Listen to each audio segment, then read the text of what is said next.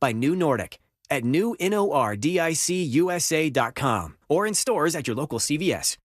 Hey, it's John Curley with Dr. Kopstein from K2 Vision RLE. Doc, I heard that 50% of Americans have their lenses replaced by the time they're 75. That's exactly right, John. As we near 50, our eye's natural lens starts to become dysfunctional. If you've now added readers to your need for glasses and contacts, it's a sign the quality and function of your natural lens is fading, and it's a steady decline towards cataracts. Don't go another 20-plus years with poor vision, hassling with contacts and readers. Do what I did. Choose a quick, painless refractive lens exchange from K2 Vision RLE and start enjoying great vision now. Our new lens technology is truly amazing. After replacing over 100,000 lenses, we have the experience to guide each patient to their best solution, even if that's recommending you wait a little while before RLE. K2 Vision RLE can restore distance and near vision permanently, plus never develop a cataract. Read the reviews and schedule a free Zoom consultation now at k2visionrle.com. We're here with our friend Steve Teitler of Best Mortgage, the reverse mortgage expert. Steve, mortgage rates have been dropping this year. How could that help seniors struggling to stay in their homes? Lower mortgage rates means seniors can now get more money from their equity with a reverse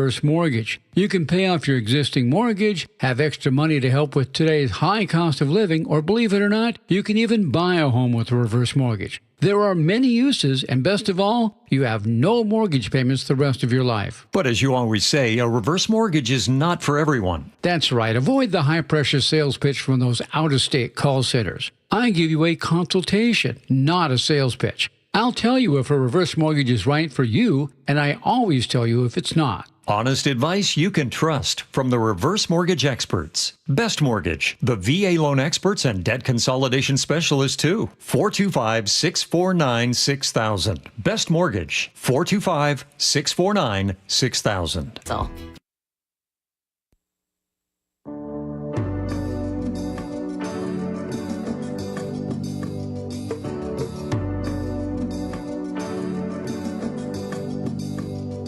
Glad you're with us. After a sunny day at Camp La Junta in Texas, 11-year-old Bo Brown was roused awake by a counselor last Friday and led outside into the dark.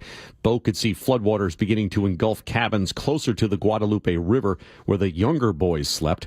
USA Today says with a group of other campers, he reached a high point on a nearby hillside and watched as counselors rushed into the raging floodwaters. The torrent of water blew out the walls of at least one cabin and forced counselors to move children into the rafters above their bunk beds. When the water slowed, counselors formed a line and pulled some of the boys to safety. Several counselors slung children over their shoulders and swam them to higher ground. Within a few hours, each of the nearly 400 children and counselors at the all-boys camp were determined safe and accounted for. That'll do it for this hour. For Nicole Murray and Mike Gavin, I'm Gordon Deal. Thanks for listening to This Morning, America's First News.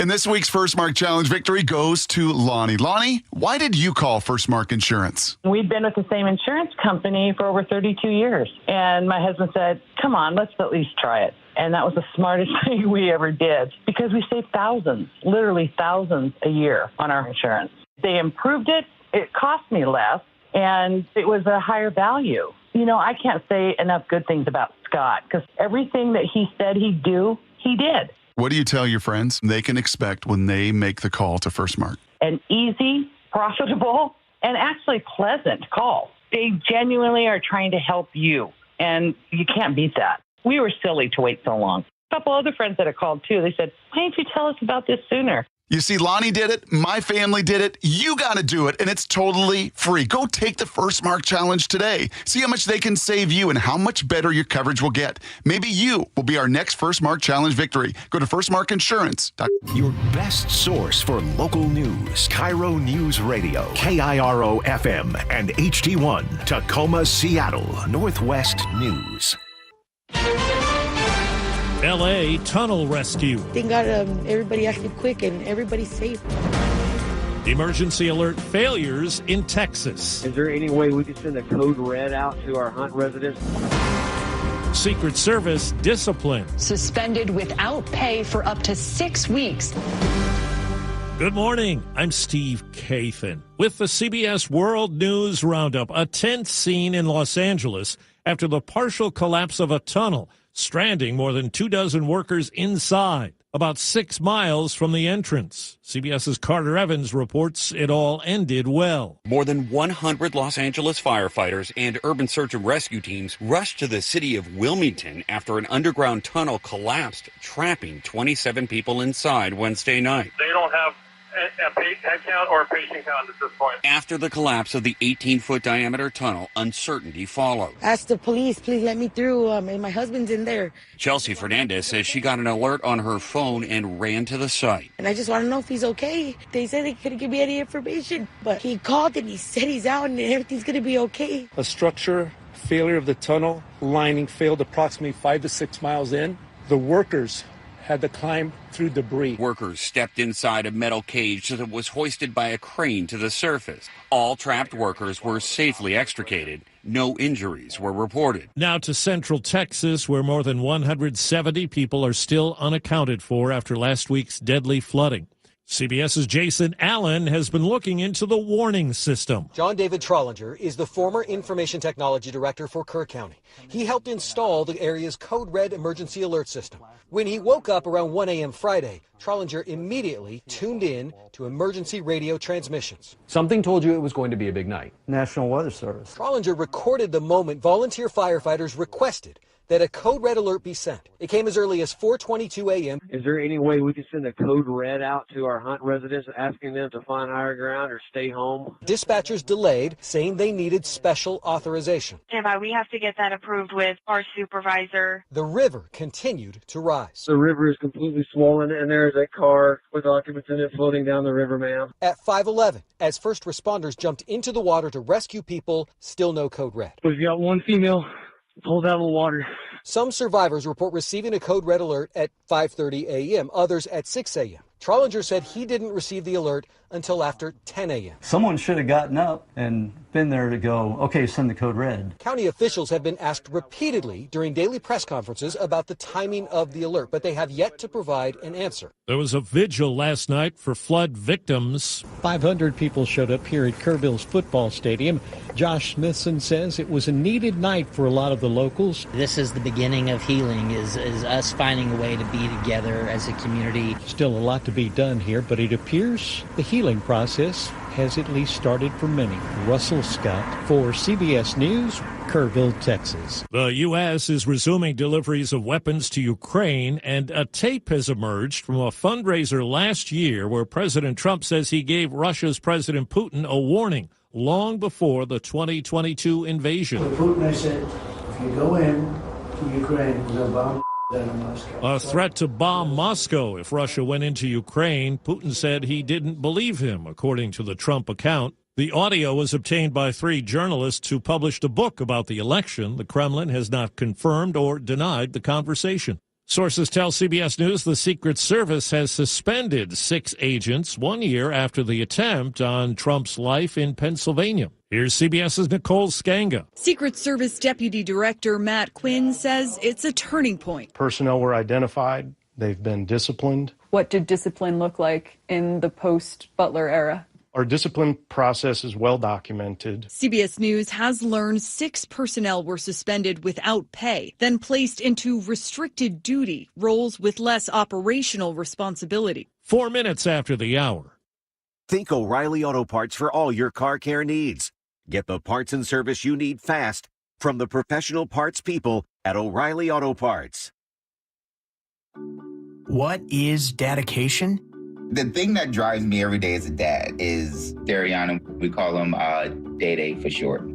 Every day he's hungry for something, whether it's attention, affection, knowledge. And there's this huge responsibility in making sure that when he's no longer under my wing, that he's a good person. I think the advice I would give is you don't need to know all the answers. The craziest thing was believing that your dad knew everything. So as a dad, you felt like you had to know everything. You had to get everything right. It's okay to make mistakes as long as it's coming from love then, it kind of starts to work itself out. I want him to be able to sit back one day and go, we worked together, we did a good job. That's dedication. Find out more at fatherhood.gov. Brought to you by the U.S. Department of Health and Human Services and the Ad Council.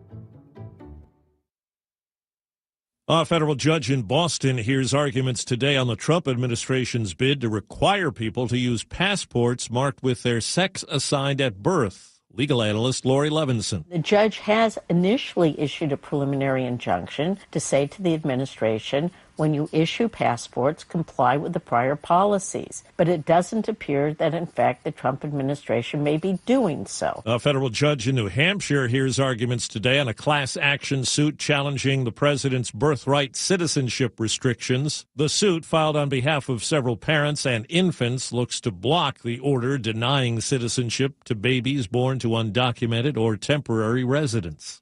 President Trump yesterday accused former FBI Director James Comey and ex-CIA Chief John Brennan of being crooked and said they may have to pay a price. But he insists he knows nothing about reports that say the FBI has opened an investigation into the two Trump critics over Russian election interference claims in 2016. Some Ritz products are being recalled. The taste of Ritz with real peanut butter in tiny sandwiches. Some cartons of Ritz peanut butter cracker sandwiches could lead to allergic reactions. The individually wrapped packs may be labeled as cheese instead of peanut butter. Well, robot umpires have been tested in baseball's minor leagues and at spring training to contest ball and strike calls. Fastball low, and Hicks wants to challenge. And MLB now says that technology will be used for ball and strike challenges at next Tuesday's All-Star Game. Teams won more than 52% of their pitch challenges during the spring training test. Well, CBS's Deborah Rodriguez has details of a hit song for the AI age. Dust on the wind, boots on the ground. Velvet Sundown song shot to the #1 spot on Spotify's European charts before fans found out it's a fake. The group is devoid of humans. The 60s-inspired rockers and their debut album Floating on Echoes were generated entirely by AI. Photos of the band on the album's cover could have been a giveaway. The four faces appear unnaturally smooth. The guitarist's hand has fused fingers. The bio of the group has now been updated on Spotify to explain the AI twist. Time on the roundup, 8 past the hour. The IRS finally caught up with Louie. I hadn't paid my taxes in 8 years. I owed the IRS a lot of money. Louie was in deep trouble. We're going to take your house, put a lien on your bank account, garnish your pay. They don't care. They're going to take your paycheck. Louie found out about Optima Tax Relief, the leading tax resolution firm. A+ rated by the Better Business Bureau, they've resolved over $1 billion for their clients. Optima Tax, they helped me. They calmed me down. They made me feel comfortable, and I trust them. Louie, a lot to be thankful for. I don't owe the IRS anymore, and I'm able to live a comfortable life, a lot better life. It was because of Optima Tax. For tax help you can trust, call Optima now for a free consultation. Take it from Louie. If you owe the IRS, don't go it alone. Give Optima Tax a call. They can help you. Call 800-783-8055. That's 800-783-8055. 800-783-8055. Optima Tax Relief. Testimonial from an actual client. Some restrictions apply. For complete details, please visit OptimaTaxRelief.com. New figures show that roadways may be safer for people on foot, but safety advocates say more should be done. Pedestrian deaths fell 4.3% last year, the second consecutive yearly decline. But Adam Snyder of the Governor's Highway Safety Association says pedestrian fatalities remain 20% above 2016 levels. Although there's far too many people dying on our roads, we at least have a glimmer of hope and we see some progress. Snyder says big issues remain distraction, drinking, and poor lighting along roadways. Jeff Gilbert, CBS News. A new U.S. Army policy will prevent soldiers with skin conditions from getting waivers to allow them to avoid shaving. It could disproportionately affect black troops. 60% of black men have ingrown hairs or razor bumps. Other medical or religious reasons could still allow men in the Army to grow beards. That's the Roundup. I'm Steve Kathan, CBS News. KIRO Newsradio 97.3 FM, Northwest News. Now, the latest from KIRO Newsradio and MyNorthwest.com.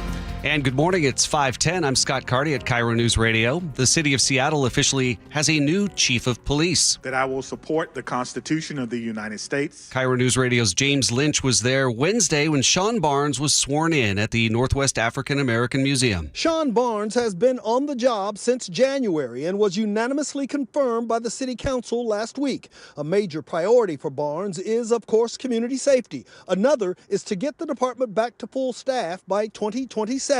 And to the citizens of Seattle, he says, I see you, I hear you, and we are accountable to you. I promise to lead with urgency, empathy, and courage. Barnes comes to Seattle from Madison, Wisconsin, where he was also chief of police. He is Seattle's 38th police chief. James Lynch, KIRO News Radio. A strike by trash collectors in Thurston County has now spread across western Washington from Thurston County to now King and Snohomish counties. KIRO 7 TV's Brandon Thompson reports from Kent as union workers demand better wages and a retirement plan from Republic Services. This picket line here in Kent, this is one of several. I'm told there are also some in Linwood, Bellevue, in Seattle. And so on the webpage for Republic Services, they acknowledge that in Bellevue, Renton, and Kent, and several other communities, trash pickup is impacted and not happening today because of a quote-unquote labor disruption. That trash pickup is also not happening today. Workers will be striking again in Olympia, Lacey, Tumwater, and Yelm. Senator Maria Cantwell pressed President Trump's nominee to lead the National Weather Service over budget cuts and whether they contributed to the deadly flooding in Texas. Dr. Neil Jacobs acknowledged Trump's recent cuts and then commended the Weather Service for a job well done leading up to the Texas flood.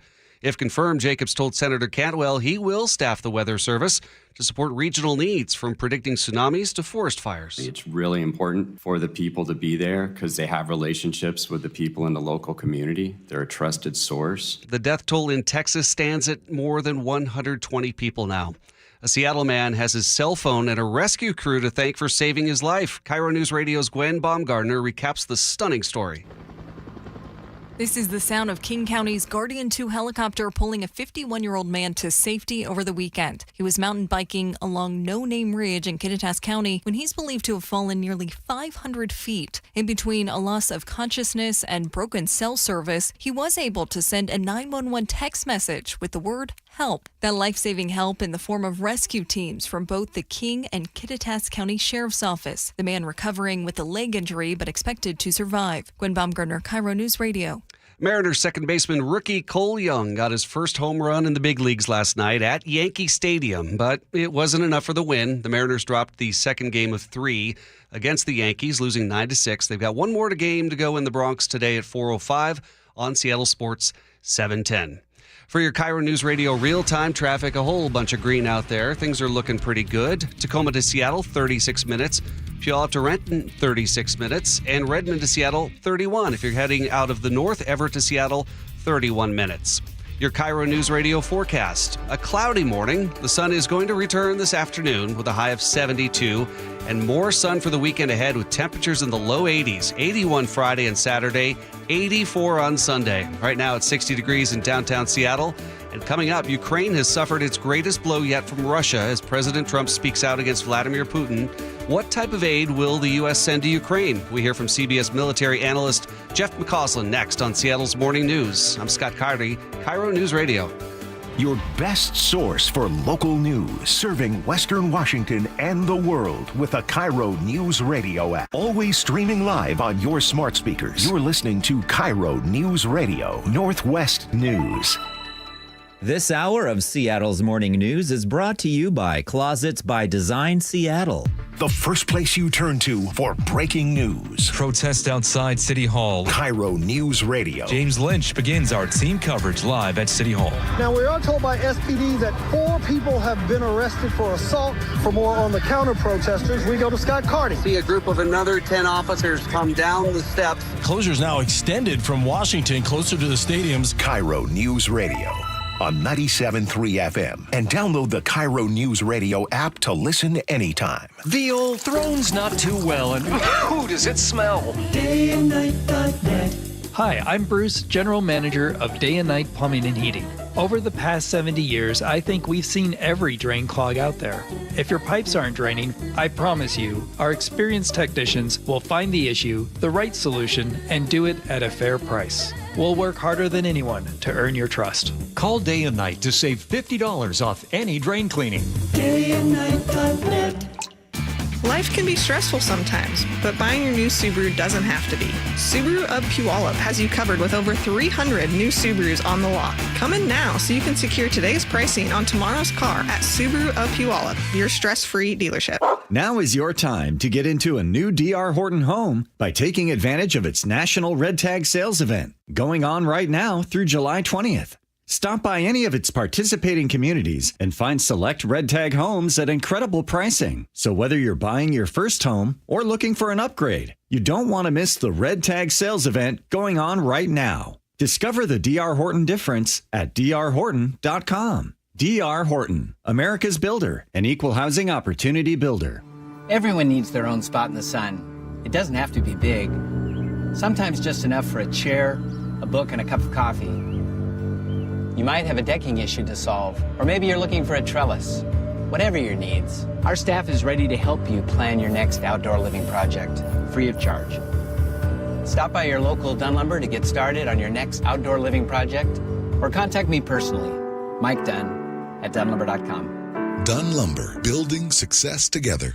At Care Partners Senior Living, we believe in providing quality care at an affordable price. Instead of spending on luxury and expensive art, we invest in our people and accommodations with a focus on compassionate overall health. Our communities offer independent, assisted living, and memory care designed to preserve dignity, independence, and your estate.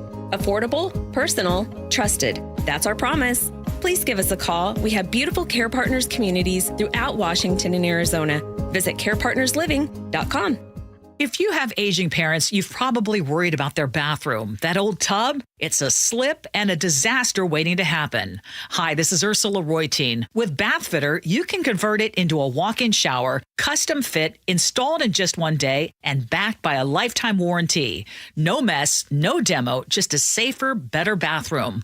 Call Bathfitter today or visit bathfitternw.com to schedule your free consultation. And right now, take advantage of 0% interest for 24 months. Bringing you Seattle's morning news since 1974, this is KIRO Newsradio. This week, Russia launched its largest drone attack on Ukraine since the beginning of the conflict between the two nations. And meanwhile, President Trump is directly criticizing Russian President Vladimir Putin for his part in the war, and the U.S. is pledging more military support for Ukraine. Once again, we want to bring in CBS military analyst Jeff McCausland. Jeff, good morning. Mandy, good morning to you. Can you explain what is happening with U.S. aid to Ukraine right now? Well, it seems to be a bit of a misguided policy, to say the very least. Like last Thursday, the Pentagon announced a pause in delivery of military assistance to Ukraine, which include air defense systems. That came kind of out of the blue because the next day the president was scheduled to speak with Putin, so it wouldn't be a good negotiating tactic to make a major concession the day prior to you talking to Putin. And the president reported that that particular discussion with Putin was basically meaningless in moving forward to any kind of a ceasefire. Now this whole policy has been reversed, and it appears the president was found to be somewhat flat-footed on this one and had not been informed that the Pentagon was going to move ahead. A lot of people, I think, believe that Undersecretary of Defense for Policy, Bridge Colby, who has been an advocate of primary emphasis on U.S. military support going to the Asia-Pacific region, was behind all this and convinced Hegseth to move forward. What worries me, Amanda, is more about what this says about the process of decision-making than this individual decision.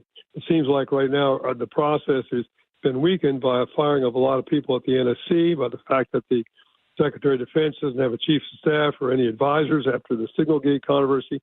And consequently, we see these decisions, very important as they are, being done in a haphazard fashion, which is worrisome for the future. How is this different than, let's say, how the Biden administration or any other presidential administration would have handled a decision like this? Well, I worked in both the Pentagon and on the National Security Council and the White House. The National Security Council is the coordinating agency. They're the ones that bring together the meeting of all the agencies that are going to be affected by policy, state, CIA, Pentagon, Joint Staff, et cetera, to coordinate policy. And as a consequence, if you dilute that particular group, which has been cut about in half, I'm told, and then you have the National Security Advisor also as the Secretary of State, it's very difficult for them to actually fulfill that function and coordinate policy. I'm told by some people I know that right now there are only 2 people on the NSC staff that are looking at U.S. policy in South Asia, even though we had this major conflict between India and Pakistan. So as a consequence, when that happens, and it's happened in the past, you kind of get what I would call the home alone problem, and that is all the agencies are off kind of doing their own thing, and people are kind of going around corners and pursuing policies that they think are appropriate, but they're uncoordinated. Jeff, we know that the U.S. Used a lot of what are called the THAAD missiles in Israel in its defense. These are defensive missiles, and we're sending the Patriot missiles to Ukraine. How does our missile stockpile look right now in terms of, God forbid anything were to happen in the U.S.? Are we well situated? Well, it's obviously highly classified, Charlie, to say the very least. And there's been a lot of stress on that based on the war in Ukraine, and as you rightly point out, the war in the Gaza Strip. But these particular allocations that were going to Ukraine in terms of military aid were sourced from government contracts being provided directly to industry for purchases for Ukraine. And they were not coming from Pentagon stocks, and therefore these orders were distinct for those being, ordered up for the U.S. military. Each one of the individual combatant commanders, CENTCOM, NORTHCOM, Pacific Command, et cetera, routinely are provided to give reports, and are doing so now, on their status on all the kinds of weaponry. Red being we're really getting short, yellow things are worrisome, green we're in pretty good shape. And those are being reviewed very carefully. I think it's important to realize this was not part of wartime stocks. And in fact, the weapons we're talking about, to some degree, had already been positioned forward as far as Poland. And therefore, now that they're going to be recommenced, can be delivered pretty quickly. So the U.S. is helping Ukraine. Who's helping Russia? Everybody in the so-called axis of resistance seems to be helping the Russians. I mean, the Russians are getting 1 million artillery rounds so far from North Korea. They're getting a substantial amount of drones from the Iranians. Obviously, I think that has dropped off in the aftermath of the 12-day war. But they had begun building factories in Russia that could produce the so-called Shahed or a drone that the Iranians were, in fact, providing that. And the Chinese, we know, are providing all kinds of spare parts that then are integrated into some of these weapon systems. And that's another part of this policy that seems to be curious. The president has talked about applying sanctions on the Russians and the fact that they don't seem to be interested in negotiating. And these would be very severe secondary sanctions of up to 500% on countries that still purchase Russian oil. Think of India. Think of China. This would be pretty draconian. It has dramatic support, bipartisan support in the United States Senate. Lindsey Graham's a big supporter, but everybody's waiting for the president to make a decision whether or not the United States is going to move ahead not only in providing aid to Ukraine in terms of weapons, but aid to Ukraine in terms of more pressure on the Russians. CBS military analyst Jeff McCausland. Thanks for your time this morning, Jeff. Thank you. 5:23 at KIRO Newsradio. I'm Scott Carty with some headlines on the national scene. Russia has blasted Kyiv, killing at least 2 in a missile and drone barrage just this past night. Good news out of L.A. Last night, 31 construction workers were saved after an industrial tunnel partially collapsed. Your KIRO Newsradio forecast, a cloudy morning, sunshine returning this afternoon with a high of 72, and then we get into the heat. 81 Friday, 81 Saturday, 84 on Sunday. It's going to be a nice weekend. Right now, 59 degrees in downtown Seattle. And coming up, former Attorney General Rob McKenna on why the Supreme Court is backing the Trump administration's push to cut down on some federal agencies. This is KIRO News Radio. This could be the oddest gift anyone's ever given me. But I'll bet you use it. When the time is right, I suppose. That's the idea. A plunger. An Apollo plumbing plunger. Free for me? Actually, free to everyone we visit. Because? We believe some things you can do on your own. And if this plunger can't fix it? Apollo Plumbing will. Just like that. You call, we come. It's fixed. Wouldn't you rather I just call? You're welcome to. Okay. But for a simple backup? Something I can solve myself? Try your free plunger. I'll admit it's kind of spiffy. Apply a little pressure. And if it still won't clear? Call Apollo Plumbing. The ready right now plumbers. Our big blue trucks come stocked full of fixes. And a plunger wielding plumber. A clean screen trained and trustworthy Apollo plumber. They come in a jiffy. Arriving when promised to put plumbing problems in your past. And give me a free plunger. That too. You know, I kind of like this plunger. I'm sure it'll come in handy. Just like Apollo Plumbing. ApolloPlumbing.com. Are you trying to buy a new home, or are you a local real estate agent seeking financing for a client? We're all tired of dealing with banks, credit unions, and endless guidelines. Wouldn't it be nice to go back in time when we had common sense lending? Hi, I'm Scott Rureka, CEO of Legacy Group Capital based in Bellevue. We are one of the largest local private portfolio lenders in Washington. We've helped thousands of home buyers and real estate investors reach their financial goals by leveraging the Legacy Common Sense borrowing platform. What that means is we lend our own money, we make our own decisions. If your deal makes sense, we'll get it done. Whether you're purchasing a new piece of real estate or refinancing an existing loan, bridge loans, construction, or regular home loan, it doesn't have to be as difficult as banks and lenders make it. If you're trying to grow wealth through real estate acquisition, come talk to the experts in private lending. Call 425-635-4700 or LegacyG.com. Legacy Group Capital, your common sense lender. LegacyG.com. Doctors King and Kopstein from K2 Vision. If you're over 50 and you've been diagnosed with a cataract, or your vision is changing as you're developing an early cataract, you could be a perfect candidate for K2 Vision RLE. It's inevitable. At some point, typically in your 60s or 70s, you'll have a dysfunctional lens that eventually becomes a cataract. To restore your vision, you will someday need a procedure such as refractive lens exchange. The question is, are you done with glasses? Do you want to spend your good, active years hassling with changing prescriptions and needing readers? K2 Vision RLE can give you great vision now, permanently, and you'll never develop that cataract. The procedure is quick and painless, and our state-of-the-art custom lens technologies give highly predictable outcomes. K2 Vision surgeons have performed nearly 100,000 procedures. We know when RLE is right for you.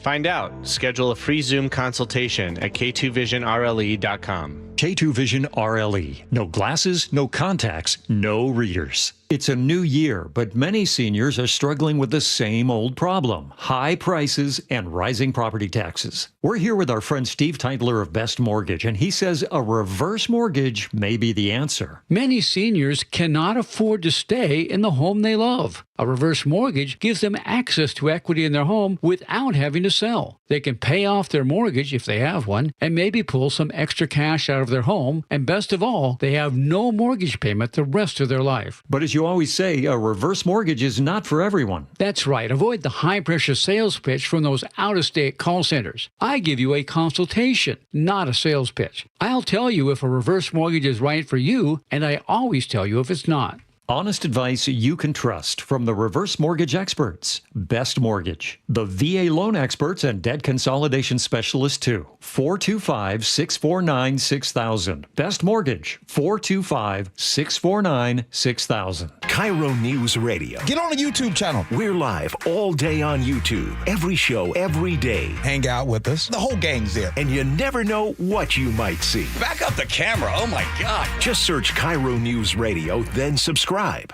Here in the Pacific Northwest, windows can be one of the best investments you can make to add value to your home. At Dunn Lumber, we have designated Milgard window specialists who've been trained by Milgard to best serve your needs. If you need help finding the right windows for your home, come by one of our 4 Dunn Lumber window showrooms. Or reach out to me personally, Mike Dunn at DunnLumber.com.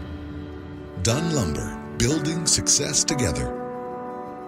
Business leaders know to solve a problem, you gotta look at it in a new way. Like travel between Seattle and Portland. Why is it such a pain? I-5 traffic, TSA slowdowns, SeaTac hassles. Seaport removes those pain points. We fly out of Boeing Field and a private terminal at PDX. You park for free, steps away from your plane. And with flights every 45 minutes, you're always home for dinner. Problem solved. Seaport Airlines. It's about time. It's summer, and there's no better time to protect your home with the help of the pros at Integrity Roofing and Construction. With years of experience in roofing and restoration, their skilled team delivers exceptional craftsmanship, whether it's a simple roof repair or a full renovation.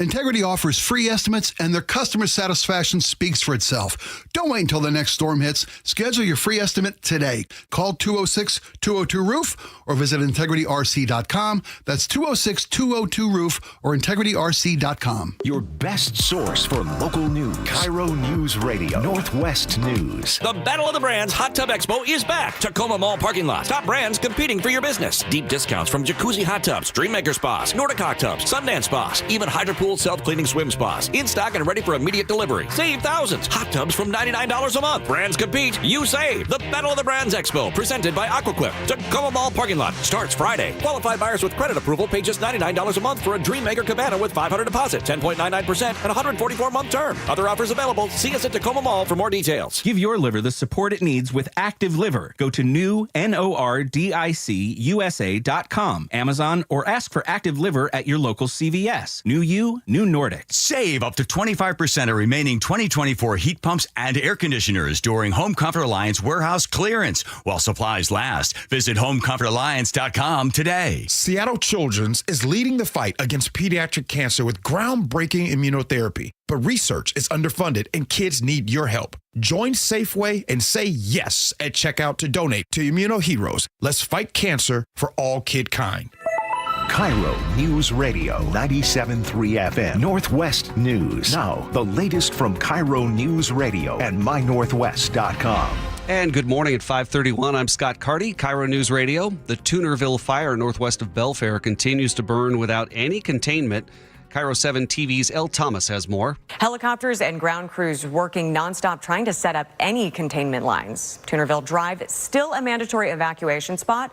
Those homes are in danger. Several other surrounding roads, though, need to be ready to go. The Mason County Sheriff's Office has issued a Level 2 set evacuation notice for a wider area beyond the area already under mandatory evacuation. Renton police used a heat imaging drone to find a hit-and-run suspect hiding in the bushes. Keep your hands up. Do not make any sudden movements. Walk towards us. Police say a 23-year-old Seattle man crashed his car Tuesday night, ran off. There were several reports of a man running through yards near the Maple Valley Highway.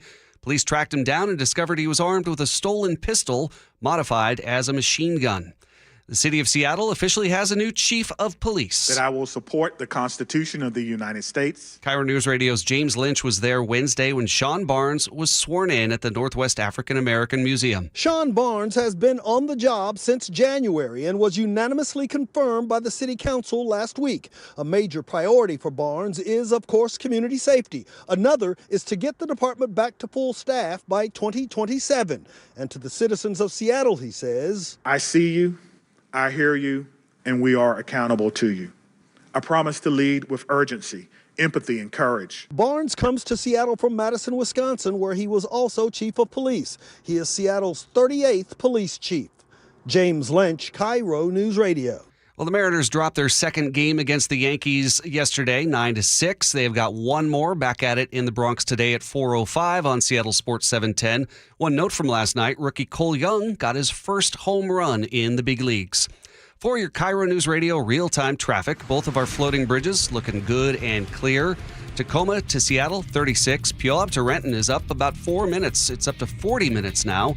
And Everett to Seattle still sitting at about 31. Your KIRO News Radio forecast, a cloudy morning. Sun is going to return this afternoon with a high of 72. And then more sun for the weekend. We've got temperatures 81 on Friday, 81 Saturday, and a high of 84 on Sunday. Right now it's 59 degrees in downtown Seattle. I'm Scott Carty, KIRO News Radio. Your best source for local news, serving Western Washington and the world with a KIRO News Radio app. Always streaming live on your smart speakers. You're listening to KIRO News Radio, Northwest News. For more than 50 years, the voice Seattle trusts. This is Seattle's Morning News on KIRO News Radio. Well, news out of the Supreme Court yesterday. Justices are backing President Trump's effort to carry out mass firings and reorganizations at federal agencies. This is putting a hold on a lower court order that had temporarily blocked the president from taking those steps without approval from Congress. Joining us now to explain is former State Attorney General Rob McKenna, who joins us every Wednesday. Rob, good morning. And what does this latest order say? Well, it says that the lower court's stay order blocking the administration from implementing the executive order on layoffs is itself, suspended. So they've basically overruled the lower court in terms of enjoining the federal government's action temporarily. And the reason that the court did this, and this was an 8-1 decision, is they said that the arguments that were made in the lower court are about sort of the general plans of the administration to do reductions in force and reorganize agencies. But they said, quote, "We express no view on the legality of any agency RIF and reorganization plan produced or approved pursuant to the executive order." In other words, bring us a specific agency RIF, bring us a specific reorganization plan, and we can evaluate, and any court can evaluate whether or not it violates federal law, because, of course, federal agencies are established under statute. Is this the most power executive orders have ever had? Well, yeah, I think quite possibly. Probably since the 1930s, when FDR issued 99 executive orders in his first, I think it was his first 3 months in office, the first 100 days. He used executive orders very prolifically. Trump has exceeded that, but I think you have to go all the way back to the Great Depression to find a real comparator. Having said that, though, Amanda, the use of executive orders has been steadily increasing since the early 2000s. Every president, starting with George W. Bush, has used more and more of them. That includes Obama and Biden and so forth. You mentioned that this was an 8-1 ruling. Why is that notable? It's notable because most of the court decided that, this temporary stay that the lower court put in place was based on facts that were too generalized.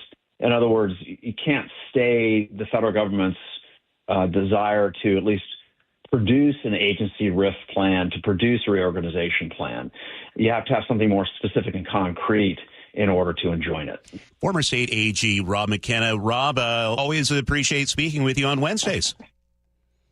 Much more ahead on Seattle's Morning News, coming up at 6 o'clock with Charlie and Manda. And we'll have some national headlines for you next. I'm Scott Carty, and you're listening to KIRO News Radio. You listen to the John Curley Show every afternoon. What does John listen to every morning? I listen to Charlie and Manda, get my pot of coffee going, then turn on Seattle's Morning News, and I begin to build my show that way. And you want straight news without opinion, just giving it to you with the facts. There's only one place to go, Seattle's Morning News. The perfect bookends to your daily commute. Seattle's Morning News and the John Curley Show on KIRO News Radio. Download the KIRO News Radio app to listen anytime. Comcast Business helps turn today's small businesses into engines of modern business. It's how restaurants become reliably up and running neighborhood favorites. How retailers become seamlessly restocking, cyber-securing, must-visit shops. And how healthcare offices become the data managing caregivers that we all depend on. With reliable connectivity, enhanced cybersecurity, advanced fiber solutions, and Wi-Fi backup, Comcast Business is powering the engine of modern business, powering possibilities. Now through July 21st, new Comcast Business customers can find out how to get started with 150 megabit internet and Security Edge for $59.99 a month for 12 months with a 2-year agreement. Plus, ask how you get a $500 prepaid card for your business. Call and switch to Comcast Business today. Restrictions apply. Requires paperless billing and automatic payments with bank account. Equipment, taxes, and fees extra. Early termination fee applies. At the Boy Scouts of America, our oath remains. A Scout pledges to be kind, helpful, and brave. We're committed to providing a safe and welcoming environment where Scouts can establish the foundations of character that will last a lifetime. Our approach ensures the Boy Scouts of America is building the youth of today into the leaders we'll turn to tomorrow. The Boy Scouts of America. Building character is in our nature. Visit scouting.org to learn more about Scouting.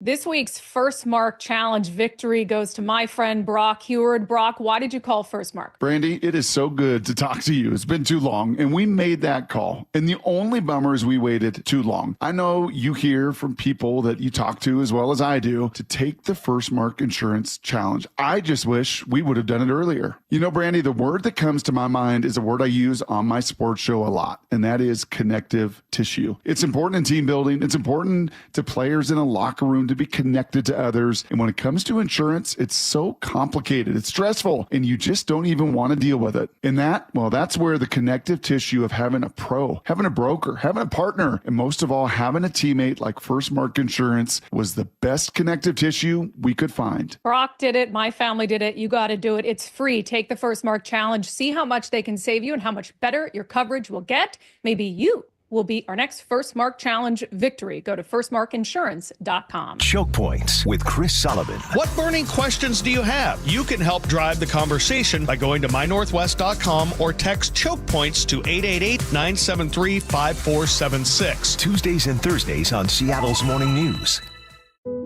This is the story of Julie Guillot. She's a Leukemia and Lymphoma Society advocate and the mother of a child who battled blood cancer. Zach was diagnosed with AML, a deadly leukemia, when he was only 5. While the treatment really attacked the cancer, unfortunately, it also attacked his body. Uncontrollable fevers, terrible nosebleeds, and his skin was burned from the inside out. He died at just 9 years old, really from the treatment that was meant to save him. The Leukemia and Lymphoma Society was founded 70 years ago by parents who also lost their child to cancer. Today, we're pioneering breakthrough treatments for kids with cancer. We are so close to finding better treatments for kids with cancer. So it's too late to save Zach, but working together, we can save thousands of kids just like him. Visit lls.org and save a child's life. Did you know that nearly half the homes in Western Washington are not properly insulated or not insulated at all? That may be the reason why your home is way too hot in the summer and way too cold in the winter. It may also be the reason that your energy bills are sky high. Right now, Insulation Northwest is offering a free inspection of your home's insulation. This is a $199 value and it's absolutely free, no obligation. Just call today and Insulation Northwest will arrange a time that works with your schedule. We'll perform a thorough exam of your home's insulation and give you the advice you need to start saving thousands. Everyone who calls today will also receive a free infrared screening of your home using the latest technology. This will help reveal any hidden flaws in your home's protective energy blanket. What do you have to lose? It only takes about an hour and it's absolutely free. Call Insulation Northwest today, the real insulation company. InsulationNorthwest.com. This is Ricky Rubio, point guard for the Phoenix Suns. And I'm Holly Robinson Peete, actor and along with Ricky, ambassador for Delivering Jobs. We know that a job is empowering and instills confidence. Yet 81% of adults with developmental differences don't have a paid job, even though companies that employ people with differences report better morale and higher productivity. There are 6.5 million people in the U.S. with an intellectual or developmental difference such as autism. And now, thanks to Autism Speaks, Best Buddies, the Holly Rod Foundation, and Special Olympics, there has never been more opportunity to improve hiring practices and build a more inclusive workforce. Join me, Ricky Rubio, and these amazing organizations in supporting and creating pathways to 1 million employment and leadership opportunities for this talented community. Visit deliveringjobs.org to learn more. That's deliveringjobs.org. CBS News Brief. 31 members of a construction crew in L.A. made it out alive after a huge industrial tunnel caved in while they were working 6 miles inside. Mayor Karen Bass. No one injured. Everyone's safe.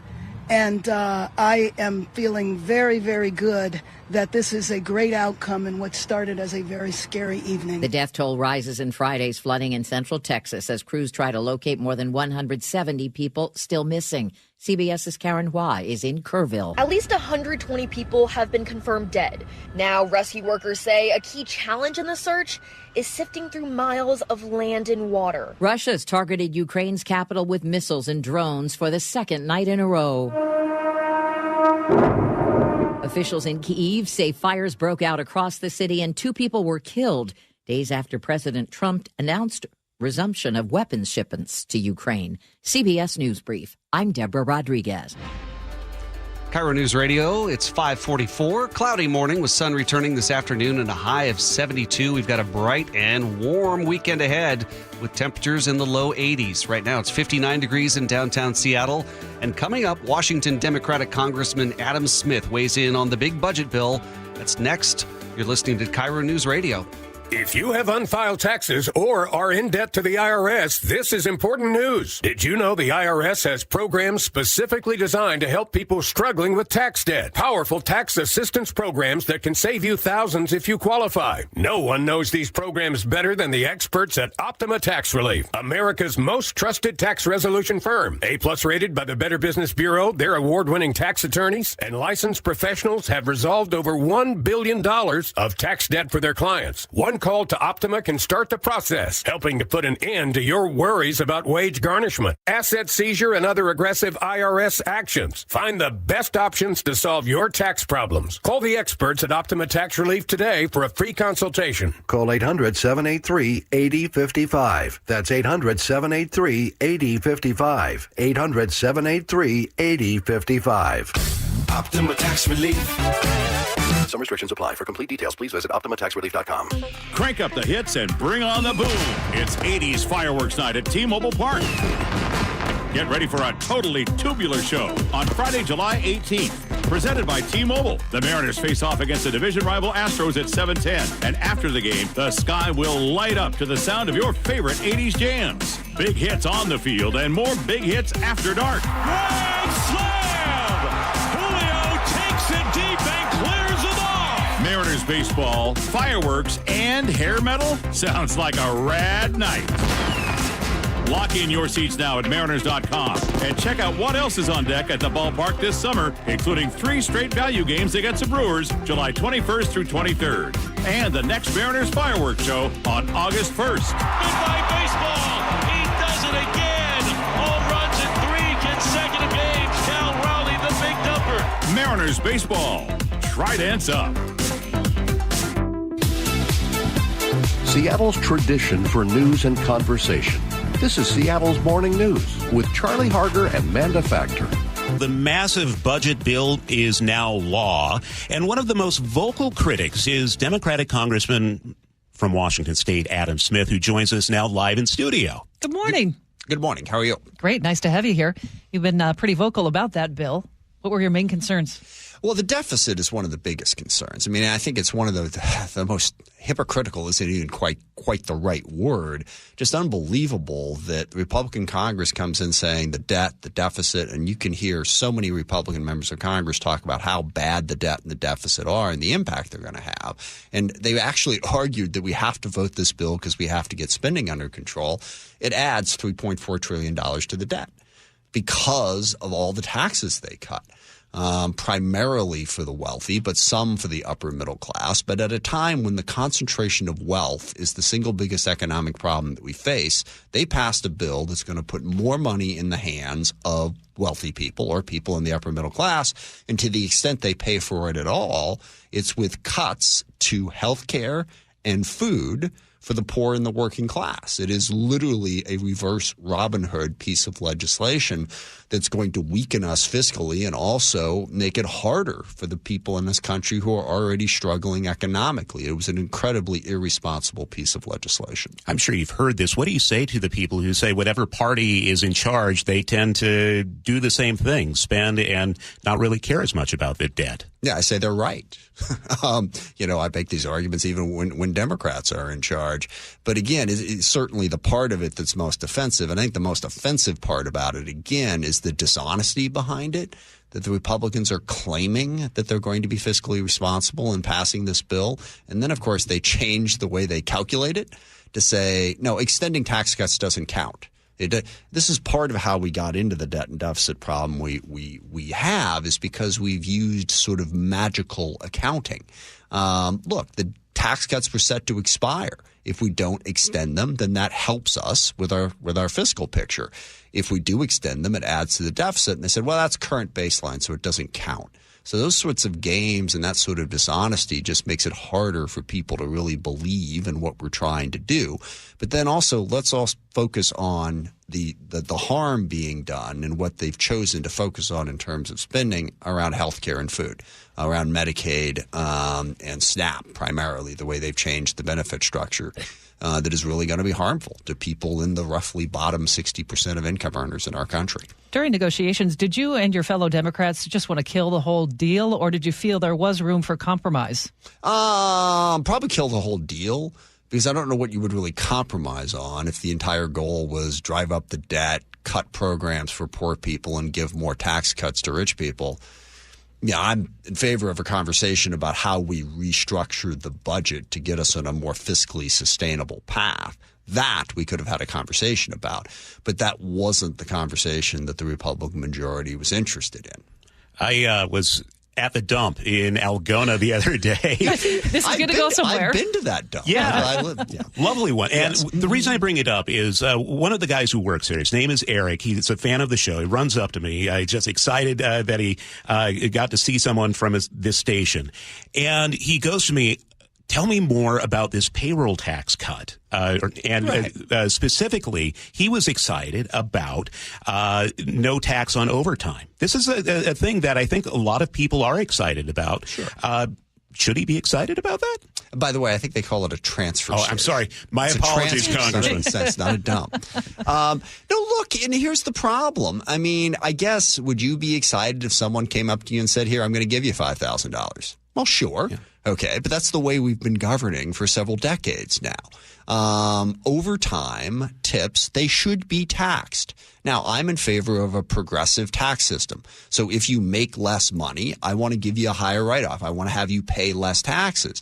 But the idea that overtime and tips shouldn't be taxed, as a number of business people have told me, all of a sudden, a lot of things are going to be considered overtime and tips. All right. It's not that hard to restructure that. You know, you're going to have a 30-hour work week, and we're going to call it overtime. It is an invitation to undermine our tax system. But look, tip of the hat to Trump. He understands promise stuff, you know, and that's one of the best ways to get elected. We have to become more disciplined as a country if we're going to have a more effective budget and a more fiscally responsible budget. But look, I understand politics. I have this complicated analogy to the TV show Felicity, which I'll shrink down. But when she's like a senior, I think a guy runs for student body president on one issue: free pizza Friday. Vote for me, and I'll give you free pizza on Friday. And literally, that's all he says. And he wins.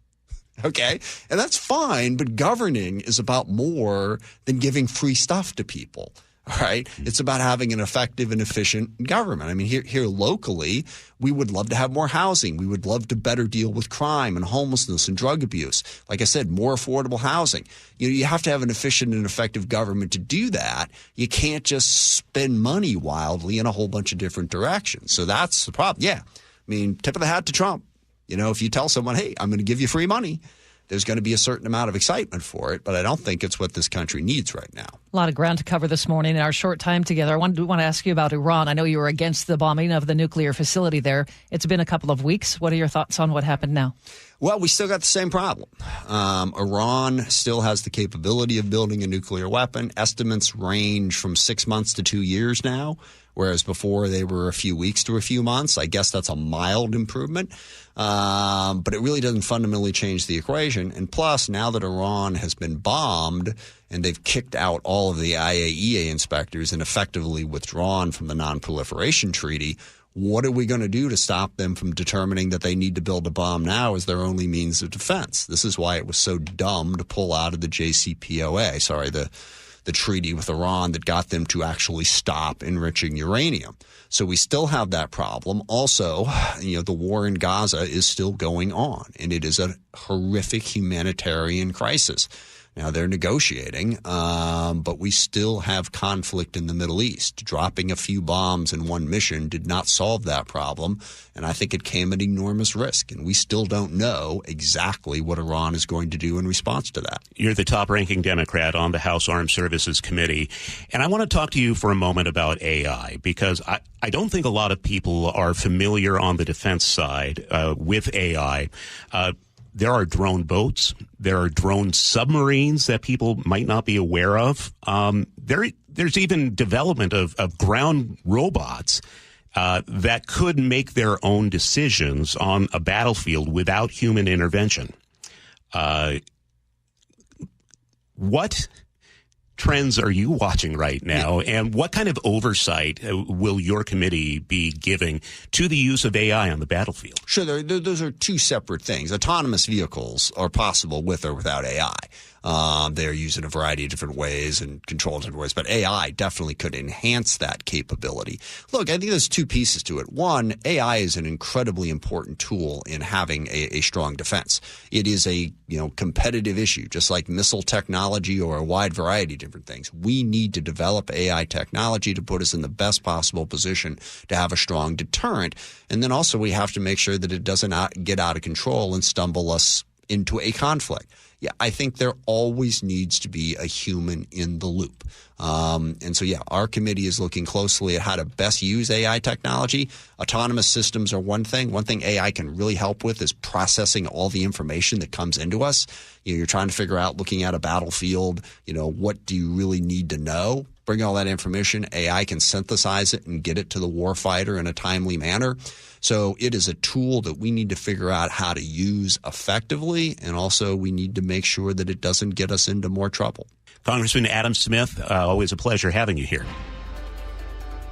KIRO News Time 5:55. I'm Scott Carty with your forecast. A cloudy morning. You may want to just slip under the covers a little longer. But the sun is returning this afternoon with a high of 72. And then we're going to have a very sunny and warm weekend with temperatures in the low 80s, expecting 84 degrees on Sunday. Right now it's 59 degrees in downtown Seattle, and we have much more ahead on Seattle's Morning News with Charlie Harger and Manda Factor. I'm Scott Carty, KIRO News Radio.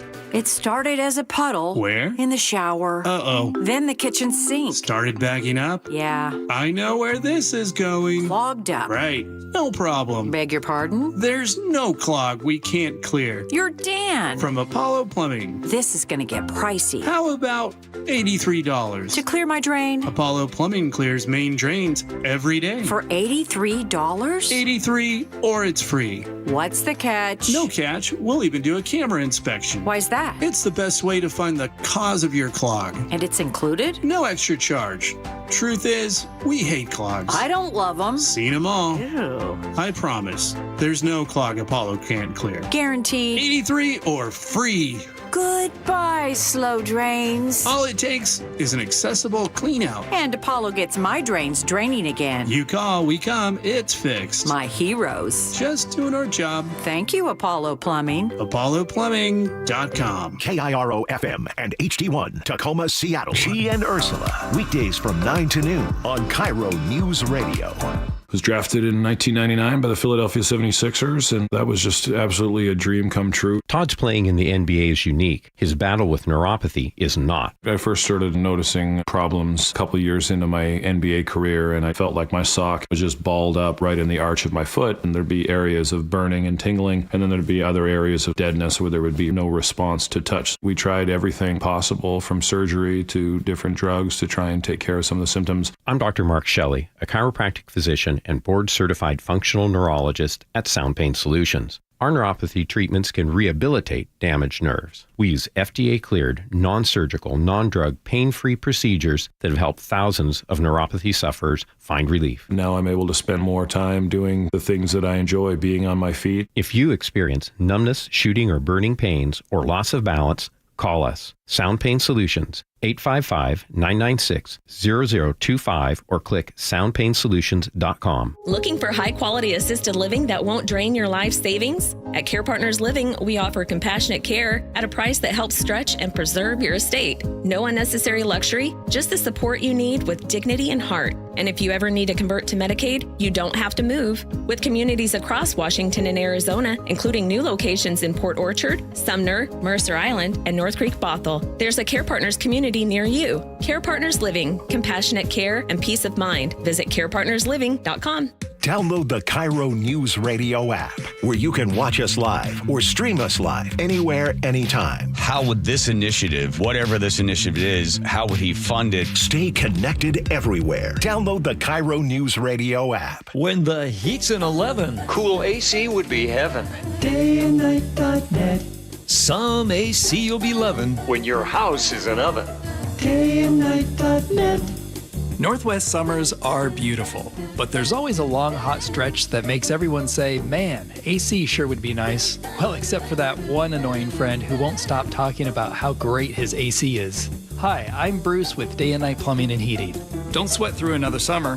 Have Day and Night keep your house cool and comfortable by installing a high-efficiency AC or heat pump. Or if you have an existing system, we'll come and service it. Make sure it's running efficiently and ready to cool when you need it. When the summer is cooking, We're the place to be looking. dayandnight.net. Stay cool this summer with Day and Night. Call now to get 10% off an air conditioner or heat pump. Plus, no payments or interest for a year OAC. Restrictions apply. Call for details. dayandnight.net. Steely Dan fans, Nearly Dan brings their powerhouse tribute to Dimitro's Jazz Alley this Thursday through Sunday, July 13th. 6 shows, 12 top-tier musicians, and all the hits. Tickets at jazzalley.com. Your best source for local news. KIRO Newsradio, KIRO FM, and HD1, Tacoma, Seattle, Northwest News. This is CBS News on the Hour, sponsored by Progressive Insurance. I'm Deborah Rodriguez. Prayers best answered in source for Los local Angeles news. after a KIRO sanitation News. tunnel under construction partially collapsed. Mayor Karen Bass. When we raced down here, I was so concerned that we were going to find tragedy. Instead, what we found was victory. All of the men that were in that tunnel rescued up safe. Officials say 27 of them were trapped below the surface. Another 4 went down to help bring them out. Aerial footage shows the workers inside a metal compartment as it was hoisted by a crane. The cause of the collapse is under investigation. The death toll in Texas' catastrophic July 4th flash flooding has climbed to at least 120. More than 170 people are still unaccounted for. CBS's Karen Hua is in Kerr County. We're on day 7 of search efforts, and while officials have not come out directly and called this a recovery mission, we do know that hope is waning as the days go on. The last known survivor was found on Friday, the 4th of July, 7 days ago. So we don't, of course, want to jump to any conclusions. We know anything can happen. Governor Abbott has ordered state flags to fly at half-staff in victims' honor. A federal judge in New Hampshire is hearing arguments right now on a lawsuit challenging President Trump's executive order ending birthright citizenship. CBS News legal analyst Thane Rosenbaum. In her dissenting opinion in last week's Supreme Court decision lifting nationwide injunctions, Justice Sonia Sotomayor wrote that the remedy for mothers soon to give birth to children is to join a class action lawsuit, which would essentially accomplish the same thing as a nationwide injunction. Ford has issued a recall of hundreds of thousands of cars and trucks because of a problem that could make engines stall. WWJ's Jeff Gilbert. Ford has had 6 complaints of fuel pumps failing in certain models of the F-150 pickup, Mustang, and Lincoln Aviator. That can lead to a number of problems, from rough running to an outright engine failure. At this point, the company is still working on a remedy. Job action over for video game performers. CBS's Jennifer Kuiper has details. Welcome to the Guild. Unionized video game performers have overwhelmingly voted to approve a new contract with their employers, ending an almost year-long strike against several major game makers. The new contract delivers pay raises, control over performers' likenesses, and artificial intelligence protections. Dow futures are down 83. S&P futures off 6. This is CBS News. Progressive Insurance, with insurance for cars, home, boat, motorcycles, RVs, and commercial vehicles at 1-800-PROGRESSIVE and Progressive.com. We're following breaking news this morning out of the South End. 5 people in police custody after a shootout. But first, let's check the roads. Chris Sullivan is at the Beacon Plumbing Traffic Desk. Morning, Charlie. We're off to a hot start on southbound 405 as you make your way through Bothell towards 160th. We have the right lane blocked for a stall. Want to thank our good friend Mike from Sultan who let us know about that. But we're backing up towards about 195th and already about a 10-minute delay. Everett to Bellevue running at 45 minutes now. 35 from Everett to Seattle. The rest of the map looks about normal. We have brake lights on 167 away from Auburn. Give yourself 20 minutes from Auburn to Renton and 40 from Puyallup. Then Renton to Bellevue is under 20, so not too bad there. Olympia to Tacoma, slight braking at the bottom of the hill going into Nisqually. 35 minutes to Tacoma. Federal Way to Seattle, a little bit under 40 minutes, so not too bad.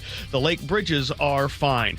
KIRO News Radio Real-Time Traffic, I'm Chris Sullivan. Now, the latest from KIRO News Radio and MyNorthwest.com. Live from East Lake Avenue. You're listening to Charlie Harger and Manda Factor, Seattle's morning news. It's 6:04. Good morning. 2 people were shot this morning in Fife, and now 5 people have been arrested. This happened between the Motel 6 and Starbucks near Fife High School. We don't know the conditions of the 2 people who were shot, only that they were rushed to the hospital for surgery.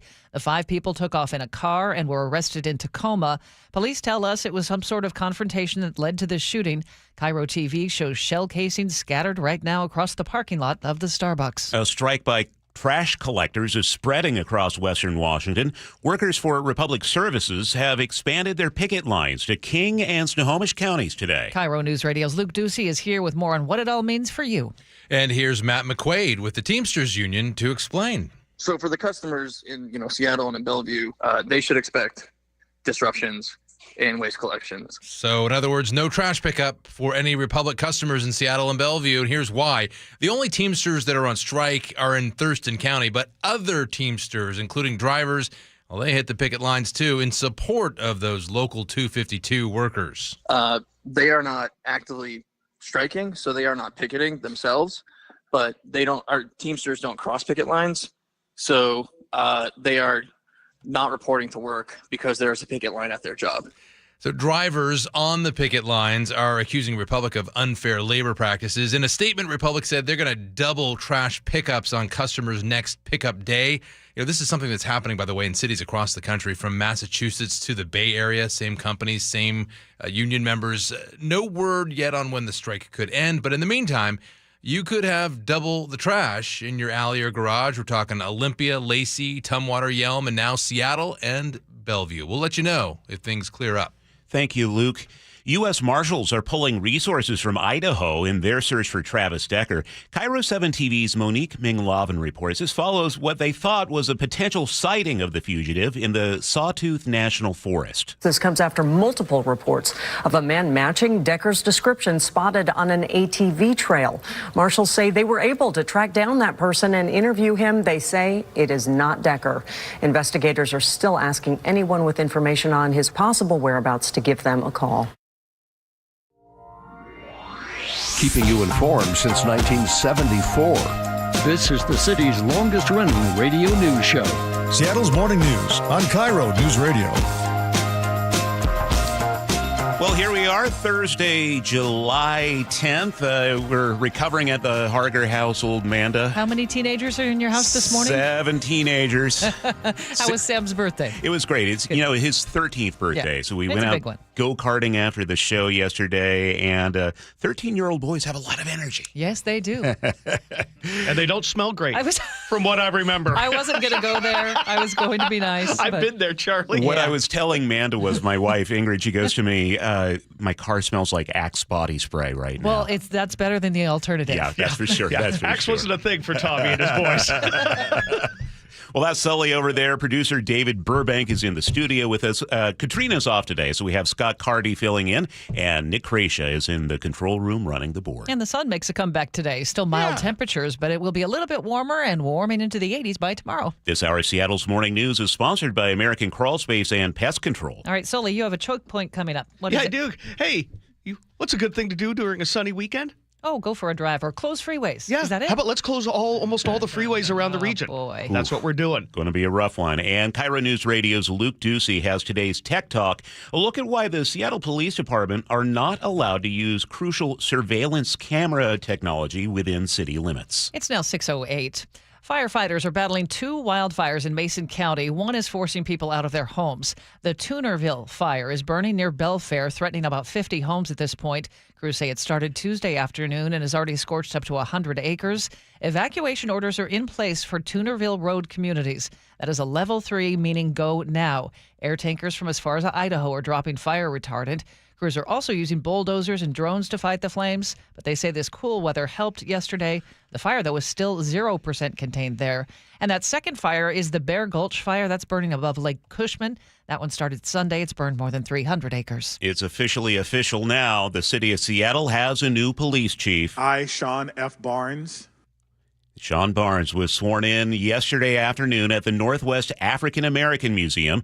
Barnes was introduced by the person who probably knows him best, his wife, Dr. Stephanie Dance Barnes. Sean understands trust is not something that comes with a title. It is something that must be earned over time through action, transparency, and consistency. Chief Barnes says his top priorities include increasing public safety and getting the department up to full staff. 2 women are dead after a crash in downtown Olympia sent a truck onto the sidewalk. This happened about 5 o'clock yesterday evening near 5th and Simmons Street. Police say a car and truck collided and the truck veered off the road. It hit those 2 women who were on the sidewalk. The Olympian reports both died at the scene. One of them was in her 60s, according to Olympia police. The State Patrol is helping with the investigation. A Seattle man has his cell phone and a rescue crew to thank for saving his life. KIRO News Radio's Gwen Baumgartner recaps the stunning story. This is the sound of King County's Guardian 2 helicopter pulling a 51-year-old man to safety over the weekend. He was mountain biking along No Name Ridge in Kittitas County when he's believed to have fallen nearly 500 feet. In between a loss of consciousness and broken cell service, he was able to send a 911 text message with the word help. That life-saving help in the form of rescue teams from both the King and Kittitas County Sheriff's Office. The man recovering with a leg injury but expected to survive. Gwen Baumgartner, KIRO News Radio. A Seattle family is suing big oil companies over a loved one's death. They say climate change caused the extreme heat that killed Julie Leon in 2021. That was the day Seattle hit 108 degrees, the hottest day on record.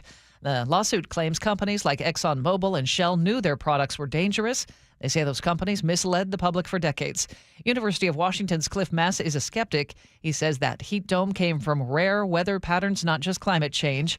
Experts say it's the first lawsuit of its kind. We now know the name of the man who died in a house fire on the 4th of July. The Pierce County Medical Examiner says it was 81-year-old Robert Willis who lived in Gig Harbor.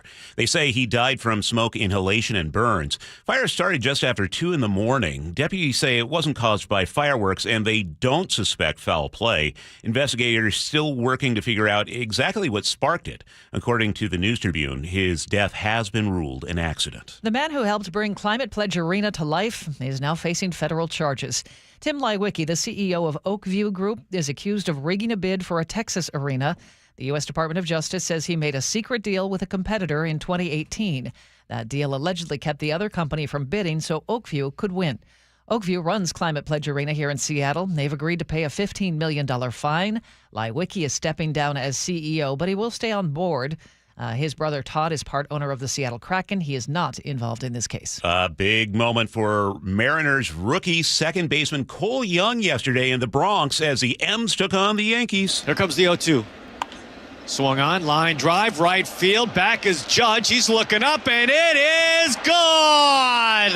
Home run, Cole Young. A huge smile on his face as he has done it. His first Major League home run, and it comes at Yankee Stadium. Great moment for him. Not enough to stem the onslaught from the Yankees hitters. Mariners fell to New York by a score of 9-6.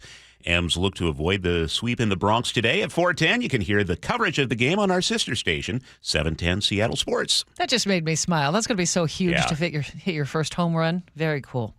It's now 6:12, and that's time for a check on the weather. It's brought to you by State Roofing and Exteriors. Yeah, it's looking to be much better than it was yesterday. I know a lot of people like the clouds, the drizzle. It was a nice break. I like the sun, and that's what we're expecting today. High is 72, and then we start to warm up. Tomorrow, 81 and sunny. Low 80s on Saturday, mid 80s by Sunday. Monday, we might even be talking a little warmer than that. Nick Allard has in his forecast for Wednesday. No. 91. No. So let's enjoy today. 72 for a high. Right now in Seattle, it's 56 and cloudy. Let's enjoy every day. And head to the Beacon Plumbing traffic desk right now for an update from Chris Sullivan. Well, folks on 405 are not having a good day, at least to start off on this Thursday morning. We've got a stall block in the right lane on southbound 405, just after 522, right there at the 160th off-ramp where you get off to go to Juanita. Looking at a backup that extends almost to Canyon Park now. 45 to 50 minutes already to go from Everett to Bellevue, so about 15 minutes slower than you might expect, or what you're getting on the other side of the lake. The I-5 corridor is still looking pretty good, under 40 minutes from Everett into the Seattle area.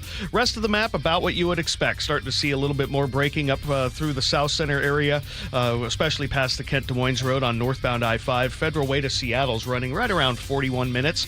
We have the Auburn to Renton Drive at about 20 with 40 out of Puyallup and about 15 to 20 from Renton to Bellevue.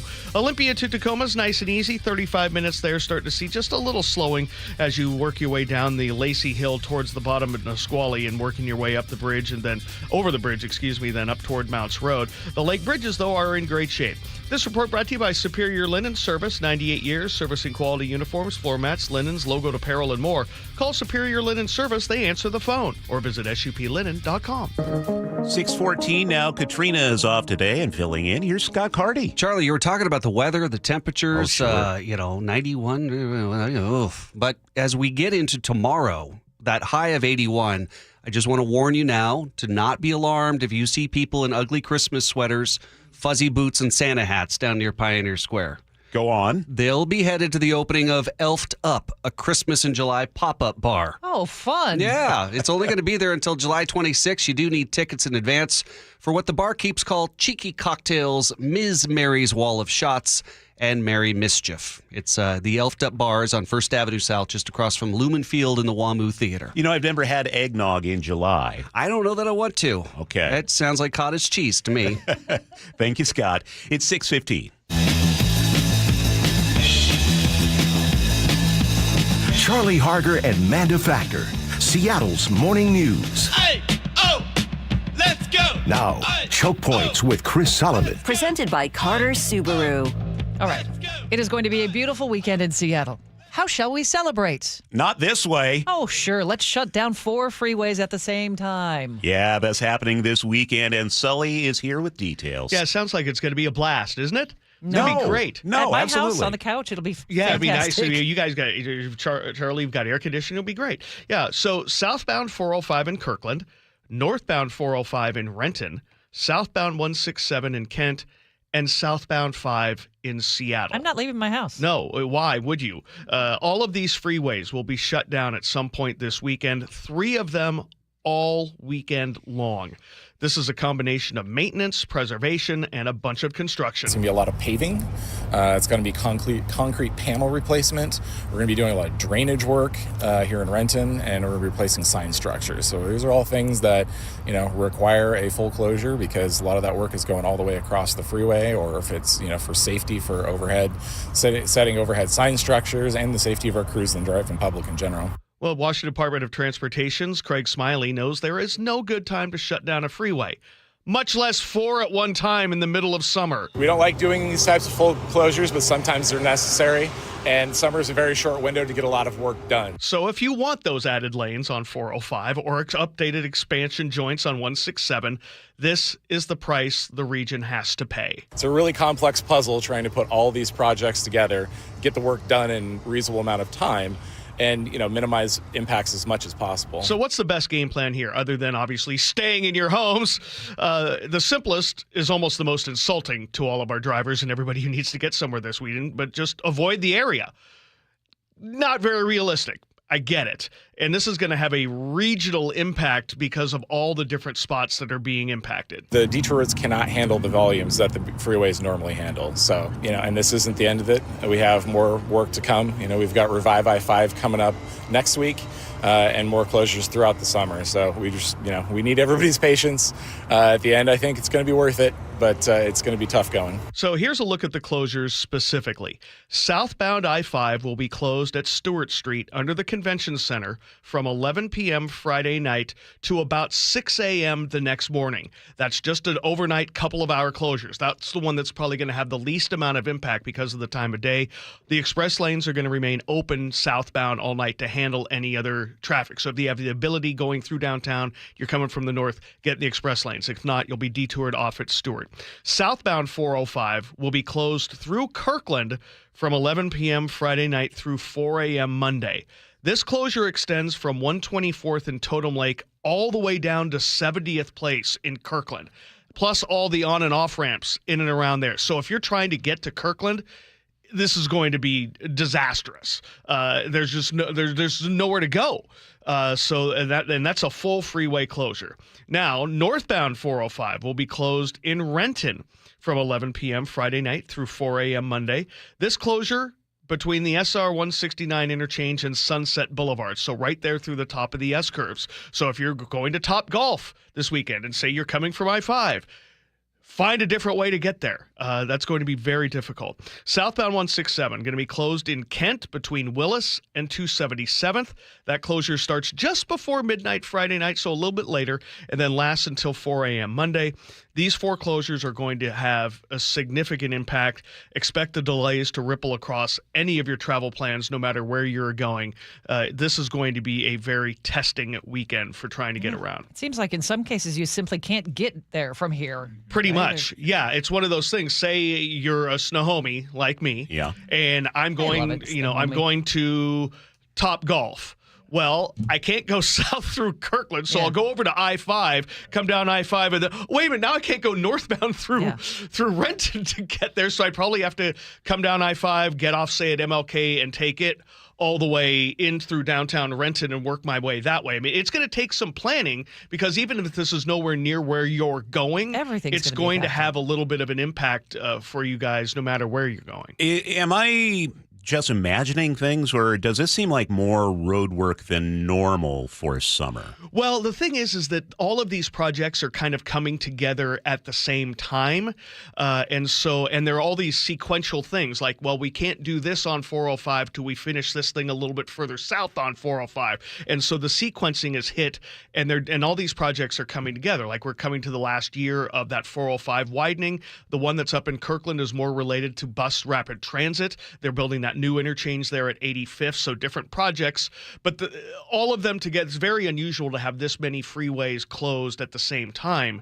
And of course, going into next weekend, we've got 1 month of hell, as I'm calling it, with the northbound closures of the Ship Canal Bridge. You're bringing the joy this morning. Yeah. Well, I mean, we got to get ready. I mean, I've got plenty of stuff to talk about next week about what's going on with the Revive I-5. But again, that 1 month of hell during Summer Seafair coming up next weekend and the following month. But yeah, this weekend it's kind of unusual to see this many closures at the same time. Okay, so you bring up Snohomish County, the Snohomies. We don't have anything quite that cool for Pierce County, where I live. But here's my question. You have written this up for us. Puyallup, the bridge off the freeway there, which you see right next to the CarMax. There's this empty lot with the bridge that has been there for years. Yeah, do you guys remember this? I went down, we were covering this at the time. The old Puyallup River Bridge, the original one over there right at Meridian, 100 years old. They had to get rid of it, so they put it on a truck. Yeah. They lifted it up somehow 21 feet off the air and then moved it. And it's been sitting in that vacant lot for 9 years. Obviously, nobody wanted to buy it for the $1 million Washtop was asking for. They were asking, some person, guy, buy this, put it on a property on your, try to restore it. And then you'd have to pay. I mean, so nobody wanted it. So now they're demolishing it because the vacant lot it's been sitting in is part of the right-of-way now for the Gateway project, which is the expansion of 167. Oh, my goodness. So it's got to go. So they're finally just going to demolish it, except for one small little piece that they're going to keep and put into a new trail system that they're building around Meridian Yard. But yeah, that old 100-year-old bridge, I still can't believe they took It gave you something to talk about for 9 years. Yeah, well, we hadn't talked about it in 8, but nobody wanted to buy it. But yeah, it's going to be gone soon. Kind of a historic steel span bridge. It was one of the first ones in the area that was that steel truss that allowed them to engineer with less stuff over the water. But yeah, it's going away. I take issue with you saying no one was talking about it. I was talking about it. I had some pretty creative traffic solutions with that bridge where we might be able to move it elsewhere. But you poo-pooed that idea. Yeah, I did, because I'm not a fan of using a 100-year-old bridge that they had to remove because it wasn't safe to use for someplace else and call it safe. I have an idea. Yeah. Let's talk about what's happening on the roads right now this morning. Wow. At 6:23. I guess I better look at the map and find out what's happening. Not to put you on the spot or anything at the Beacon Plumbing traffic desk, Sully. Well, we've got some positive news. It looks like this stall we had on southbound 405 approaching 160th there, just south of 522, is out of the way. The problem is we're backed up all the way from Canyon Park, and we've got a 50-plus minute drive from Everett into Bellevue. So 20 minutes behind schedule for this time of day, maybe 15. I think 20 is maybe a little over the top, but you look at the I-5 corridor away from Linwood, and it's pretty quiet, and it's only 40 minutes from Everett into Seattle. Rest of the map has kind of woken up a little bit. We do have brake lights through those S-curves in Renton, right where we're going to have that northbound closure this weekend on 405. 20 minutes from Renton to Bellevue. Behind that on the Valley Freeway, a little over 20 minutes from Auburn, getting closer to 45 all the way from Puyallup. Eastbound 512, a little slow down the hill into Puyallup, but nothing super significant. Under 40 minutes still from Olympia to Tacoma with the brake lights there through the bottom of the Nisqually Basin. They clear up by the time you start heading up the hill towards the railroad tracks. Going up from Federal Way, about 45 minutes. That's about average. And the lake bridges are fine.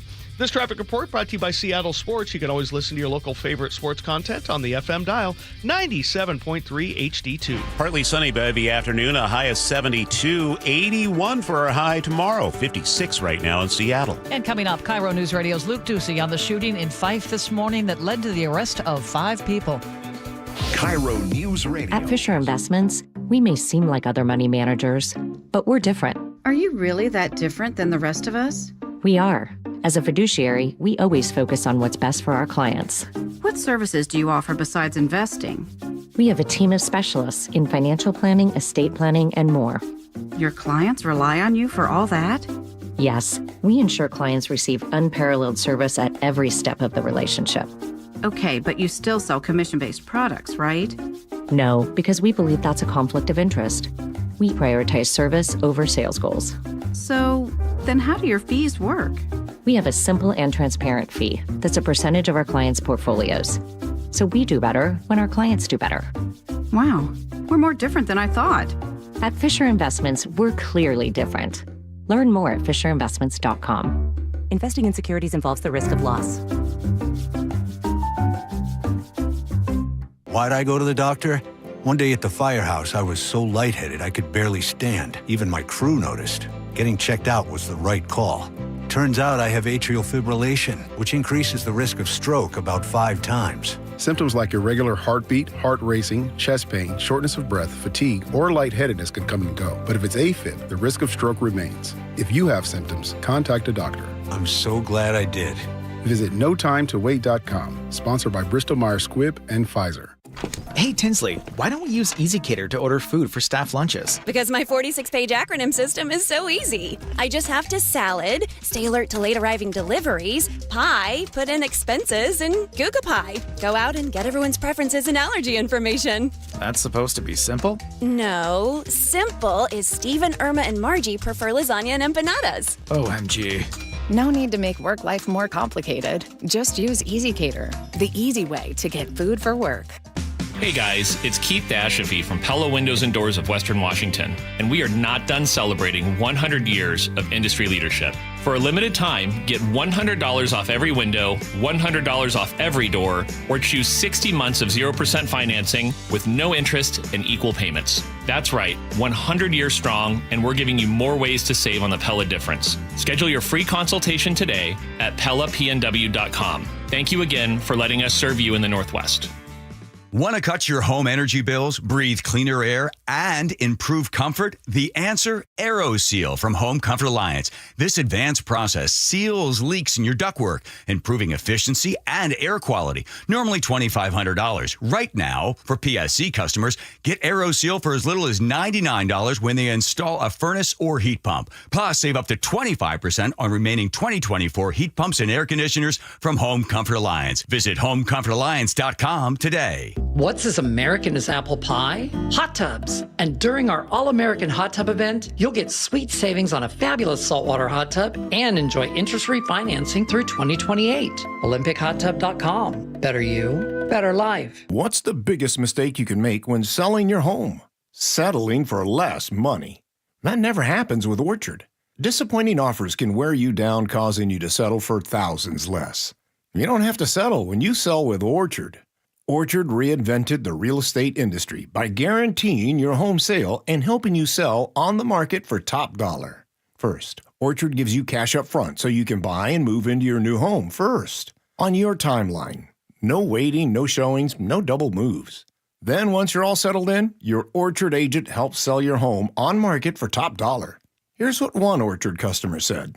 I never could have sold without Orchard. I made way more than I expected, and it couldn't have been easier. With Orchard, you never have to settle for less. Buy before you sell and get top dollar for your home with Orchard. Curious how much your home is worth? Visit Orchard.com to get your free home valuation. That's Orchard.com. Orchard.com. Tired of sitting on your suitcase? 2 words. Packing cubes. Sometimes a different way is the better way. Like the SR 509 Expressway, an alternate route that'll help manage congestion on I-5 and other local roads. Now open and free through summer. Guys, did you know your testosterone level impacts your energy, libido, sleep, weight, hair loss, mood, and even ED? And right now, Revive Men's Health Seattle will check your testosterone for free. They've helped thousands of men since 2011 feel and perform better. They're so confident they can help you, they even guarantee it. Schedule your free testosterone test, exam, and consultation today. Call 206-529-1111. That's 206-529-1111. Or visit ReviveMen'sHealth.com. Start having fun.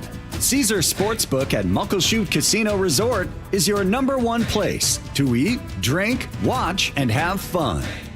Keep up with your favorite sports anywhere and everywhere on property with the mobile app.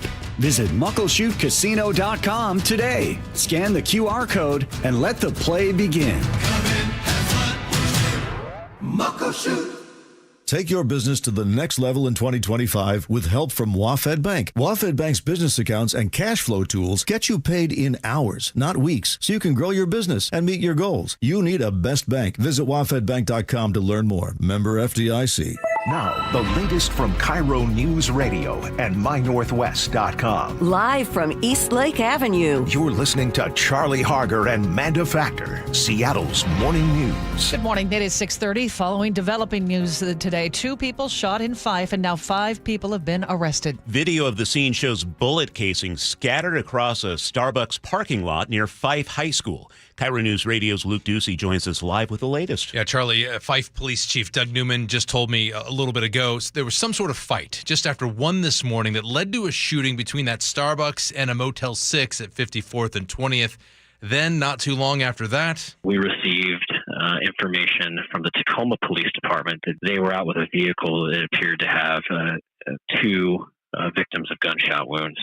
We were able to connect that those victims came from our scene in Fife. Newman tells me the 2 men who were shot were rushed to a hospital. They went right into surgery. He didn't know their condition. Subsequently, we were able to take 5 adults into custody safely without force. There's no active threat to the community. No officers were injured. Right now, we are determining what the involvement of all 5 that we have in custody were, but we believe 2 of them are primary suspects in the shooting. So a lot of moving parts here still, and police are piecing it all together. A total of 5 people arrested, including 2 suspects, according to police. 2 people were shot, and police are getting search warrants right now as we speak to search locations, they tell me, close to that Motel 6. Luke, thank you for the update. It's now 6:32. Trash is piling up across Western Washington. Public Services workers have expanded their strike, halting garbage collection in cities like Seattle, Kent, and Bellevue now. This started with a protest in Thurston County over wage gaps.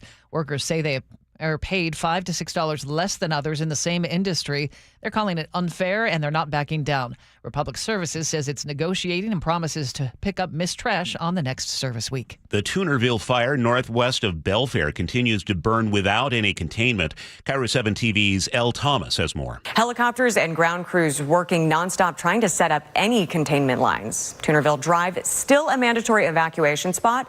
Those homes are in danger. Several other surrounding roads, though, need to be ready to go. The Mason County Sheriff's Office has issued a level 2 evacuation notice for an even wider area beyond the area that's already under mandatory evacuation. Renton police used a heat imaging drone to find a hit-and-run suspect hiding in the bushes. Do not make any sudden movements. Walk towards us. The police say 23-year-old Seattle man crashed his car Tuesday night and ran off. There were several reports of a man running through yards near the Maple Valley Highway. Police tracked him down and discovered he was armed with a stolen pistol modified as a machine gun. It's 6:33, and we head over to Chris Sullivan at the Beacon Plumbing Traffic Desk. And we're dealing with a 15-minute delay on southbound 405, trying to make your way from Linwood down into Bellevue.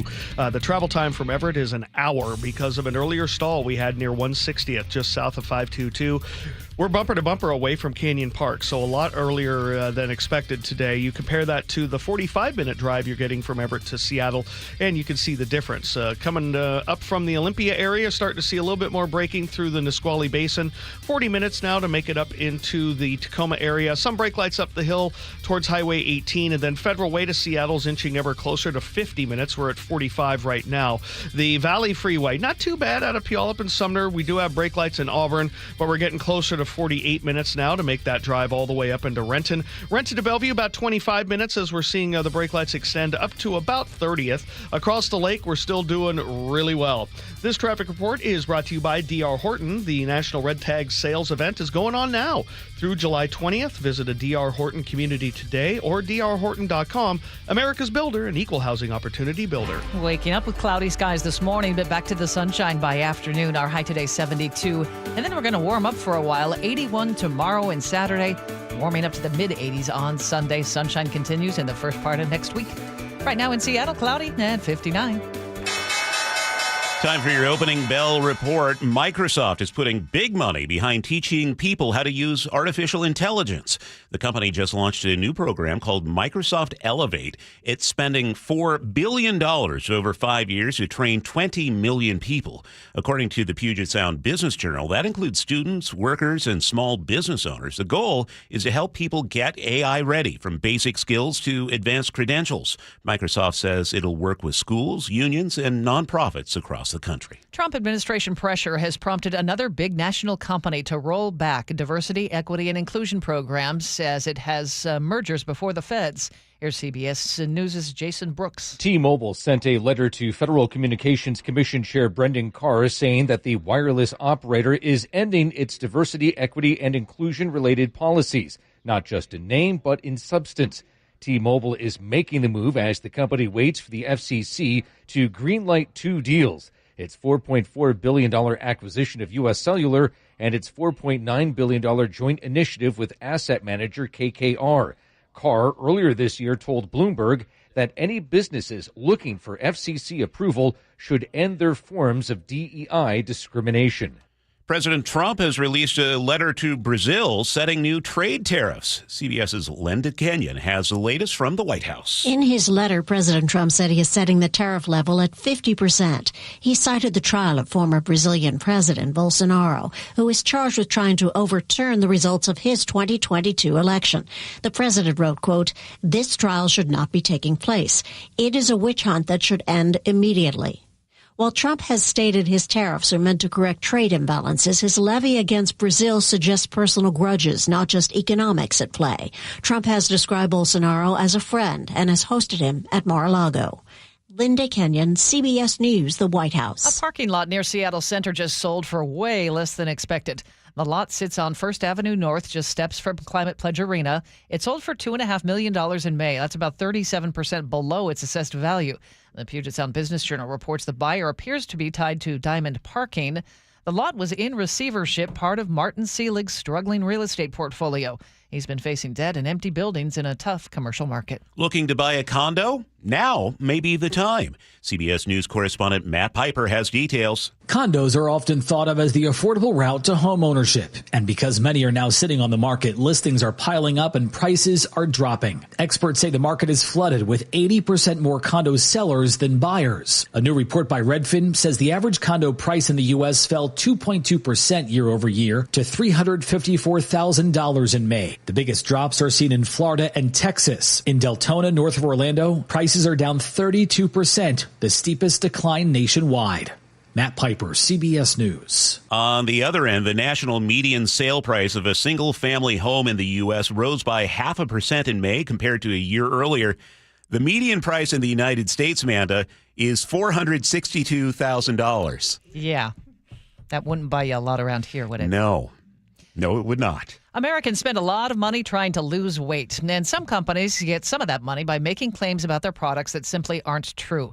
CBS News reporter Christopher Cruz says federal regulators are sending a total of about $400,000 to almost 7,500 people who bought a company's weight loss supplements. The Federal Trade Commission first got a judgment against Roca Labs in 2018. The agency had made sweeping allegations, including that the company, quote, made baseless weight loss claims for its products, misrepresented that one of its promotional websites was an objective information website, and failed to disclose its financial ties to that site and to people who posted positive reviews. The regulator also alleged that Roca threatened to enforce so-called gag clause provisions against consumers to keep them from posting negative reviews online. Christopher Cruz, CBS News, Washington. There was a prime mistake in Northern California. A woman in San Jose is up to her eyeballs in Amazon packages that she never ordered because a Chinese company that sells faux leather car seat covers didn't know what to do with its ill-fitting products or hundreds of complaints. It decided to give out Amy's address for returns. She says the bombardment began a year ago and hasn't stopped. Now hundreds of packages cover her stoop, her yard, and her driveway. She says Amazon's customer service has promised it'll stop, even offered a $100 gift card for her troubles. Amy says they also told her it was her job to get rid of the packages. Now Amazon claims it's planning to pick them all up. Deborah Rodriguez, CBS News. $100 for her troubles?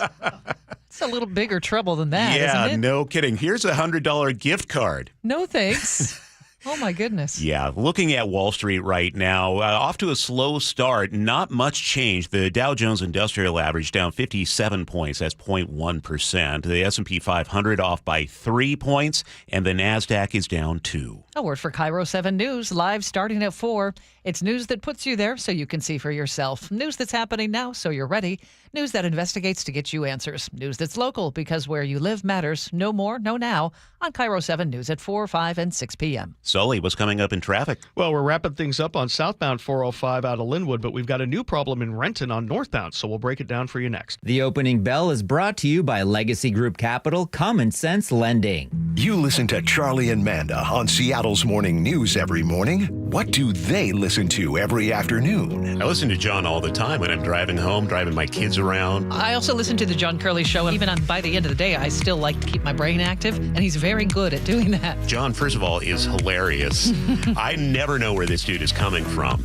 The perfect bookends to your daily commute with KIRO News Radio on 97.3 FM and the KIRO Newsradio app. If you've got a gas-powered engine, keep it running like new at every fill-up. Stable in-season protection is your engine's preventative medicine, cleaning and protecting the entire fuel system in season. In outdoor power equipment, prevent gum and varnish buildup that could cause a rough or non-running engine. For cars and trucks, increase fuel efficiency and power by removing deposits, ensuring your engine's long-term health. Stable outperforms the competition in independent lab testing. So at every fill-up, start with Stable.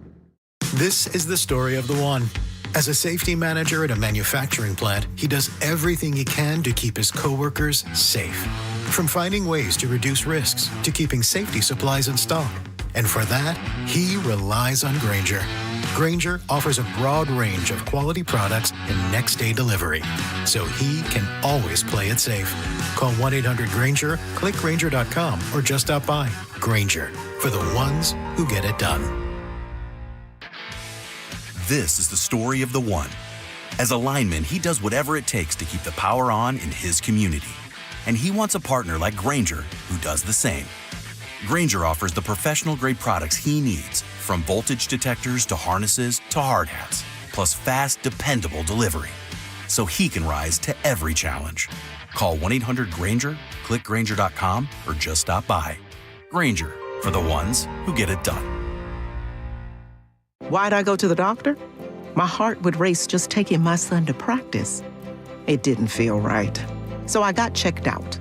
Turns out I have atrial fibrillation, which increases the risk of stroke about 5 times. Symptoms like irregular heartbeat, heart racing, chest pain, shortness of breath, fatigue, or lightheadedness can come and go. But if it's AFib, the risk of stroke remains. If you have symptoms, contact a doctor. I'm so glad I did. Visit notimetowait.com. Sponsored by Bristol-Myers Squibb and Pfizer. Business leaders know to solve a problem, you gotta look at it in a new way. Like travel between Seattle and Portland. Why is it such a pain? I-5 traffic, TSA slowdowns, SeaTac hassles. Seaport removes those pain points. We fly out of Boeing Field and a private terminal at PDX. You park for free, steps away from your plane. And with flights every 45 minutes, you're always home for dinner. Problem solved. Seaport Airlines. It's about time. 6:43 now. We head over to the Beacon Plumbing Traffic Desk with Sully. And we've added another little issue onto our drive this morning. It's on northbound I-405 right as you get towards Sunset. Our good friend Barney, who's out, our chauffeur driver out there listening to the show, telling us the HOV lane is blocked there, and it is backing up pretty significantly. They may have already moved it out of the way, but we've got about a 30-minute trip to go from Renton on up into Bellevue. Behind that on the Valley Freeway, not too bad. We're under 50 minutes there. Coming down from the north end, we still have about an hour drive from Everett into Bellevue. That's because of an earlier crash, or should I say a stall in the right-hand lane that was there by 160th. It's long gone, but you know what it did? It's a reminder that, yes, it doesn't get there very often, and only when it really has to. Today is one of those days when it kind of has to, because they were trying to clear out all the traffic. We went bumper to bumper all the way before Canyon Park, so that was a way to try to price people out to kind of get things moving again. And we have an hour still from Everett to Bellevue. We got about 50 minutes from Everett to Seattle, so really not too bad on that side of the lake. The Federal Way to Seattle Drive is starting to see about a 50-minute trip where a lot more action past the West Seattle Bridge, but for most days, pretty decent drive. Heading up the hill out of Fife, there are some brake lights right around the county line, but nothing out of the ordinary. And we've got about a 42-minute trip now from Olympia to Tacoma. A little sun glare now up the hill heading towards DuPont. This traffic report is brought to you by Superior Linen Service. You never get a second chance to make a first impression. Superior Linen Service will help your company look good with logoed apparel, uniforms, floor mats, and more. Visit suplinen.com. Hope you enjoyed the break from the heat. It's coming back. Today, pleasant, 72 and sunshine by afternoon, but then we're going to warm up to low 80s Friday, Saturday, mid-80s on Sunday, and that pattern will stick with us into the first part of next week. Right now in Seattle, starting cloudy and 59. 6:45 now. Katrina has a day off, and we go over to the news desk with Scott Carty. Charlie and Manda, we now know who the Grand Marshal will be for the Seafair Torchlight Parade. We'll do it movie trailer style. Okay. He was born in Olympia. Ooh. He prevented many men from achieving their goals. And he's currently an ESPN soccer analyst. And he went to my high school. Former Sounder Casey Keller. Yeah. Yep. Cool. Our original goalkeeper is, he already flew in a Blue Angel in 2009. So I guess all he needs to do now is just drive a hydro to get the Torchlight hat trick, right? So he'll be doing it. He'll be waving from a convertible July 26 as the parade makes its way along the brand new route along the Seattle waterfront. And of course, you can see it in person or on KIRO 7 TV. Why hasn't Manda been the Grand Marshal? Listen, I think that is officially in the works. Okay. I'm gonna send an email. Okay, we should start a petition. Casey was only a class ahead of me at North Thurston High School. Maybe I'll just hitch a ride with him. You should. We got to get him in here. All right, coming up, we have Luke Ducey with this week's Tech Talk. This is Seattle's Morning News. I bet every one of us knows someone affected by cancer. But how many of us know a child with cancer? I got news for you. Cancer doesn't discriminate. Hey, it's G. Scott. We're lucky to have Seattle Children's Hospital leading the charge in pediatric cancer research with a revolutionary treatment called immunotherapy. It's a game changer, reprogramming a child's own T cells to find and destroy cancer cells. That means fewer harsh side effects from chemo or radiation and more hope. But here's the hard truth. Pediatric cancer research is severely underfunded. That's why I'm asking you to help. This July, join me and Safeway by donating at checkout. Become an immunohero. Your donation fuels life-saving research and gives families something priceless. More time, more options, more hope.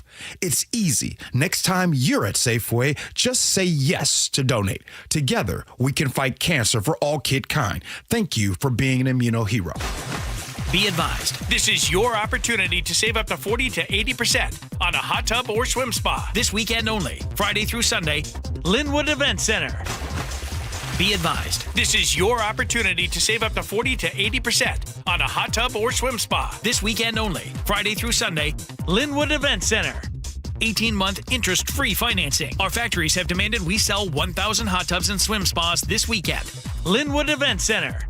Huge factory incentives, factory rebates, this weekend only. Linwood Event Center. We can remove your old hot tub. Free delivery of your new hot tub. Hot tub starting at $2,999. Linwood Event Center. Free delivery of your new hot tub. Just relax and enjoy. Linwood Event Center. Friday, 2 p.m. to 8 p.m. Saturday, 10 a.m. to 8 p.m. Sunday, 10 a.m. to 6 p.m. Free admission, free parking, free delivery. Linwood Event Center. Call 833-SPA-SALE or visit hottubandSwimSpaSale.com. Hey, it's Matt, your leaf filter trusted pro.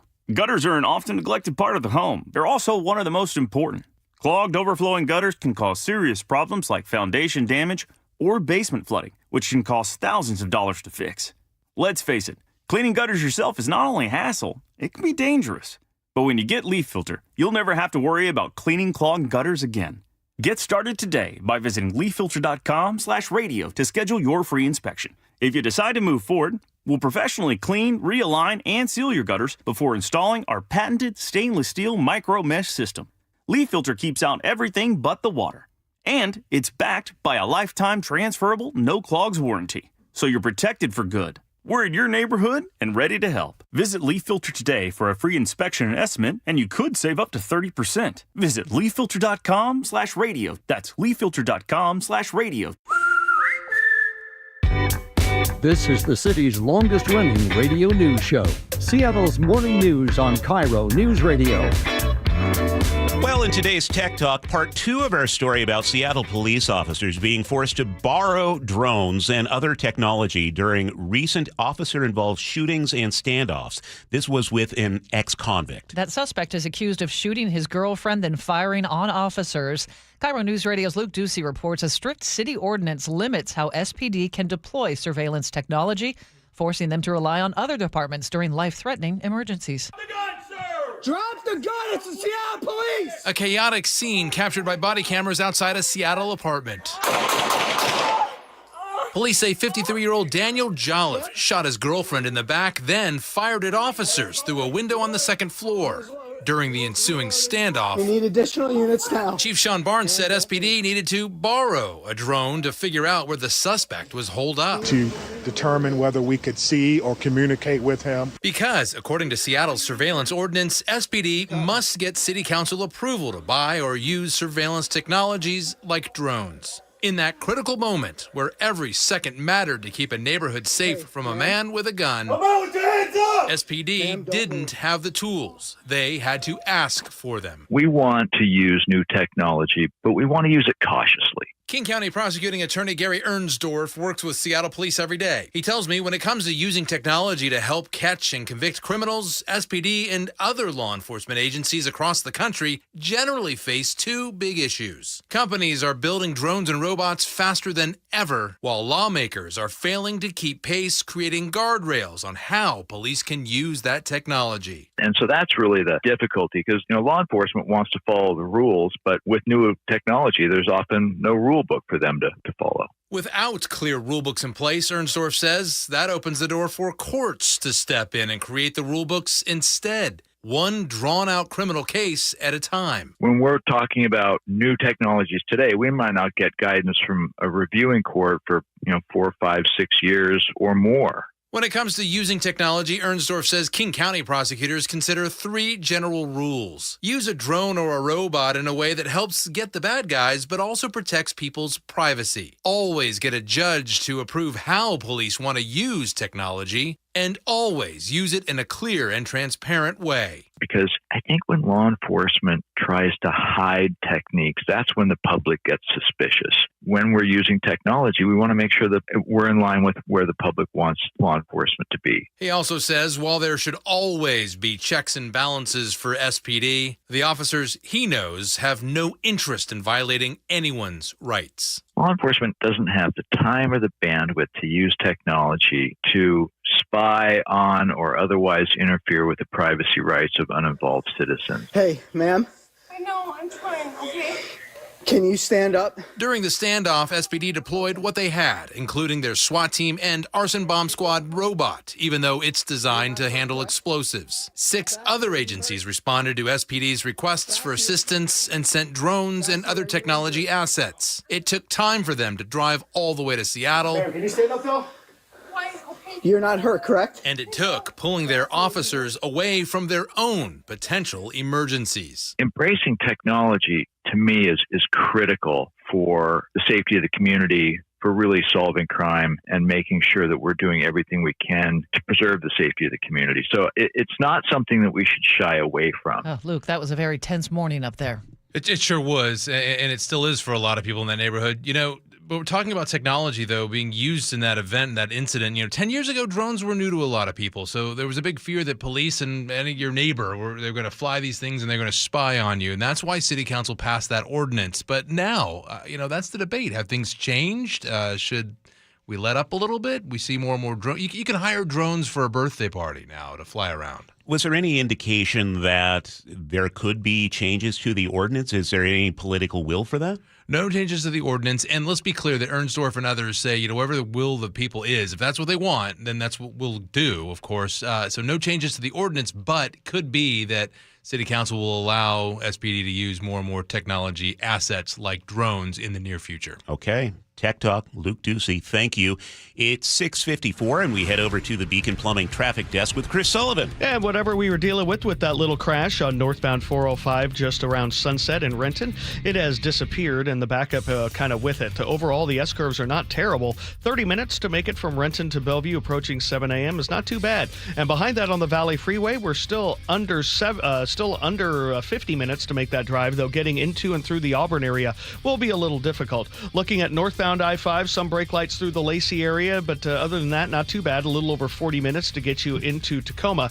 And then Federal Way to Seattle's about an hour now. That's about average. We got 30 minutes up to Seattle, 30 minutes from. Coming down from the north end, we're easing off a little bit here and there through that 405 corridor down from Linwood after an earlier stall in Bothell. Still have about an hour drive from Everett into Bellevue, 50 minutes from Everett into Seattle. The Lake Bridges are in fine shape. This report brought to you by Seattle Sports. Download the Seattle Sports app and stay in the know with the latest news, scores, and opinions about your favorite teams. Our forecast, we'll see sunshine by afternoon, 72 today, but warming up into the low 80s tomorrow, Saturday, and Sunday.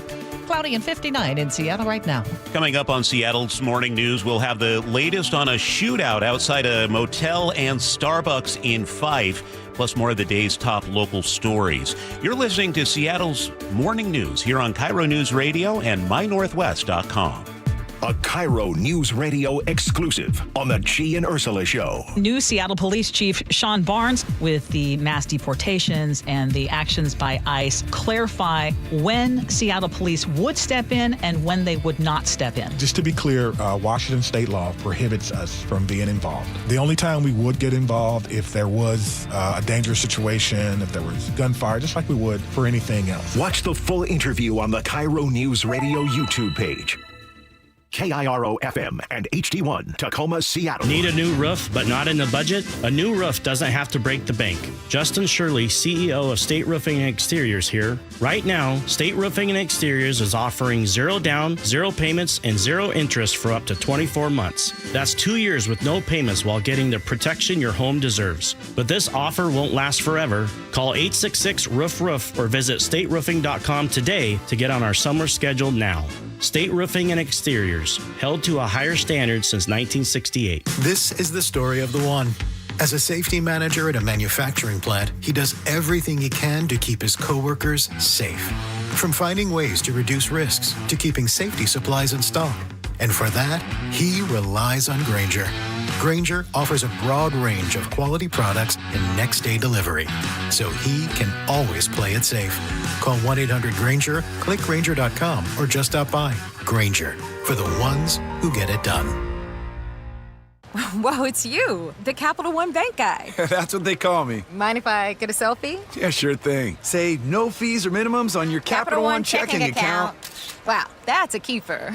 So, where are you heading? I'm off to spread the good news that Capital One helps people keep more money in their wallet with no overdraft fees. Oh, you're the best Capital One Bank guy. Hey, mind if I get a selfie? Sure. Say, Capital One, what's in your wallet? Terms apply. See CapitalOne.com/bank for details. Capital One N.A. member FDIC. For the news you trust. Breaking news we are getting. Experience matters. Good afternoon. I'm Aaron Granillo. James Lynch, KIRO News Radio. Good morning. I'm Heather Bosch. Luke Ducey, KIRO News Radio. We're on YouTube, our app, and 97.3 FM. Hey guys, it's Keith Dashafi from Pella Windows and Doors of Western Washington, and we are not done celebrating 100 years of industry leadership.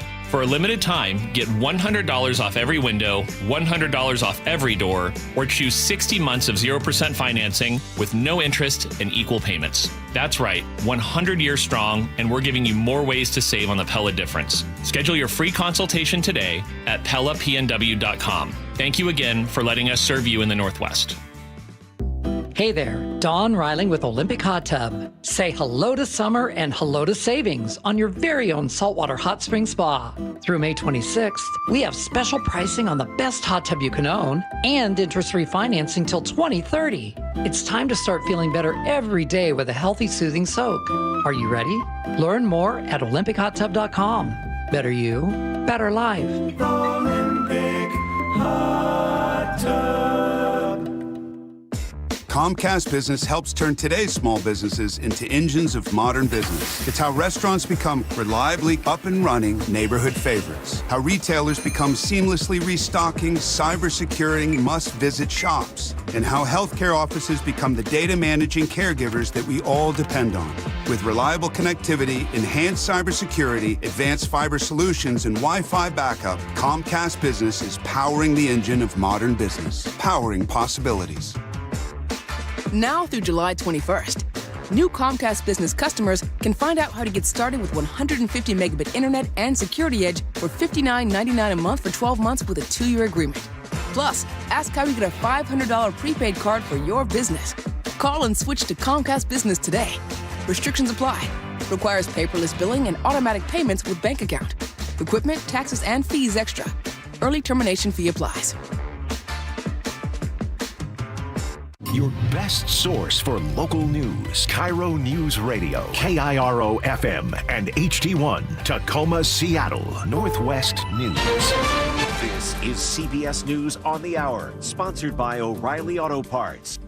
I'm Deborah Rodriguez. A close call for a construction crew deep beneath the ground in Los Angeles. We are getting reports of a tunnel collapse. Emergency crews reporting a sanitation tunnel under construction had partially caved in. KNX's John Baird. 27 men were inside at the time of the collapse. They had to climb over a huge pile of loose soil to reach co-workers on the other side. 4 other men had gone in to help them. They then traveled 5 miles in a tunnel vehicle to the entrance where they were brought out. L.A. City Council member Tim McCosker. This could have come out so differently, and thank God it didn't. The accident took place in the Clearwater Project, which is designed to carry treated clean wastewater from the Joint Water Pollution Control Plant to the ocean. The cause is under investigation. A vigil in Kerr County, Texas, honoring the victims of last week's flooding. This is the beginning of healing, is us finding a way to be together as a community outside of search and rescue and volunteering and things like that. This was a night where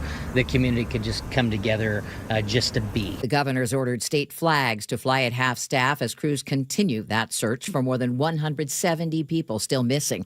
The death toll stands at least 120. Gaza ceasefire talks continue in Qatar as Israeli airstrikes continue.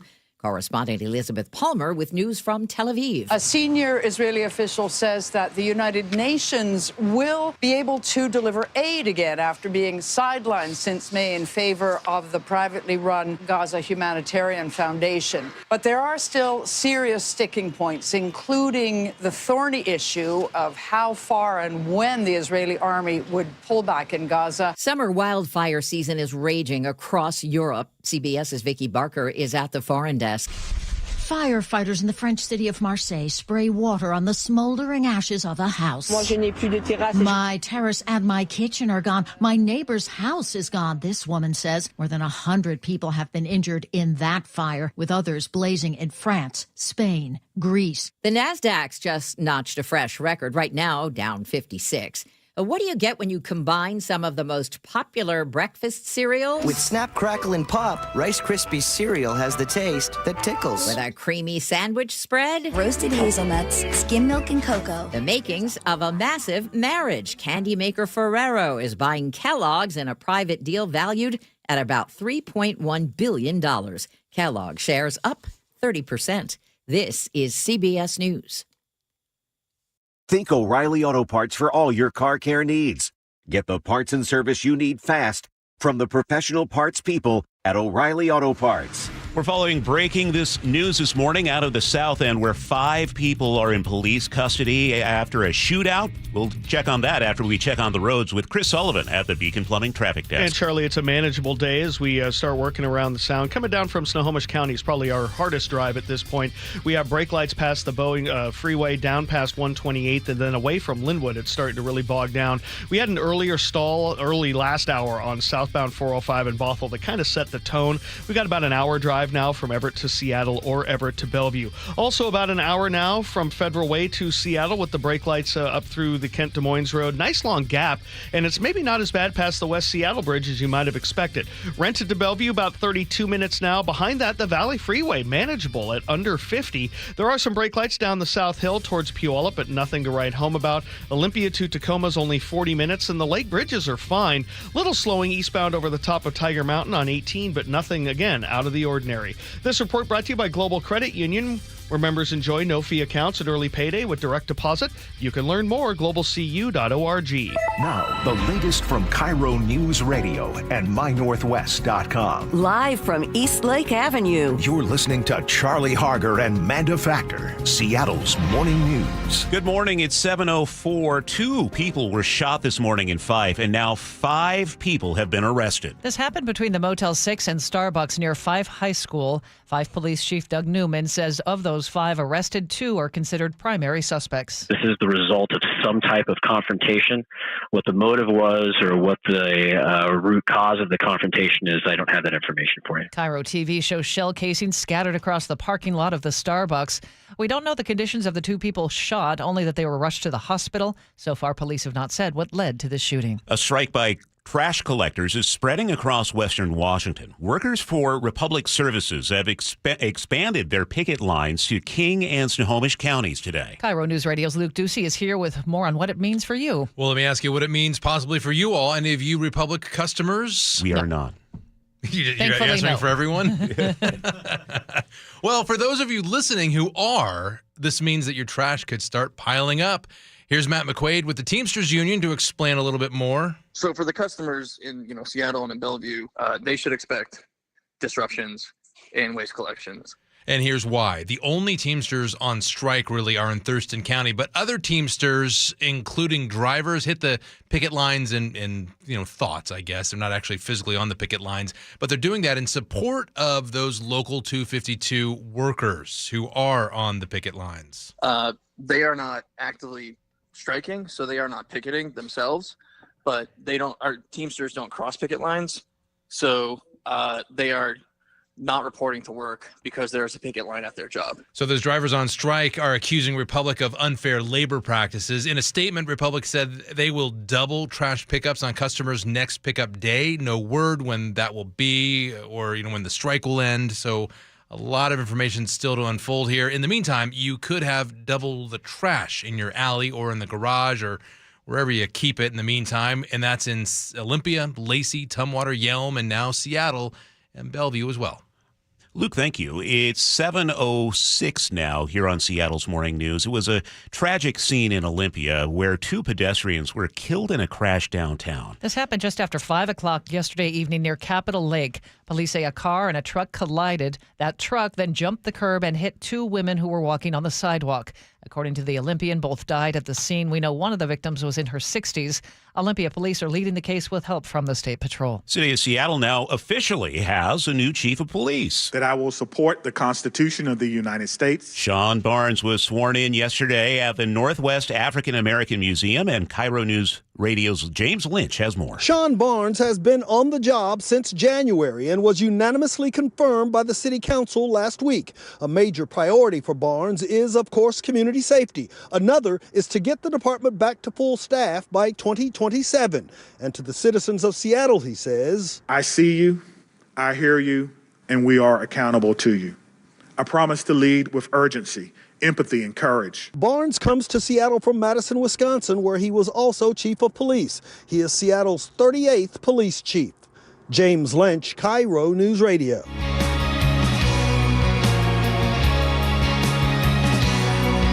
Keeping you informed since 1974. You're listening to Seattle's Morning News.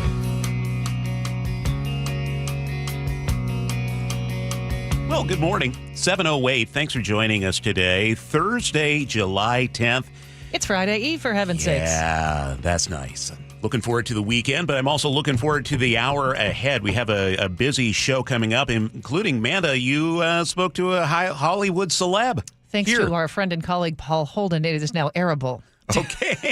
He is so funny, but a little not appropriate Little for radio. bleepy? Little bleepy. All right, that's Jeremy Piven. He has his stand-up show. He stopped by the station and spoke with Manda earlier this week. Also, that America Party from Elon Musk, how that could mean trouble for GOP lawmakers in the midterms. The Hill's Alex Bolton will join us to break it down. Also coming up, CBS reporter Karen Wise in Kerrville with the latest details on the recovery efforts after last weekend's tragic floods. Now, following up on a story we first brought you earlier this week, the search for Travis Decker continues after a 5-day manhunt in Idaho was called off yesterday. KIRO News Radio's Gwen Baumgardner outlines the case of mistaken identity. Travis Decker has been on the run for more than 5 weeks. The Washington man accused of killing his 3 daughters, prompting a massive manhunt. But Saturday, a believed break in the case. Multiple Decker sightings from campers at Idaho's Sawtooth National Forest. Law enforcement began searching the area with fervor until Wednesday afternoon. That's when the U.S. Marshals Service announced that they had found and interviewed the man that tipsters called in. And it's not Decker. Marshals now calling off the Idaho search, but Decker's status as a fugitive continues. Gwen Baumgardner, KIRO News Radio. 2 wildfires are burning in Mason County. One is dangerously close to homes. The Tunerville fire near Belfair has forced evacuations for about 50 homes. Firefighters say it's burned up to 100 acres, still not contained. Crews are using everything, bulldozers, helicopters, even drones to slow it down. Air tankers from Idaho are dropping fire retardant. Cooler weather is helping, but the fire's still active. There's a second fire, too, the Bear Gulch fire burning above Lake Cushman. This one's already scorched more than 300 acres, and we're told it was human-caused and is tough to reach because of steep terrain. Senator Maria Cantwell pressed President Trump's nominee to lead the National Weather Service over budget cuts and whether they contributed to the deadly flooding in Texas. Dr. Neil Jacobs acknowledged Trump's recent cuts, then commended the Weather Service for a job well done leading up to the Texas flooding. If confirmed, Jacobs told Senator Cantwell he'll staff the Weather Service to support regional needs, from predicting tsunamis to forest fires. It's really important for the people to be there because they have relationships with the people in the local community. They're a trusted source. The death toll in Texas now stands at more than 120 people. A groundbreaking lawsuit in Seattle is taking aim at big oil. The family of Julie Leon says fossil fuel companies helped cause her death. She died during the 2021 heat dome when Seattle hit a record 108 degrees. The lawsuit says companies like Chevron and BP knew the risks of climate change. Julie was found unresponsive in her car after pulling over in the heat. Critics say it will be hard to prove oil companies directly caused it. UW professor Cliff Mass says climate change only contributed a small amount to the extreme heat, making it difficult to prove that fossil fuel emissions directly caused her death. Legal experts say this could be the first case to tie a single death to climate change. Voters in Edmonds will decide this November on lifting a $14.5 million property tax levy lid. The Everett Herald reports the City Council approved the measure, aiming to address a growing fiscal crisis. If passed, it would raise property taxes by about $63 a month for the median home. Council members say the increase is necessary to keep the city running. Critics argue it's too much, too fast. City of Edgewood has renamed a street in honor of Pierce County Sheriff's Deputy Dom Collada, who was killed in the line of duty. Sheriff's Office posted a video on its blotter. O'er the ramparts we watched were so gallantly streaming. That is Collada's widow, Erin, singing along with a friend as a new street sign was revealed off Meridian Avenue East and 24th Street East near City Hall. Collada was a member of the SWAT team, and he was shot and killed while serving a warrant in March of 2022. Collada was a 35-year-old Army veteran who had served with the Sheriff's Office for 6.5 years. It's now 7:12. That's time for a check on the weather. It's brought to you by State Roofing and Exteriors. So we're going to see sunshine by afternoon again. Nice 72-degree afternoon, and then we'll warm up starting tomorrow. Partly cloudy to start the day, mostly sunny by the end of the day in 81. Same deal on Saturday. A tad warmer Sunday. We're still going to be sunny and in the 80s as we head into the next week. Right now in Seattle, it's mostly cloudy and 59. 7:13 now. Let's go to Chris Sullivan at the Beacon Plumbing Traffic Desk. And we're looking at a relatively average Thursday out there, maybe a little lighter in some spots. If you're coming down from Snohomish County, we're easing off a little bit by the Everett Mall, but away from Linwood, it's still pretty heavy. And then off and on breaking down through 145th coming out of Shoreline. 405, though, a lot heavier as you work your way past Canyon Park down into Bothell. So hour drives for both of our commutes from Everett to Seattle or Everett to Bellevue. Northbound I-5 is about average. Federal Way to Seattle, about an hour, maybe a little under. You have the brake lights up past the Kent Des Moines Road, maybe kind of extending to 188th before you break free, and then you hit it again around the north end of Boeing Field, but it's not as bad and packed in past the West Seattle Bridge as it could be. So that's a positive. A little bit behind that, some brake lights up the Fife Hill, but Tacoma in most general sense is in pretty good shape. A 40-minute trip from Olympia to Tacoma. Valley Freeway still under 50 minutes, but not by much because we're seeing a little bit more braking past 180th into downtown. Then Renton to Bellevue is about 35 minutes. The Lake Bridges are in good shape.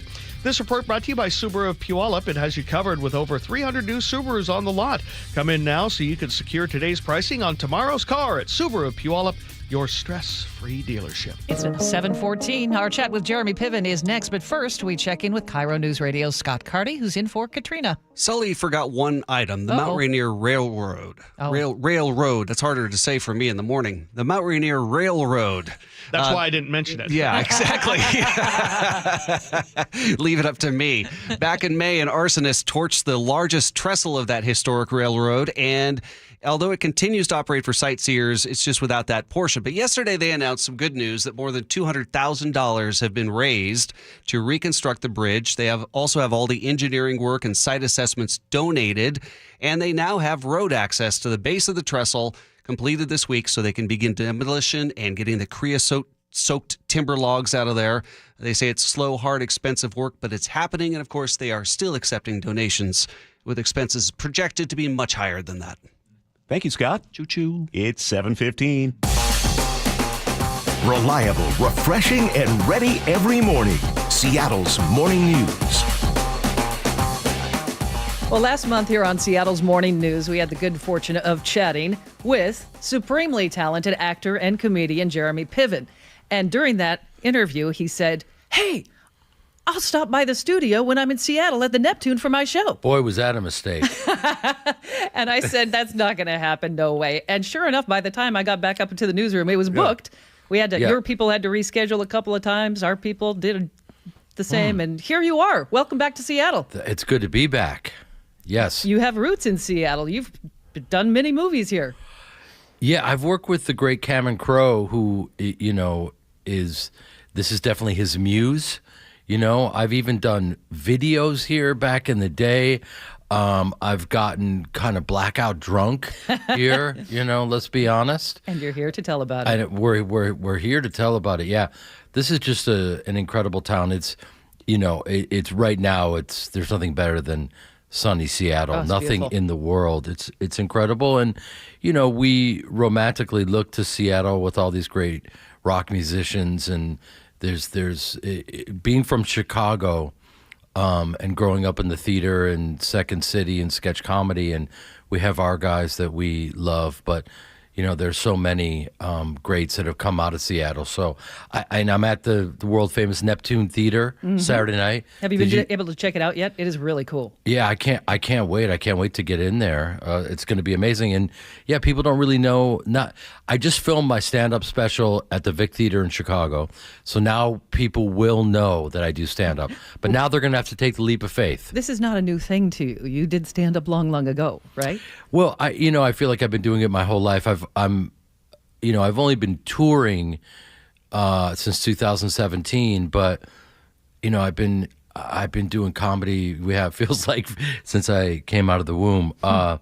And yeah, I've always been trying to get my jokes in to everything I've ever done in my life, and now I have total freedom. So it's kind of amazing. You got to make your own breaks because no one is coming to save you. That is true. Isn't that deep? Let's get deep. Let's not. So we talked to you right after you filmed that special in Chicago. Oh. How has it changed, and how is it being on the road compared to that show in your hometown? Everything you do affects who you are and how you show up, and I love just walking around town and getting a sense of wherever I'm at.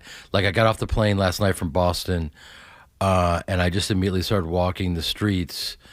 And I will say, in disguise? No. It's all good here. People are very sweet and genuine, and your homeless are way too good looking. They look like Jared Leto. I can't tell if they're in a band. I don't know. Well, you could play a game here. Are you in a band or are you displaced? You've been in a band too, right? What have you not done? I know. I haven't. I haven't. I played the drums, and I played the drums my whole life, and I love doing that. And maybe I'll find some local musicians, and we'll Go do some busking at the market. No, not. Well, that's actually not a bad idea because I do. Believe it or not, I do hand out flyers on the street. People don't believe that I do that, but flyers for your show or something else? Yeah, flyers for my show. It's not a wet T-shirt contest that I'm performing in on the 12th of Never. No, this is for my show because I come from Chicago, the stage where I grew up in a non-for-profit theater, the Piven Theater, where all the kids to this day are on scholarship if they need it. And so I come from a theater and acting and artist family that, we're not in it for the money. We do it because we connect to it and we want to do the best job that we can and hopefully teach some people along the way. Well, since you mentioned your family, I know you have deep theatrical roots, and I know you lost your mom this year, and I'm really sorry about your loss. Thank you. What would she be saying right now if she were watching your show? It's funny you say that because I was doing some morning television and I saw one of the bits that they recorded, and she gave me this great note about one of the bits, and I use her note. And so she was always very realistic, and she could give you her honest take. You always knew, okay. And she would, slip in a note and you didn't even know you were getting a note. So she was always very confirming and supportive, and we don't have a lot of those people in our lives. That's true. Which is, it's very difficult, and we need more of those people in our lives. If you walk through the newsroom right now, 95% of people are going to go, "Hey, Ari." Yes. How do you feel about? It's one of the most iconic shows or characters, I think, in TV. Yeah. The character on Entourage. It's interesting because it's a real lesson in growing up for me because being just a stage actor, journeyman actor from the Midwest, and then to be mistaken for a powerful agent, who is Ari Emanuel. Ari Emanuel, who now captain of everything. He owns the WWE and the UFC and every three-letter situation out there. So he is the real Ari Gold. And I'm just an actor.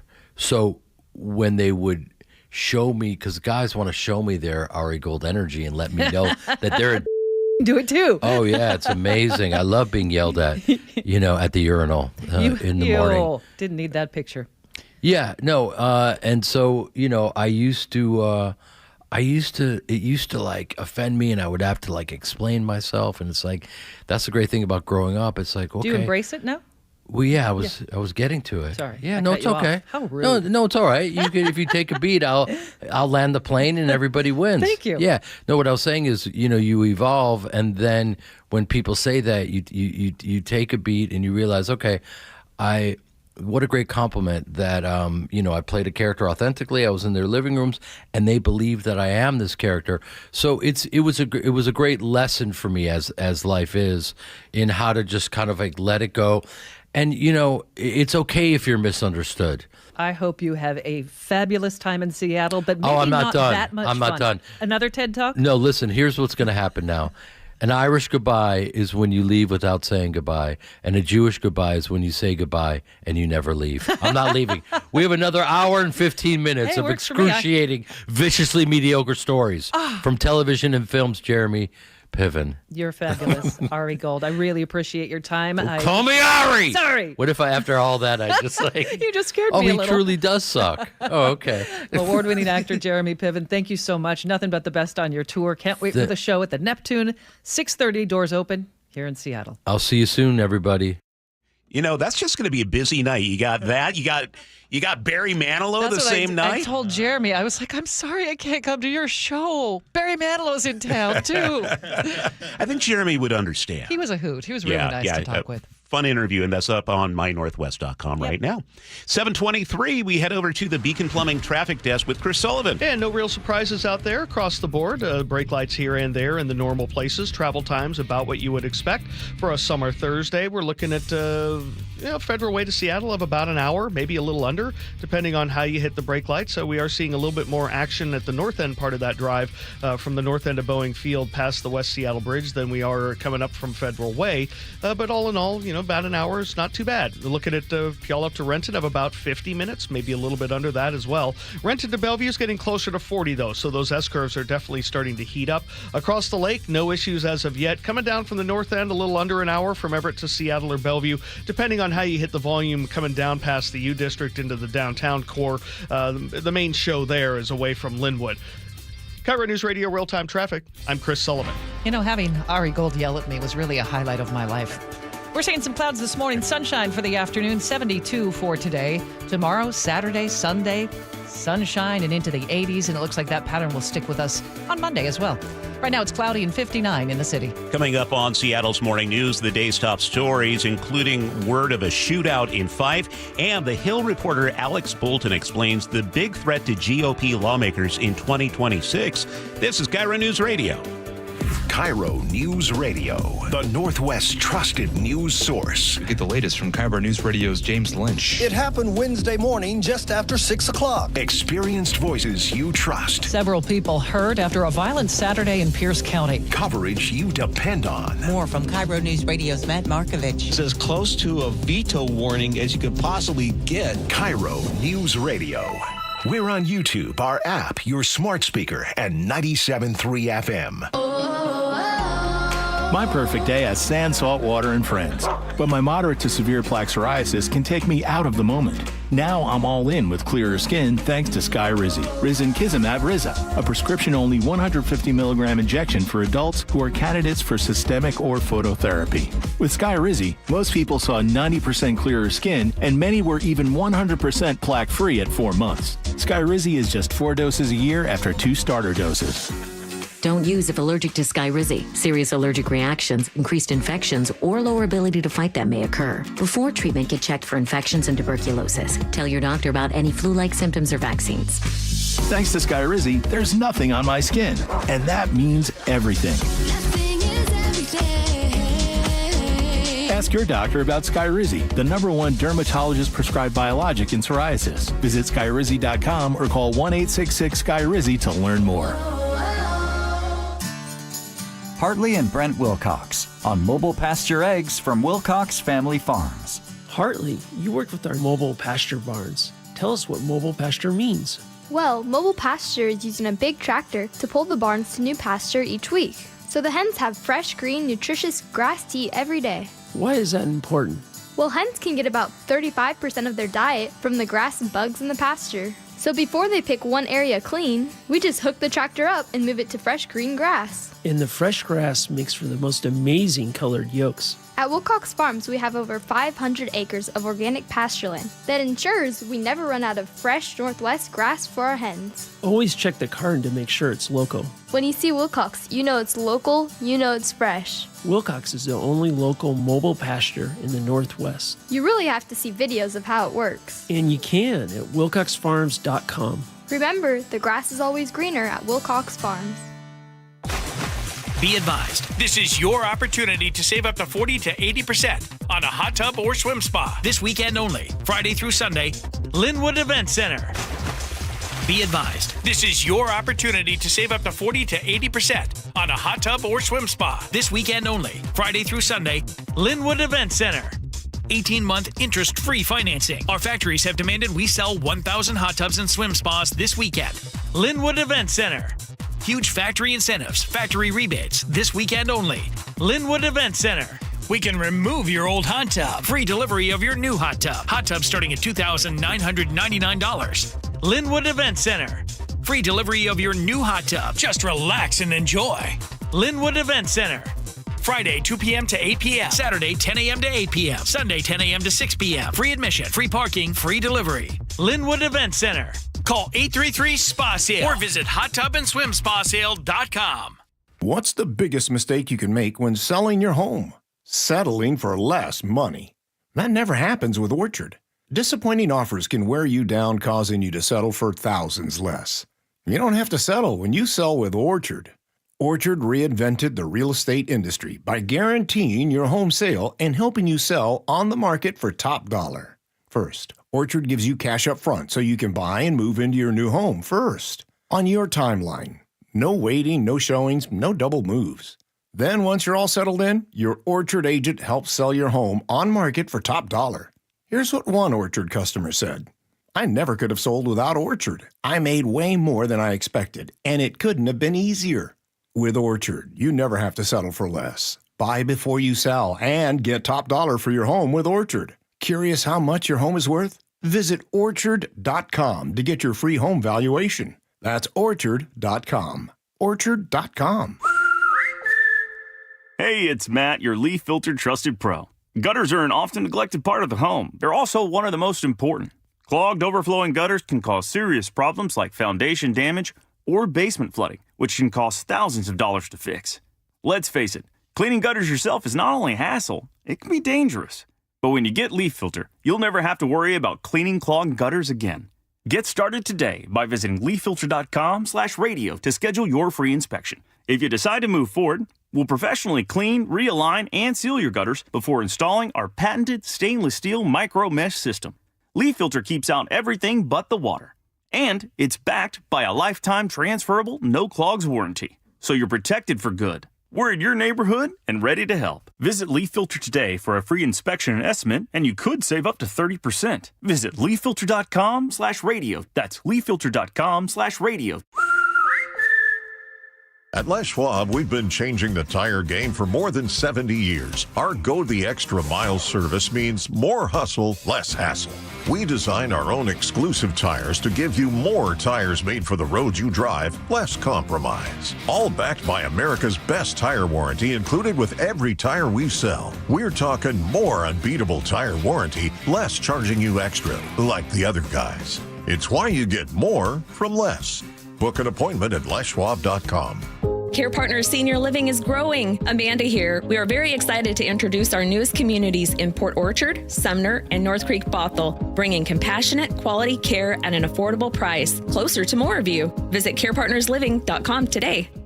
Now, the latest from KIRO Newsradio and MyNorthwest.com. Live from East Lake Avenue. You're listening to Charlie Harger and Manda Factor, Seattle's morning news. 7:31, good morning. Developing news this morning. 2 people were shot in Fife. 5 people have been arrested. Video of the scene shows bullet casings scattered across a Starbucks parking lot near Fife High School. And here with the latest is KIRO News Radio's Luke Ducey. Luke? Yeah, Charlie, Fife Police Chief Doug Newman tells me just after 1 o'clock this morning, morning, those shots rang out between that Starbucks and a Motel 6 at 54th and 20th. Later on, Cole Hansen, who was staying at that Motel 6, woke up to police shouting commands. They were saying things like, come out, put your hands up, don't turn around, get on your knees. I mean, I was like, it's something that happens, but probably something I never thought I would be a part of. Well, seconds later, he went back inside his room and he hid. Funny as it sounds, I just sat in the bathroom for a second till all the commotion was over, and then I just went back to sleep. A total of 5 people were arrested, including 2 suspects, police say. Chief Newman tells me Tacoma police pulled over a car and found 2 victims involved. We received information from the Tacoma Police Department that they were out with a vehicle that appeared to have 2 victims of gunshot wounds. We were able to connect that those victims came from our scene in Fife. He also tells me those 2 men were rushed to a hospital and went directly into surgery. No word on their condition. And police are still trying to figure out what led up to this shooting in the first place. This is the result of some type of confrontation. What the motive was or what the root cause of the confrontation is, I don't have that information for you. Again, a total of 5 people arrested, including 2 suspects. 2 people were shot, and police are getting search warrants this morning to search locations, they tell me, close to that Motel 6. Sounds like a lot more to find out. Thank you, Luke. Appreciate it. Garbage trucks are parked and trash is piling up. Republic Service workers are striking across western Washington. Now, this walkout started in Thurston County, and it has spread to Seattle now, Kent, Linwood, Bellevue, and more. Workers say they're underpaid by as much as $6 an hour. They demand better wages, and they are calling out what they see as unfair labor practices. Republic Services says it's working on a deal and will collect missed trash next time around. But union leaders say they are ready for a long fight. We told you about the 13-year-old boy in Everett being credited with saving an 11-year-old stranger who nearly drowned. Well, KIRO 7 TV's Brooke Griffin spoke with that teenager who jumped into action. 13-year-old Gage Bryant says he came out here to Silver Lake just to enjoy the warm day. Then he heard the boy's mom screaming. He jumped in off this dock, found the boy underneath. Says he didn't think twice about trying to save him. She was like, he doesn't know how to swim and I can't find him. And I dove under and I saw him passed out in a cradle underneath the dock, like wrapped around some seaweed. Witnesses say the boy was underwater for at least 4 minutes. Bryant did chest compressions before others performed CPR. Everett Fire says the boy is in critical condition but is expected to recover. Let's take a look at the roads. Chris Sullivan is at the Beacon Plumbing Traffic Desk. And we are looking at heavier drives now than we had 10 minutes ago, starting to see a little late arriving crowd. Northbound I-5 getting into the act a little heavier now from the middle of Boeing Field past the West Seattle Bridge. So we have about 35 minutes from South Center, a little over an hour now from Federal Way. The Valley Freeway, about 50 minutes from end to end. There are some brake lights getting into and through the Auburn area. We had a little dust up between a couple of box trucks, it looks like, right around Main Street, but they're over on the right shoulder, not that big of a deal. Then rented to Bellevue, about 40 minutes, so kind of an average drive up the 405 corridor. By the time you're up to 30th, it's not too bad. Across the lake, we're still enjoying a pretty good drive. There is some westbound slowing off of Mercer Island on I-90, but nothing to write home about. Coming down from the north end, a little brake lights down 204, Highway 9, the normal stuff. 522 isn't actually too bad this morning over the Snohomish River pulling out of Monroe. Coming down from the north end from Linwood, we do have the heavy brake lights there. Usual suspect stuff, about an hour drive from Everett to Seattle or Everett to Bellevue. This report brought to you by Home Comfort Alliance. Save up to 25% on remaining 24 heat pumps and ACs during the Home Comfort Alliance warehouse clearance while supplies last. HomeComfortAlliance.com. Well, after the break from the heat, we're going to warm it back up. Today, only 72, sunshine by afternoon, but then Friday, Saturday, and Sunday into the 80s, mid-80s Sunday, and that will stick with us into the first part of next week as well. Sunny and 84 Monday. Right now, it's cloudy and 59 in Seattle. Seattle's morning news. Always live, always connected. Stream, watch, subscribe, and share at mynorthwest.com. At 7:35, the tension between President Trump and Elon Musk is causing some consternation for GOP lawmakers on Capitol Hill, as members of the House and Senate are already beginning to think about the 2026 midterm elections. Elon Musk has been vocal in the last week about his intention to create a third party coined the America Party, and Republicans are worried that party will take away votes from potential GOP candidates. And covering this story for The Hill is Alex Bolton, who joins us now. Good morning, Alex. So So what is Musk's platform here? What's the America Party claiming they want to do? Well, he hasn't really laid out what he wants to do, but one of the things he's expected to do is to push for deficit reduction. And that was his big criticism of President Trump's Big Beautiful Bill Act, that it would increase the deficit. I mean, he accused the president's One Big Beautiful Bill Act of potentially costing millions of American jobs. So his party would be focused on reducing the debt, be focused on promoting technology, and I think it's fair to say it would probably be promoting renewable energy and electric vehicles, which is something which is one of his political hallmarks. So that is really very much at odds with the priorities of the One Big Beautiful Bill, which rolled back renewable energy tax credits. It promoted the fossil fuel industry at the expense of renewables, and so Elon Musk wants to make it a big political fight heading into 2026. All right. And we're having a bit of a muffled connection. I don't know if you can get any closer to your phone, Alex, but wanted to ask you, what are the odds here? What's the likelihood the Musk party could actually win seats in Congress or the Senate? Well, we're still a ways away from the election. I mean, it's more than a year away, but the fact is that Elon Musk spent $290 million on the election, and he has a track record of success and of defying the odds. I mean, typically, third parties don't get a whole lot of traction, but if you look at Musk's record at Tesla, his record at SpaceX, doing things that analysts and experts didn't think possible shows that he is a formidable opponent, or is a formidable foe when he puts his mind to something. So I think that's what has Republicans concerned, because, look, even if these America Party candidates don't win races, they could certainly win enough of the vote to play the role of spoiler. And we've seen that in past elections, in particularly Senate races in Montana. We've seen spoiler roles in the Wisconsin Senate race. In 2024, Republicans think that the Libertarian candidate and the America First Party candidate may have cost them that Senate seat. So, the problem is that a lot of money, a lot of influence, and a huge megaphone because he owns X, formerly known as Twitter, and that's something that is a potential wild card in 2026.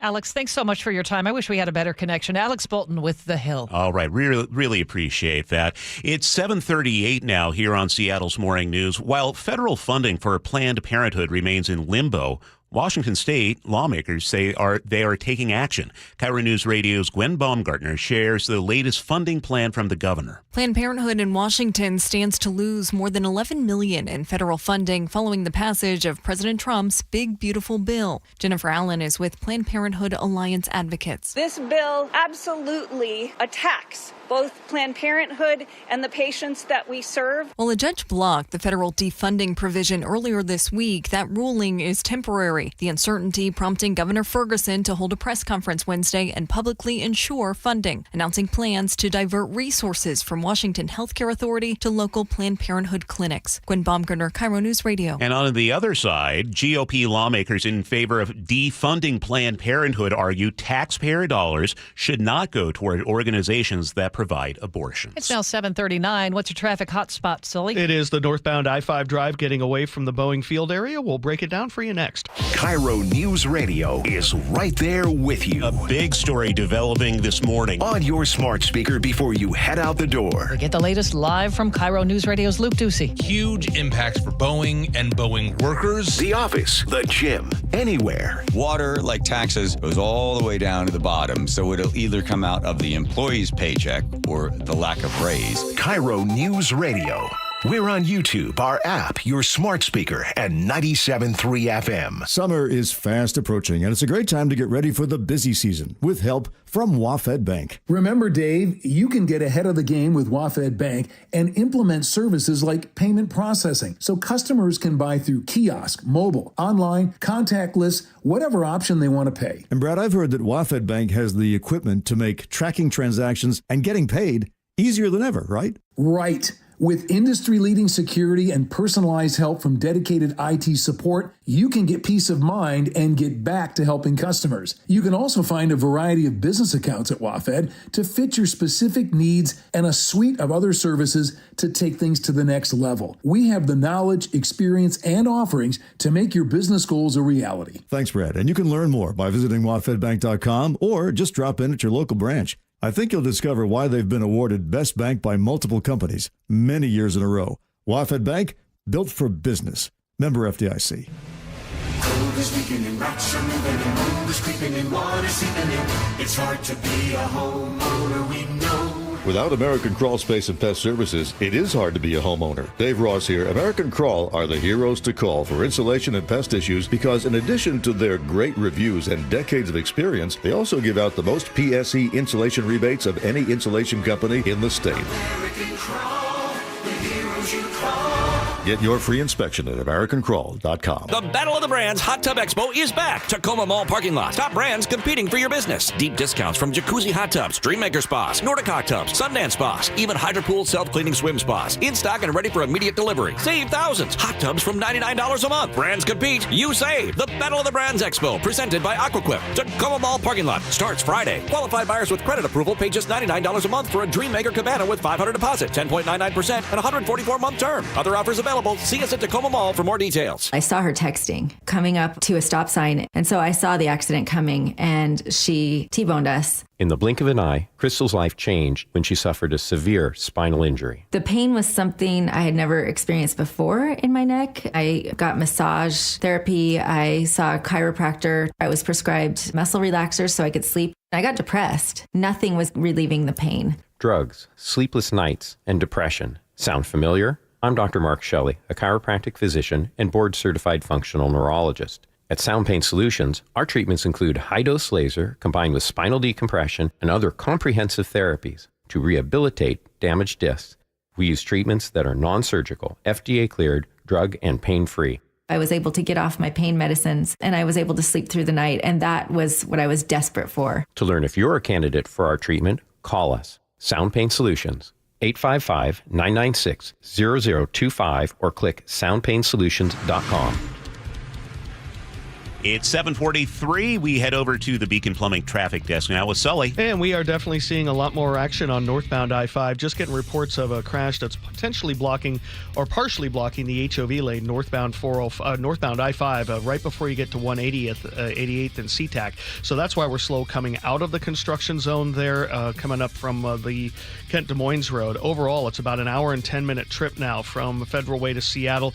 Definitely a lot more brake lights past Boeing Field now as well. So 40 minutes out of South Center, hour and 10 all the way. The Puyallup to Renton Drive, not too bad. We're looking at about 50 minutes, maybe a little bit under. And then Renton to Bellevue is a little over 40. The S-curves are pretty active, plus the slowing through the merging at I-90. Coming down from the north end, most of the brake lights are away from Linwood. Overall, it's an hour from Everett to Seattle or Bellevue, with 45 of those minutes from Linwood. The lake bridges are fine. Westbound 90 does have some brake lights getting towards the Mount Baker Tunnel. I'm looking to see if there might be something in the tunnel, but so far there's more yellow than red, so I'm checking into that one for you. TJ is driving down on a southbound, southbound 167 to westbound 512 there in the Puyallup area. Does get slow southbound for some particular reason. I haven't found it, but it breaks free pretty quickly. So just be prepared. That transition there in Puyallup might be a little slower going southbound than you might have expected. This traffic report is brought to you by Seattle Sports. Search Seattle Sports on YouTube, click subscribe, and get fresh video content daily. It's going to be nice and sunny by afternoon. 72 our high for today, and then a nice sunny stretch warming up to the low 80s for tomorrow and Saturday. Mid 80s Sunday and Monday. Lots of sunshine. It's cloudy and it's 59 in Seattle right now. Katrina's off, and we check in with Scott Carty this morning. Charlie, it's been a long time since we've had sunny Kobe Cook around to remind us of Christmas in July. Indeed. Yeah. I'm trying to think of Sleep Country, USA. Yeah. Why buy a mattress anywhere else? Yeah. Ding. But we are going to see Christmas in July because you will be seeing Christmas sweaters, fuzzy boots, and Santa hats near Pioneer Square for a brand new pop-up bar. It's called Elfed Up, a Christmas in July pop-up bar. It's only going to be there until the 26th on First Avenue, just across from Lumen Field and WAMU Theater. And, you know, it's a time when it's going to be approaching into the 90s next week to wear a sweater and go have a cocktail. I think the forecast high for next Wednesday is 91. Oh, yes. That's delightful. Is this a tribute to the movie Elf? Hopefully, I don't know. No, well, it's I'm sorry to put you on the spot. It's elfed up. I don't know if it's a tribute to it, but if I were to go, I would dress as Buddy. Well, it's my husband's favorite movie of all time, so one I'll have of mine to take as well. All right. Thanks, Scott. It's 7:46. Coming up, CBS News reporter Karen Waugh is in Kerrville, Texas, with the latest on the floods there and the recovery efforts. Everyone always asks me, what were your top reasons for choosing Advanced Hair? Well, allow me to share, along with some details, on, get this, their once-a-year summer savings event. Okay, first off, Advanced Hair stands by the results, and I'm living proof those results are second to none. With Advanced Hair, your own natural hair is guaranteed to grow. Secondly, Advanced Hair combines top-rated physicians with modern technology, creating a concierge quality experience that blew away my expectations. And lastly, Advanced Hair's Advanced FUE begins regrowing your own natural hair the very next day. It is quick, simple, and easy. Now, if you have a flexible schedule this summer and you've been waiting for that special savings opportunity, well, it's here. Advanced Hair's Summer Savings Event will get you the most hair for your dollar. It's their best offer ever. For details to schedule your free consultation, call 425-449-8185. One-day treatment, life-changing results. Your new hair is guaranteed to grow. Before and after pictures at advancedhair.com. This is the story of the one. As a lineman, he does whatever it takes to keep the power on in his community. And he wants a partner like Grainger who does the same. Grainger offers the professional-grade products he needs, from voltage detectors to harnesses to hard hats, plus fast, dependable delivery, so he can rise to every challenge. Call 1-800-GRAINGER, click Grainger.com, or just stop by. Grainger, for the ones who get it done. Welcome to AutoZone. What are you working on today? My car is making this noise. Sometimes it's like doot doot, and sometimes it's like grrr. Do you have a dash light on? Oh yeah. Then we don't have to listen for clues. With the free Fix Finder service, we can read a check engine, ABS, or maintenance light to find the likely fix and even recommend a local shop if you need one. So you don't need to hear the grrr. Not with Fix Finder. Everything you need, nothing you don't. Get in the zone, AutoZone. Restrictions apply. Hey guys, it's Keith Dashafi from Pella Windows and Doors of Western Washington, and we are not done celebrating 100 years of industry leadership. For a limited time, get $100 off every window, $100 off every door, or choose 60 months of 0% financing with no interest and equal payments. That's right, 100 years strong, and we're giving you more ways to save on the Pella difference. Schedule your free consultation today at PellaPNW.com. Thank you again for letting us serve you in the Northwest. Seattle's Morning News on KIRO Newsradio.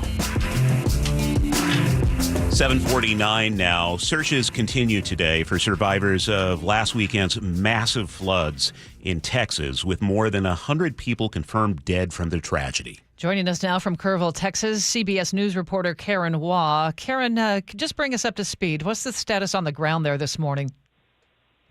Hey, Charlie and Manda. So FEMA is boots on the ground in Kerrville today. FEMA, along with the Small Business Administration, they've opened this disaster recovery center at a local church. And the hope is to give face-to-face help to survivors or victims' families, whether that's physical items they need like clothing, food, bottled water, or just emotional and mental support. As for the search mission, we are on day 7. Officials have not come out outright and called this a recovery mission, but of course, hope is fading as the days go on. The last survivor was found on Friday, so 7 days ago. So every person the first responders have found since the 4th of July, they've not been alive. So of course, we don't want to jump to any conclusions. Anything is still possible, but it's just really heartbreaking when you do the simple math. And if there's already 120 people confirmed dead, and if most of the 170 missing are also found dead, that means the death toll is nearly 300, which is just a staggering number. Now, Texas Governor Greg Abbott says they will not stop until they find every single missing person. So Still today on day 7, we hear helicopters above regularly at all hours of the day. We've seen boat crews, drones, ATVs, K-9 units. NASA is even stepping in by offering aircraft with sensor technology. And we have these agencies that are coming from all across the country, as well as from Mexico, to help in this search. Now, Karen, having covered natural disaster here in Washington State when we had a tragedy in Oso over a decade ago, I knew then that the numbers were in flux when it came to the number of missing people. How certain are we in this number of more than 100 people still missing, that it is actually that number? Well, of course, everything is still in flux here. This terrain on the ground is incredibly difficult to navigate because, of course, you have this roaring river. And in Texas Hill Country, it rains sporadically on and off, which I'm sure you folks in Seattle are very accustomed to as well. But you can imagine that makes it a lot harder for these search and rescue crews to go out there, whether it's by boat, whether it's by plane. And so they are continuing to search, but that number of missing, that's from what has been reported into a hotline based on people's families. So they are asking families to call in if they do find their missing loved one, and so they can take them off that number. But as it so stands, there are several press conferences every day, and that is the number they continuously give us. There's another press conference happening in just a few minutes, so there might be another update, but that's the number we've consistently gotten so far. What would you say is the tone there in the community now? How are they holding up? Well, we can imagine with such a mass casualty that so much has changed in just the span of a week. It's emotional. It's devastating. This entire small, tight-knit community is collectively grieving.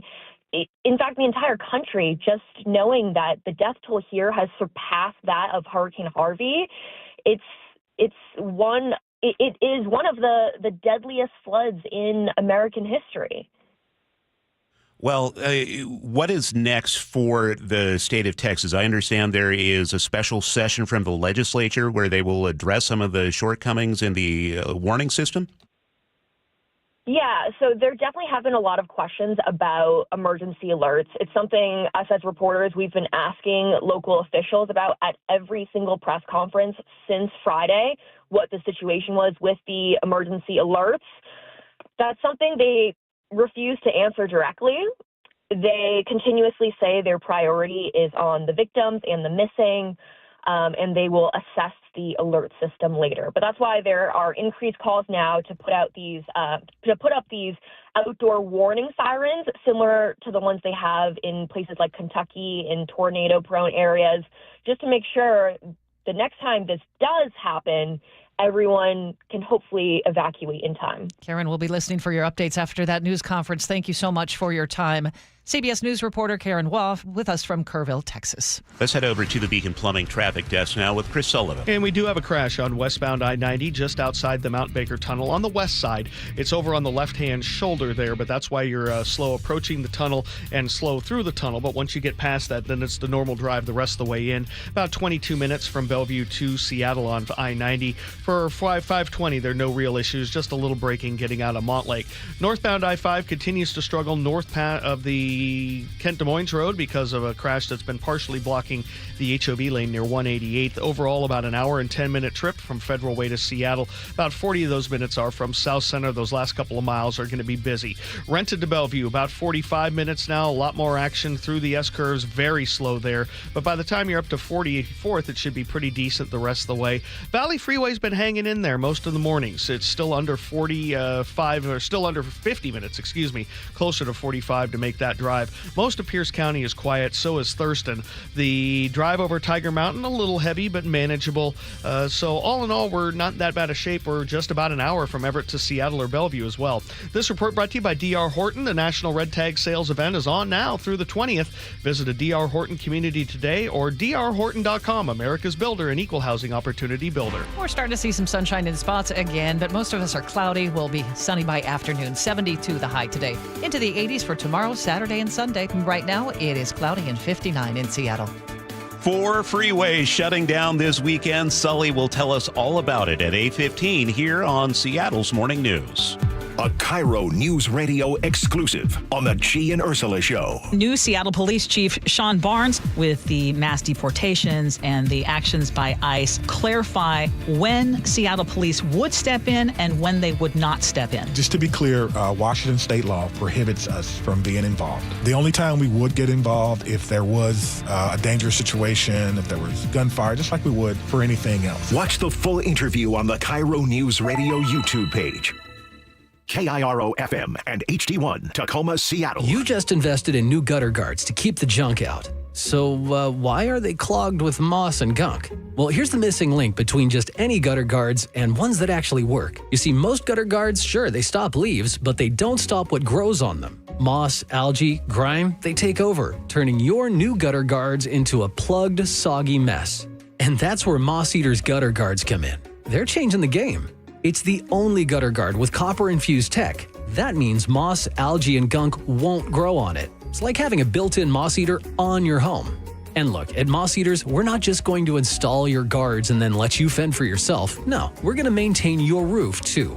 Because a clean roof and clog-free gutters means no water, no leaks, and no stress. Get the only gutter guard that truly fights back. Call Moss Eaters at 206-531-7800 or visit mosseaters.com today. That's 206-531-7800 or online at mosseaters.com. This is Chris Davis with the Davis Law Group. Did you know that a pedestrian does not have to be crossing the street on a marked crosswalk to have a successful legal claim against the driver? Pedestrians can even be partially at fault for a collision and still have a valuable claim. Call us today for a free consultation or get my free book on pedestrian accident law at washingtonaccidentbooks.com. That's Davis Law Group, better service and even better results. An illegal alien from Guatemala charged with raping a child in Massachusetts. An MS-13 gang member from El Salvador accused of murdering a Texas man. A Venezuelan charged with filming and selling child pornography in Michigan.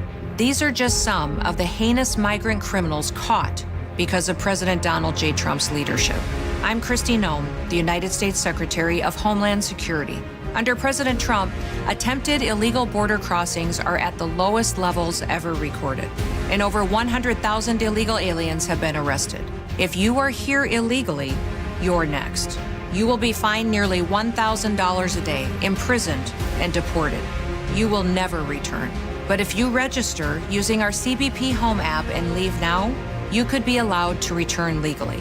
Do what's right. Leave now. Under President Trump, America's laws, border, and families will be protected. Sponsored by the United States Department of Homeland Security. Be advised, this is your opportunity to save up to 40 to 80% on a hot tub or swim spa. This weekend only, Friday through Sunday, Linwood Event Center. Be advised, this is your opportunity to save up to 40 to 80% on a hot tub or swim spa. This weekend only, Friday through Sunday, Linwood Event Center. 18-month interest-free financing. Our factories have demanded we sell 1,000 hot tubs and swim spas this weekend. Linwood Event Center. Huge factory incentives, factory rebates, this weekend only. Linwood Event Center. We can remove your old hot tub. Free delivery of your new hot tub. Hot tub starting at $2,999. Linwood Event Center. Free delivery of your new hot tub. Just relax and enjoy. Linwood Event Center. Friday, 2 p.m. to 8 p.m. Saturday, 10 a.m. to 8 p.m. Sunday, 10 a.m. to 6 p.m. Free admission, free parking, free delivery. Linwood Event Center. Call 833-SPA-SALE or visit hottubandSwimSpaSale.com. What's as American as apple pie? Hot tubs. And during our All-American Hot Tub event, you'll get sweet savings on a fabulous saltwater hot tub and enjoy interest-free financing through 2028. OlympicHotTub.com. Better you, better life. Your best source for local news. KIRO News Radio. KIRO FM and HD1, Tacoma, Seattle. Northwest News. This is CBS News on the Hour, sponsored by Progressive Insurance. I'm Steve Kathan. A tense scene in Los Angeles. Inside the tunnel, communications are cut off. That recording from Broadcastify is a scramble ensued to get to more than 24 construction workers trapped after an industrial tunnel collapse. CBS's Carter Evans. There were some anxious moments when the call went out about a tunnel collapse. 27 workers were trapped below the surface. 4 more went down to rescue them and bring them to safety. Rescuers had to climb over up to 15 feet of dirt and debris to get to them. Some were hoisted out in a cage by a crane. This woman's husband, one of the workers, was pulled out. They don't have service in the tunnel, so I knew I wasn't going to get a call from him. But then as I'm sitting here waiting for him, he called and he said he's out and everything's going to be okay. Officials report no serious injuries. Now to Texas, where a vigil was held for flood victims. About 500 locals gathered at the football stadium last night to talk and pray, and as one person told me, just to have kind of a regular evening. Across town, I spoke with the convenience store clerk, Mark. He nearly broke down when I asked how he was dealing with all of this. Best I can. I mean, it's all I can do is do what I can to help. This is absolutely terrible. Your message to people who might be listening? Love each other more and help each other like neighbors do. Russell Scott for CBS News, Kerrville, Texas. Secretary of State Rubio says the U.S. and Russia have exchanged new ideas for Ukraine peace talks. No peace in Ukraine today. CBS's Ramey Inocencio has the latest on the war. Second night in a row of massive assaults. In this one, Russia launched 400 drones and 13 missiles, according to Ukrainian officials. Kyiv, we're seeing, the capital, was targeted hard. 2 people were killed, 13 more, at least 13 were wounded. Fires sprang up in at least 5 districts around the city. On Health Watch, a new report assesses the likely impact of Trump administration cuts. I'm Vicki Barker at the Foreign Desk in London. The UN's AIDS agency predicts more than 4 million people will die of AIDS-related illnesses and 6 million more will be infected with HIV by the end of the decade if the Trump administration doesn't reverse its cuts. Until the U.S. pulled the plug, it says AIDS-related deaths had hit a 3-decade low thanks to that U.S. funding. Italian candy maker Ferrero, maker of Nutella, is buying cereal maker Kellogg in a deal valued at just over $3 billion. Checking Wall Street, right now the Dow Jones Industrial Average is up 221 points. This is CBS News. Sponsored by Progressive Insurance. We offer auto, home, and commercial auto insurance, plus a variety of business insurance options. Visit Progressive.com today. We are following developing news this morning out of the South End, where 5 people are in police custody after a shootout outside a motel. We'll have that coming up after we check the roads with Chris Sullivan at the Beacon Plumbing Traffic Desk. Hey, Charlie, our most unusual slowing now is westbound on I-90, trying to get off the western tip of Mercer Island, get over to the Mount Baker Tunnel. Crash just outside the tunnel on the west end on the left shoulder is the reason for it. 25 to 30 minutes now, probably closer to 25, though, to go from Bellevue to Seattle on I-90. On 520, no real issues at all, just a little hesitation away from Montlake. Northbound I-5 is still pretty slow from the middle of Boeing Field on up past the West Seattle Bridge.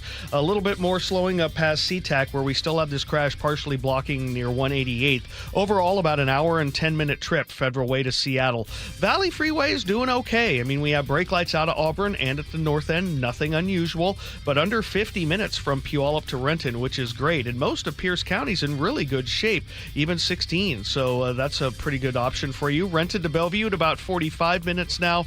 Coming down from the north end, hour drives from Everett to Seattle or Bellevue. The brake lights really begin away from Linwood.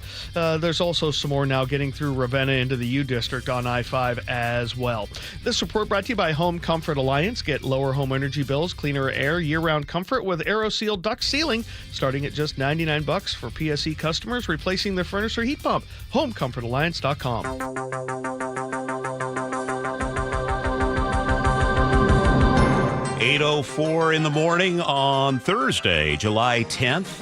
This is Seattle's Morning News. I'm Charlie Harger with Manda Factor. 2 people shot this morning in Fife, and now 5 people have been arrested. It happened between the Motel 6 and Starbucks near Fife High School. Fife Police Chief Doug Newman says 5 people have been taken into custody, including 2 primary suspects. This is the result of some type of confrontation.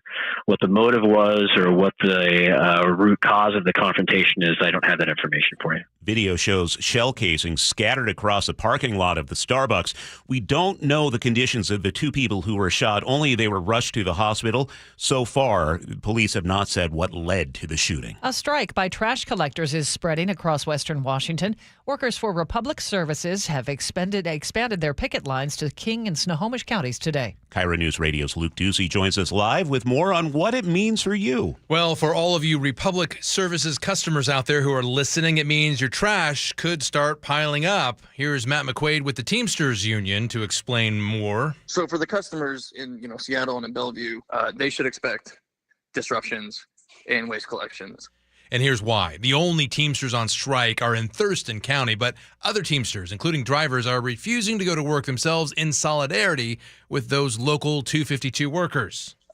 They are not actively striking, so they are not picketing themselves, but our Teamsters don't cross picket lines, so they are not reporting to work because there's a picket line at their job. So drivers who are on strike are accusing Republic of unfair labor practices. In a statement, Republic said they would double trash pickups on customers' next pickup days.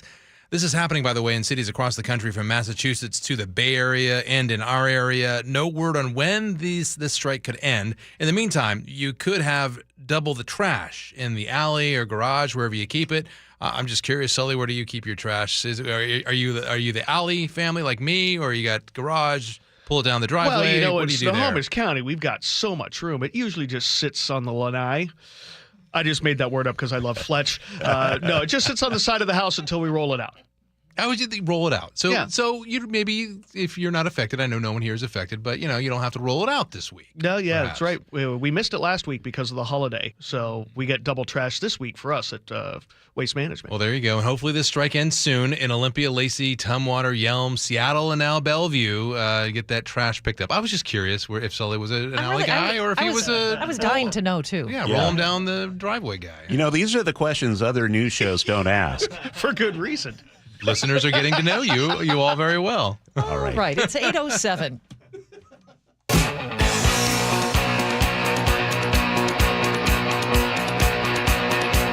Keeping you informed since 1974. This is the city's longest-running radio news show. Seattle's Morning News on KIRO Newsradio. Yeah. Little kiss? Yeah. Way to go, Nick. Been into some Kiss lately. I don't know why. Okay. That'll do it. Welcome to Seattle's Morning News. When did we go off the rails? I don't know. I do know it's Thursday, July 10th. It's almost Friday. Thank heavens. Thank you for joining us. I'm Charlie with Manda. Sully is singing and checking the roads for us. Producer David Burbank here in the studio. Katrina has a day off, so Scott Carty is here. And Nick Krasia picking the tunes and running the board. And Sully is also getting ready for a choke point, and this one's a doozy. Yeah, I'm trying to keep it a little light today because this weekend's going to be brutal. 4 freeways shut down. So we'll break that down, I think, coming up after our next traffic report. And Luke Ducey is going to transition from trash talk to tech talk. Look at why the Seattle Police Department is not allowed to use surveillance technology, some within city limits. Lots coming up. Of course, G. Scott will stop by, too. It's 8:08 here on Seattle's Morning News. U.S. Marshals are pulling resources from Idaho in the search for Travis Decker. KIRO 7 TV's Monique Mingloven reports this follows a potential sighting of the fugitive in the Sawtooth National Forest. This comes after multiple reports of a man matching Decker's description spotted on an ATV trail. Marshals say they were able to track down that person and interview him. They say it is not Decker. Investigators are still asking anyone with information on his possible whereabouts to give them a call. Firefighters are battling 2 wildfires in Mason County, and one is forcing people out of their homes. It's the Toonerville fire, and it's burning near Belfair. Threatens about 50 homes. Crews say it started Tuesday afternoon. Evacuation orders are in place for Toonerville Road communities. That's a level 3. That means go now. And air tankers have been flown in from as far as Idaho to drop fire retardant. Crews are also using bulldozers and drones to fight the flames. They say the cooler weather helped yesterday, but the fire is still 0% contained. There's also a second fire. It's called the Bear Gulch Fire, burning above Lake Cushman. This one started on Sunday and has burned more than 300 acres. The city of Seattle now officially has a new police chief. I, Sean F. Barnes. Sean Barnes sworn in yesterday at the Northwest African American Museum. Barnes was introduced by the person who knows him best, his wife, Dr. Stephanie Dance Barnes. Sean understands trust is not something that comes with a title. It is something that must be earned over time through action, transparency, and consistency. Barnes says top priorities include increasing public safety and getting the department up to full staff. 2 women are dead after a crash in downtown Olympia sent a truck onto a sidewalk. It happened 5 yesterday afternoon near 5th Avenue and Simmons Street. Police say a car and a truck collided. The truck veered off the road. It hit 2 women walking on a sidewalk. The Olympian reports both died at the scene. One of them was in her 60s, according to Olympia police. The State Patrol is helping with the investigation. A Seattle man has his cell phone and a rescue crew to thank for saving his life. This is the sound of King County's Guardian 2 helicopter pulling a 51-year-old man to safety over the weekend. He was mountain biking along No Name Ridge in Kittitas County when he's believed to have fallen nearly 500 feet. In between a loss of consciousness and broken cell service, he was able to send a 911 text message with the word help. That life-saving help in the form of rescue teams from both the King and Kittitas County Sheriff's Office. The man recovering with a leg injury but expected to survive. Gwen Baumgartner, KIRO Newsradio. A Seattle family is suing big oil companies over a loved one's death. They say climate change caused the extreme heat that killed Julie Leon in 2021. That was the day Seattle hit 108 degrees, our hottest day on record. The lawsuit claims companies like ExxonMobil and Shell knew their products were dangerous, and they say those companies misled the public for decades. University of Washington's Cliff Mass is a skeptic of the suit. He says the heat dome came from rare weather patterns, not just climate change. Experts say this is the first lawsuit of its kind. It was a big moment for Mariners rookie second baseman Cole Young yesterday in the Bronx as the Mariners took on the Yankees. Here comes the 0-2. Swung on, line drive, right field, back is Judge. He's looking up, and it is gone! Home run, Cole Young. A huge smile on his face as he has done it. His first major league home run, and it comes at Yankee Stadium. I love when you can tell it's going out just by the sound of it. Young's 2-run slam was not enough, though, to stem the onslaught from the Yankee hitters. Mariners fell to New York by a score of 9-6. They'll try to avoid the sweep in the Bronx today at 4:10. You can hear coverage of the game on our sister station, 710 Seattle Sports. Let's get a check on the weather, brought to us by State Roofing and Exteriors. We expect to have sunshine by the afternoon, a high of 72 today, 81 for our high tomorrow and Saturday, 84 on Sunday and Monday. 86 on Tuesday, and it's like the roller coaster. Let's going just stop there. up, up, up.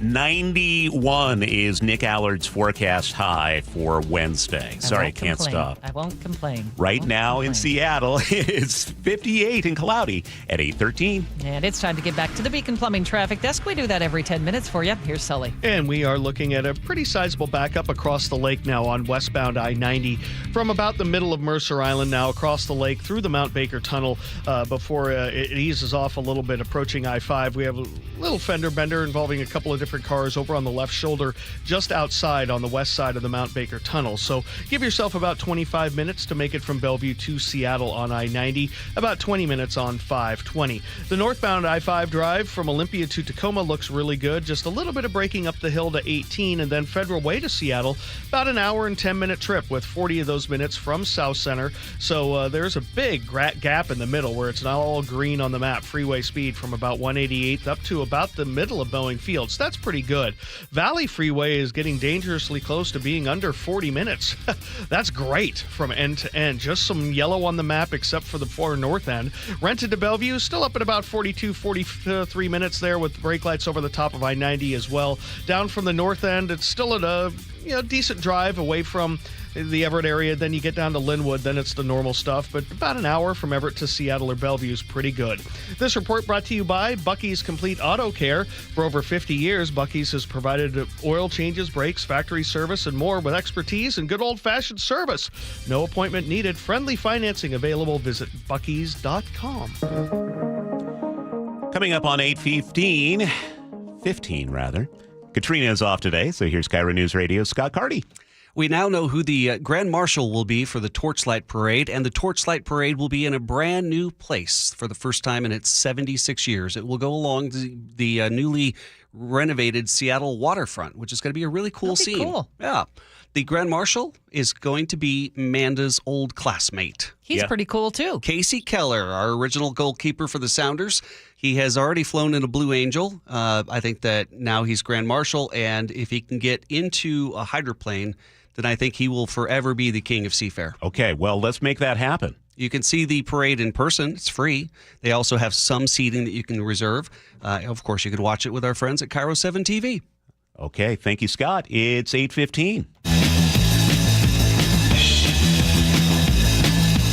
Charlie Harger and Manda Factor, Seattle's morning news. Hey, oh, let's go. Now, Choke Points with Chris Solomon. Presented by Carter Subaru.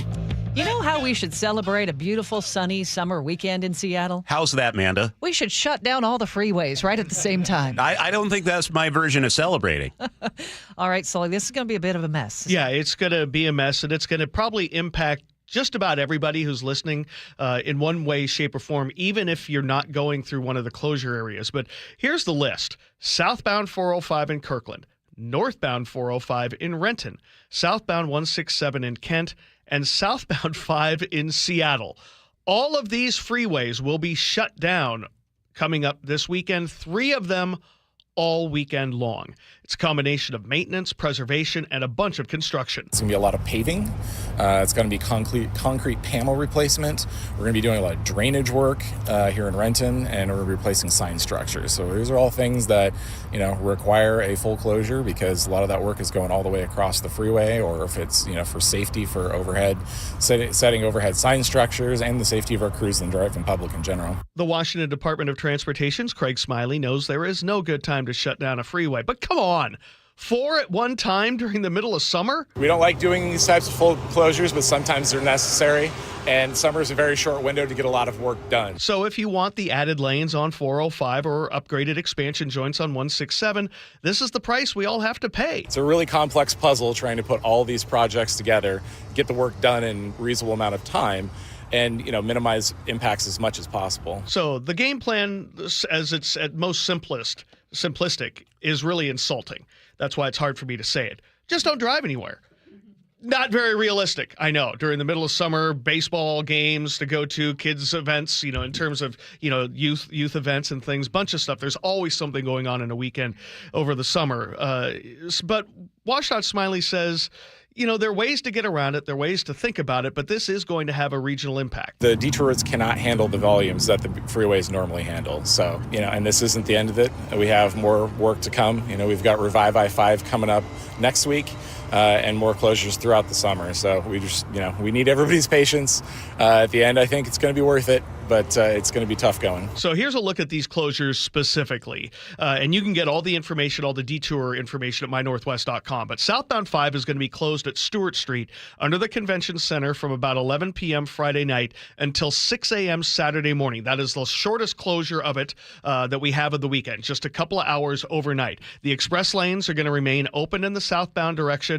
This one will probably have the least amount of the impact. Now, southbound 405 will be closed through Kirkland from 11 p.m. Friday night through 4 a.m. Monday. This closure is a big one. It extends from 124th and Totem Lake all the way to 70th Place on the other side of Kirkland. So that entire corridor in there is not going to be pretty. Northbound 405 will be closed in Renton from 11 p.m. to Friday to 4 a.m. Monday. This closure's right there through the S-curves, about SR 169, the Maple Valley Highway, up through the Sunset Interchange. Southbound 167 closed in Kent between Willis and 277th. This one starts a little later, just before midnight tomorrow night, and lasts till 4 a.m. Monday. These 4 closures are going to have a huge impact no matter where you're going, and even if you're not going near any one of these, expect it to have an impact in one way, shape, or form. You're a Danny Downer right now. Look at David. David's head is in his hands. You must have to be down in Bellevue on Saturday, and then I have to go south after that. So I'm just sorry. expecting it to be a slog. I don't mean to be Debbie Downer, but I'm Captain Bring Down generally when it comes to these kinds of closures. But it's going to be brutal, and you just need to be prepared. And that's not the end of it, because next weekend. Yeah. Oh, yeah. That's when the month of hell begins, as I'm calling it. By a helicopter. That's all there is to it. Okay, good. Yeah. That's perfect. Yeah, the month of hell begins next weekend with a full closure of I-5 across the Ship Canal Bridge. Cannot wait. Northbound, and that's followed by a month of lane closures across that Ship Canal Bridge. I'm going to have a lot more on that next week, but that one's going to be a doozy for everybody. You just can't shut down I-5 for a weekend and not you can. have a problem. But that's next weekend. These next couple of months are going to be rough. Okay, Uncle Sully. So I was in the car with Sam yesterday. We're driving through the streets of Auburn, which they have been repaving. They're doing the chip and seal and all that stuff. And he goes to me, why do they only do it this time of year? Why are they only doing the roads this time of year, Uncle Sully? Well, you can only pave and stripe in good weather. When we have rain. There are lots of stuff we do year-round. There's a bunch of stuff you can do year-round, but you can't do concrete or chip and seal. That stuff needs to be done in good weather. I mean, you could pull out all the expansion joints you want. You can grade and take, denude the sides of highways. You can do whatever you need to do. You can do all that. But, this stuff has to be done in warmer weather, drier weather, certainly. So that's what it takes. Can we also tell people about your other fun transportation story this morning in Puyallup? Oh, which one was that? The bridge. Oh, yeah. Yeah, the bridge. The old Meridian Street Bridge. 100-year-old span, one of the first steel truss bridges in the region. They're finally demolishing it. If you don't remember, 9 years ago, when they replaced it with a new bridge, they didn't want to get rid of it because it had historic status. So they lifted it up, put it on a truck, and moved it. 342 tons of this thing. They moved it into an empty space in their right-of-way. Well, right now that right-of-way is going to be taken up for the new 167 expansion, so they got to get rid of it. They offered it up to the public for $1 million. You want to buy it, take care of it, and no one bought it. No one went for it, so now they're going to tear it down, or just rip it apart because they just don't have the room for it anymore. Yeah, if you're new to the area, if you are going into Puyallup, you're getting off the freeway, and you look right next to the CarMax, there is this giant bridge sitting in the middle of an empty lot. That's what it is, and no one wanted to buy it for $1 million. Yep, and take care of it. And part of that $1 million was the ability for you to move it out of there. We're like, no. So no, they're just going to rip it apart finally. All right, all of that is up on mynorthwest.com. This is Seattle's Morning News, and we are getting ready to check in with Sully again, Manda. He is at the Beacon Plumbing traffic desk. Let's do it now? Is that what you're saying? Yeah, why not? All right, Sully, what's up? Uh-oh. Did I go too fast for Sully? Yeah. He's processing. I see the circle. It's spinning. Buffering. Choke point hat to just a regular old traffic hat. And we are seeing improvement now on westbound I-90 getting across the lake as we had an earlier crash just on the west side of the Mount Baker Tunnel. So the travel time, 25 minutes or less from Bellevue to Seattle. A little bit in Montlake, so 520 is about 20 minutes. Northbound I-5 still struggling past the West Seattle Bridge, but not as bad through the Kent Des Moines Road. Overall, about an hour and 5 minutes from Federal Way to Seattle. Valley Freeway's added a little bit more action in Auburn again, so we're going to keep it at about 25 minutes to get you up into Renton, and 45 all the way out of the Puyallup, Sumner area. And then Renton to Bellevue is about 45. The drive behind that, Olympia to Tacoma, looking really good. Thurston and Pierce County is looking fine. 18 over Tiger Mountain, a little slow eastbound 18. Coming down from the north end, off and on braking here and there. It's not as fully chalked in there as it can be. We've got about an hour from Everett to Seattle or Bellevue, but trending in the right direction in terms of getting better. This traffic report is brought to you by me, KIRO Newsradio Real-Time Traffic. I'm Chris Sullivan. I just hopped onto the YouTube chat, and Jesse says, I just hopped on to see Sully's beard. LOL. Oh, no. What day are we on now? What week are we on now? It looks fabulous. I don't know. It's you can see I'm scratching a lot on the live feed. That is just because of the beard, right? Yeah, I think so. I hope so. The hotel I stayed in and Wenatchee, but didn't seem that bad. We're going to see sunshine by afternoon, starting out with some clouds. 72 our high for today, and then we're going to warm up for a spell. Friday, Saturday, Sunday, highs into the 80s, mostly sunny skies. Monday, same deal, mostly sunny and 84. It's cloudy and 59 in Seattle right now. Coming up, we'll have Luke Ducey here with this week's Tech Talk, why SPD is not allowed to buy drone technology for use in city limits. This hour is brought to you by WaFed Bank. The first place you turn to for breaking news. Protest outside City Hall. KIRO News Radio. James Lynch begins our team coverage live at City Hall. Now, we are told by SPD that 4 people have been arrested for assault. For more on the counter-protesters, we go to Scott Carty. See a group of another 10 officers come down the steps. Closures now extended from Washington closer to the stadiums. KIRO News Radio on 97.3 FM. And download the KIRO News Radio app to listen anytime. Be advised, this is your opportunity to save up to 40 to 80% on a hot tub or swim spa. This weekend only, Friday through Sunday, Linwood Event Center. Be advised, this is your opportunity to save up to 40 to 80% on a hot tub or swim spa. This weekend only, Friday through Sunday, Linwood Event Center. 18-month interest-free financing. Our factories have demanded we sell 1,000 hot tubs and swim spas this weekend. Linwood Event Center. Huge factory incentives, factory rebates, this weekend only. Linwood Event Center. We can remove your old hot tub. Free delivery of your new hot tub. Hot tub starting at $2,999. Linwood Event Center. Free delivery of your new hot tub. Just relax and enjoy. Linwood Event Center. Friday, 2 p.m. to 8 p.m. Saturday, 10 a.m. to 8 p.m. Sunday, 10 a.m. to 6 p.m. Free admission, free parking, free delivery. Linwood Event Center. Call 833-SPA-SALE or visit hottubandSwimSpaSale.com. Eric Johnson here. I spent the past 30 years working to help make our community better informed, better protected when it comes to consumer issues, and better equipped to take on whatever life throws at us. That's why I love the free Washington Accident book series from Davis Law Group. These books keep us better informed about the law, better able to protect ourselves on and off the road, and better off when all is said and done after an accident. Chris Davis didn't have to write these books. He did it because he saw a need. People who were in accidents or other legal situations didn't know what to do, what pictures to take, documents to request. Only a tiny fraction of the people who get these free books will ever become clients of Davis Law Group, but that's not the point. Chris wrote them because it was the right thing to do. The free Washington Accident book series is a must-have for drivers who want to be prepared for whatever the road might throw at them. Get yours at WashingtonAccidentBooks.com. This is the story of the one. As a safety manager at a manufacturing plant, he does everything he can to keep his coworkers safe. From finding ways to reduce risks to keeping safety supplies in stock. And for that, he relies on Grainger. Grainger offers a broad range of quality products and next-day delivery, so he can always play it safe. Call 1-800-GRAINGER, click Grainger.com, or just stop by. Grainger, for the ones who get it done. Get in the zone, AutoZone. Welcome to AutoZone. What are you working on today?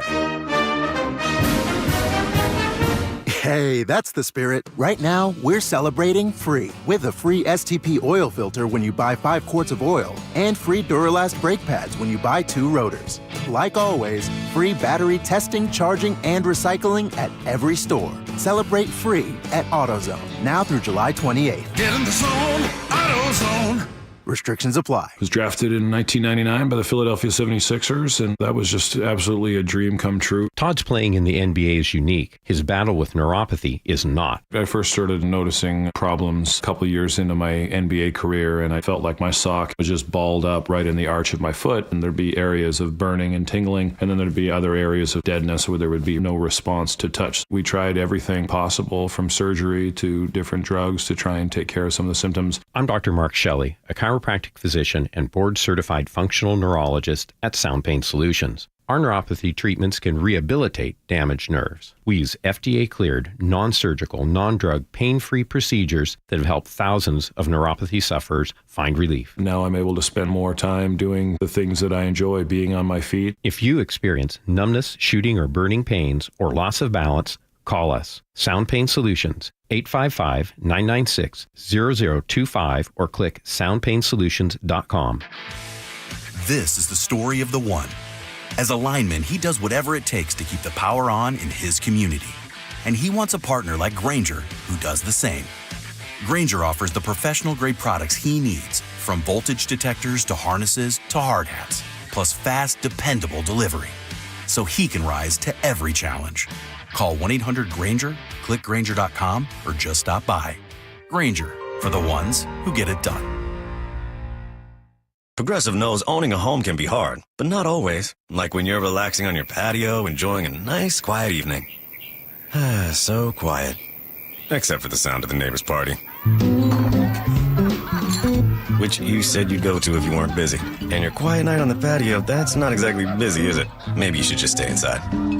At least Progressive's Home Quote Explorer lets you easily compare rates, so shopping for insurance is the easiest part of owning a home. Progressive Casualty Insurance Company affiliates and third-party insurers. Comparison rates not available in all states or situations. Prices vary based on how you buy. Need a new roof now?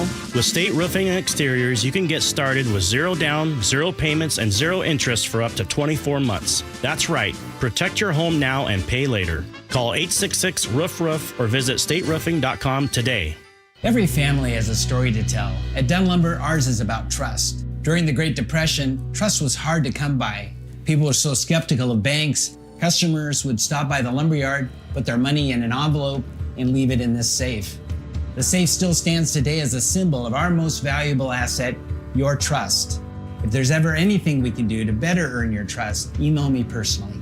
Mike Dunn at DunnLumber.com. Dunn Lumber, building trust since 1907. Now, the latest from KIRO Newsradio and MyNorthwest.com. Live from East Lake Avenue. You're listening to Charlie Harger and Manda Factor, Seattle's morning news. Good morning, it's 8:31. 2 people were shot early this morning in Fife. 5 people have been arrested. Video of the scene shows bullet casings scattered across a Starbucks parking lot near Fife High School. KIRO News Radio's Luke Ducey is here live with the latest. Fife Police Chief Doug Newman tells me just after 1 this morning, those shots rang out between that Starbucks and a Motel 6 at 54th and 20th.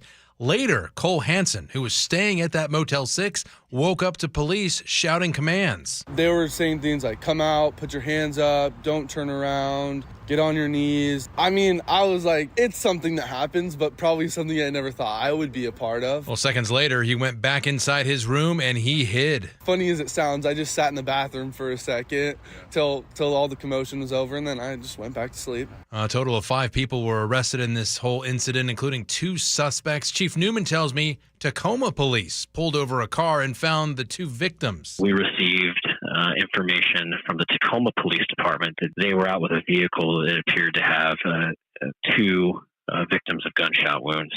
We were able to connect that those victims came from our scene in Fife. Newman tells me those 2 men were rushed to a hospital and went directly into surgery. No word yet on their condition. Police are still trying to figure out what led up to this shooting, other than it's a confrontation, or was. In other words, a confrontation over what?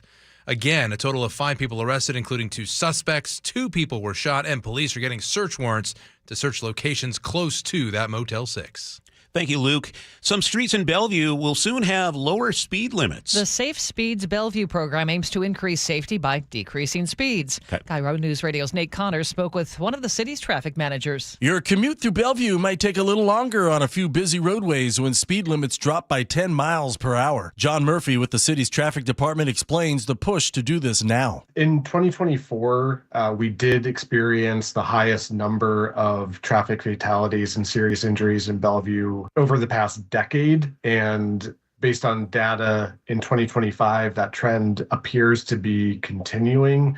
So trying to introduce these lower speed limits, get people to drive slower, we're really hoping to influence behavior and improve those numbers and make people safer in the city. 90% of Bellevue's fatal and serious injury collisions happen on streets where the speed limit is 30 or higher. Now the city is looking to drop speeds to below 30 this summer and study the impact. Those streets include sections of Northup Way and Village Park Drive, also streets near the Factoria Mall and the Microsoft campus. Why are these streets chosen? One, they're kind of distributed across the city, and they represent a variety of contexts. Some are near schools.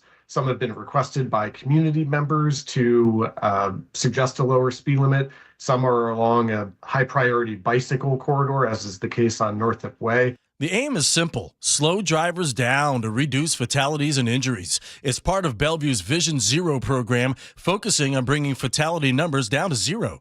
So the big question is, when will drivers see these new speed limits? We're looking at installing the new signs this weekend. Once the signs are up and in the field, that is when the new speed limit will take effect. You can read more on this at mynorthwest.com. Nate Connors, KIRO News Radio. Let's check traffic now. Chris Sullivan is at the Beacon Plumbing Traffic Desk. We've got a new stall to add to the mix. This one on southbound I-5 just past the Lake City Way interchange.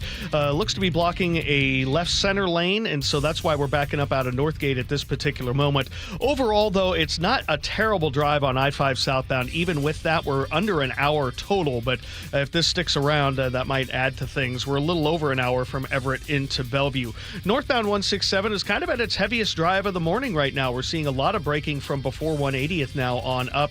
We've got about, we're going to put it at 30 minutes out of Auburn and 50 from Puyallup, but Renton to Bellevue has picked up the pace a little bit. 40 minutes there, heavy through the S-curves, and then at the north end as you go across the I-90 corridor. I-90 itself is still dealing with the remnants of an earlier crash on the west side of the Mount Baker Tunnel, but 20 minutes to get you across the lake on either lake bridge is pretty decent. So all in all, we're not in that bad of shape. This report brought to you by Superior Linen Service. 98 years servicing quality uniforms, floor mats, logoed apparel, and more. Call Superior Linen Service. They answer the phone. Or visit suplinen.com. Well, after yesterday's cooler day, we're going to get back to the sunshine by afternoon. 72 for today, into the low 80s for tomorrow and Saturday, mid-80s Sunday. Monday, mostly sunny and 84. By Wednesday, Nick Allard of KIRO 7 TV has a 91 on his forecast.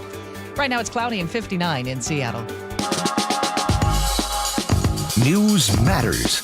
Experience counts. You're listening to Charlie Harger and Manda Factor, Seattle's morning news. In today's Tech Talk, it's part 2 of our story about Seattle police officers being forced to borrow drones and other technology during a recent officer-involved shooting and standoff with an ex-convict. That suspect is accused of shooting his girlfriend, then firing on officers. KIRO News Radio's Luke Ducey reports a strict city ordinance limits how SPD can deploy surveillance technology, forcing them to rely on other departments during life-threatening emergencies. Drop the gun! It's the Seattle Police! A chaotic scene captured by body cameras outside a Seattle apartment. Police say 53-year-old Daniel Jolliffe shot his girlfriend in the back, then fired at officers through a window on the second floor. During the ensuing standoff, We need additional units now. Chief Sean Barnes said SPD needed to borrow a drone to figure out where the suspect was holed up. To determine whether we could see or communicate with him. Because, according to Seattle's surveillance ordinance, SPD must get city council approval to buy or use surveillance technologies like drones. In that critical moment where every second mattered to keep a neighborhood safe from a man with a gun, SPD didn't have the tools. They had to ask for them. We want to use new technology, but we want to use it cautiously. King County Prosecuting Attorney Gary Ernsdorf works with Seattle Police every day. He tells me when it comes to using technology to help catch and convict criminals, SPD and other law enforcement agencies across the country generally face 2 big issues. Companies are building drones and robots faster than ever, while lawmakers are failing to keep pace, creating guardrails on how police can use that technology. And so that's really the difficulty because, law enforcement wants to follow the rules, but with new technology, there's often no rule book for them to follow. Without clear rulebooks in place, Ernsdorf says that opens the door for courts to step in and create the rulebooks instead, one drawn-out criminal case at a time. When we're talking about new technologies today, we might not get guidance from a reviewing court for 4, 5, 6 years or more. When it comes to using technology, Ernsdorf says King County prosecutors consider 3 general rules. Use a drone or a robot in a way that helps get the bad guys, but also protects people's privacy. Always get a judge to approve how police want to use technology, and always use it in a clear and transparent way. Because I think when law enforcement tries to hide techniques, that's when the public gets suspicious. When we're using technology, we want to make sure that we're in line with where the public wants law enforcement to be. He also says while there should always be checks and balances for SPD, the officers he knows have no interest in violating anyone's rights. Law enforcement doesn't have the time or the bandwidth to use technology to spy on or otherwise interfere with the privacy rights of uninvolved citizens. Hey, ma'am. I know, I'm trying, okay? Can you stand up? During the standoff, SPD deployed what they had, including their SWAT team and arson bomb squad robot, even though it's designed to handle explosives. 6 other agencies responded to SPD's requests for assistance and sent drones and other technology assets. It took time for them to drive all the way to Seattle. Ma'am, can you stand up though? Why? Okay. You're not hurt, correct? And it took pulling their officers away from their own potential emergencies. Embracing technology, to me, is critical for the safety of the community, for really solving crime and making sure that we're doing everything we can to preserve the safety of the community. So it's not something that we should shy away from. You know, Charlie and Amanda, 10 years ago, drones were new to a lot of people. People were scared of government spying or a peeping Tom, but that's why City Council passed the surveillance ordinance that they have. But today, drones are used for all types of businesses, for personal use. So, there are no plans to change the city's ordinance, but SPD could soon perhaps get permission to start using their own drones. Luke, thank you. Tech Talk every Thursday here on Seattle's Morning News. Sully, what's coming up in traffic? Well, we're going to take a look at this stall and the impact it's having on southbound 5 at Lake City Way. Seattle Children's is leading the fight against pediatric cancer with groundbreaking research in immunotherapy. It reprograms a child's own T cells to hunt down and destroy cancer. It's hope, powered by science. But here's the truth. Pediatric cancer research is drastically underfunded. That's why Safeway is stepping up, and you can too. G. Scott here asking you to say yes to donating to Immunoheroes next time you're at Safeway checkout. Together, we can help fight cancer for all kid kind. 1877 Cars for Kids. KARS Cars for Kids. 1877 Cars for Kids. Donate your car today. Donate today at carsforkids.org. That's cars with a K. Your car can be picked up as soon as the next day. Receive a tax deduction and vacation voucher. 1877 Cars for Kids.